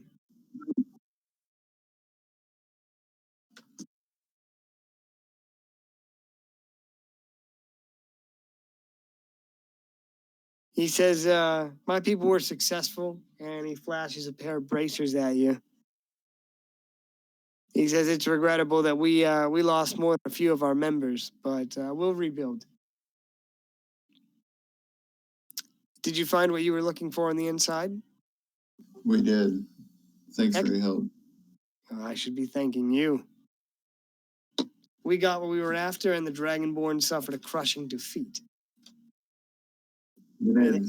Be advised, there is a camp just northwest of here, full of Dragonborn. Although, as of now, they know not of the fate of the Dreadmont. Excellent. I think we might head east for a bit until things cool down. You probably should. He says, he tells you to keep the sending stone. He says, perhaps we'll meet again one day, my friends. Perhaps we might.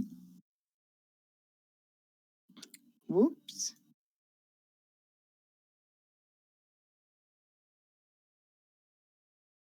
So, maybe they'll hang out here for a day or two. I'm not really sure what their plan is, but I think they do want to head east for a bit. Alrighty. So what are you guys going to do other than deface the temple? Notice there's some chests up here. There are. I would like to check them. Okay, let me get my loot thing open.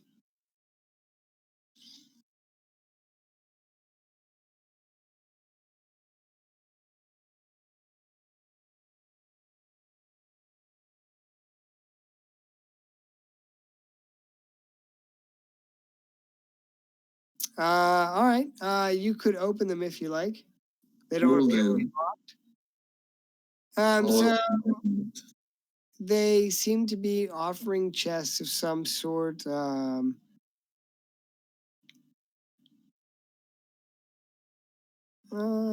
t- t- t-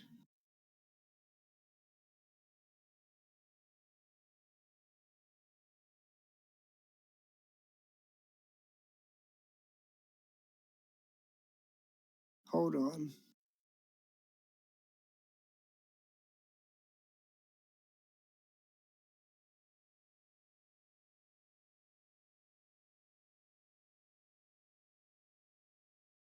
Well, they changed the loot gen from Treasure Hoard.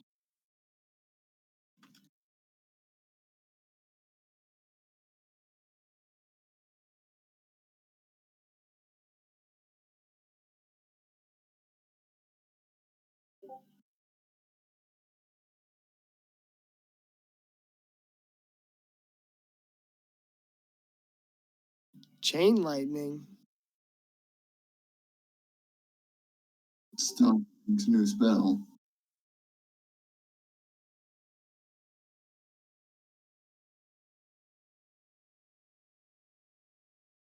Okay, sorry, I'm good to go now.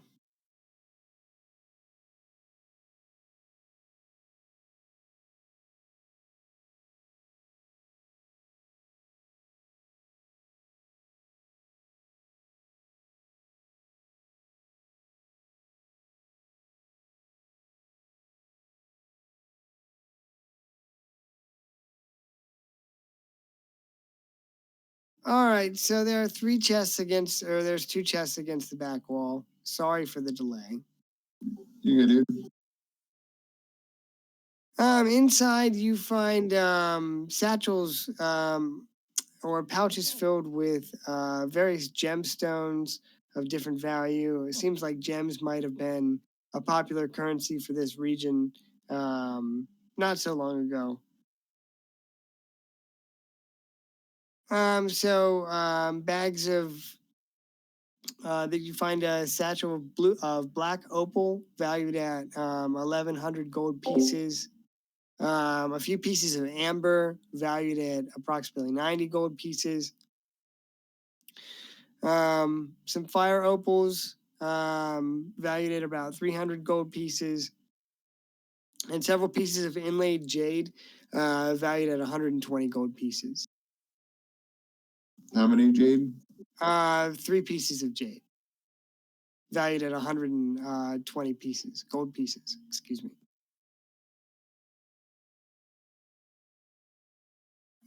There's one spell scroll in the chest in front of you, Agrius. It's a divine scroll of fog cloud. Just fog cloud. You got it. Not cloud kill, just regular fog. Fog cloud kill. Yeah. Donkey Jank, do you open the other chest? Yes.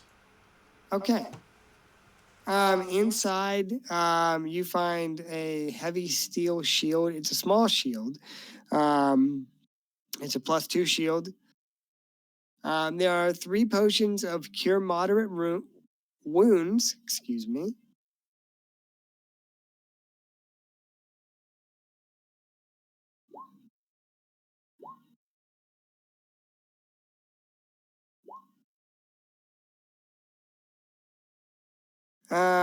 Looks like there's a copper mace valued at 700 gold pieces.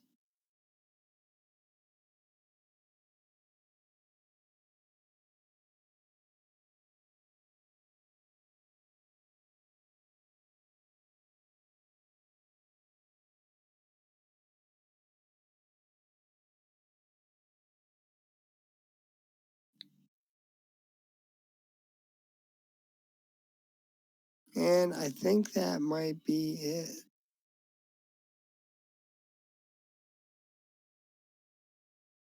Yeah, that's it.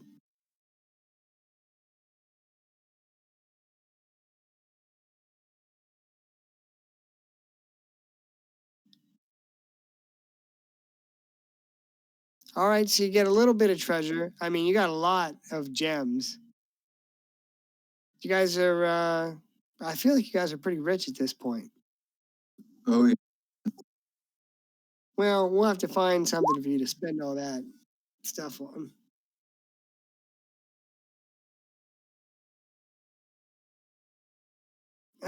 You also don't know who Lord was, other than he was killed in a Tabaxi uprising. Ah. So, I mean, you might be able to find out some more about him if you talk to some people. Yeah, and I might even ask this guy or something. We'll figure something out. I haven't quite just started defacing yet, so maybe I'll use that as a Sure. barter. Think about how you want to do it. Let me know. Let's hop back to the world map quick. What's the plan after you leave the tomb? I assume the pyramid, if that's what everyone else is thinking too. Unless Donkey Drink has something else in mind.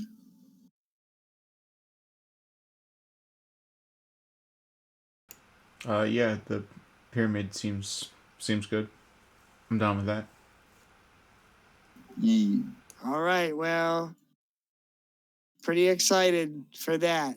Actually, very excited for that. If you guys find that you can play this weekend, let me know. If not, we'll pick it up next week. So Man, awesome. Well, I hope it was fun for you guys. I had a good time. yeah, good stuff. Thanks, dude. Yeah, man. Yep, I had a good time too. Awesome. Well, yeah, we'll get back to it next week. So Sounds good. All right. Cool. See you guys. all right, fellas. Yeah, have a good day tomorrow. Yep, you too. Yeah, thanks. Later, fellas. All right, have a good night, guys. You too.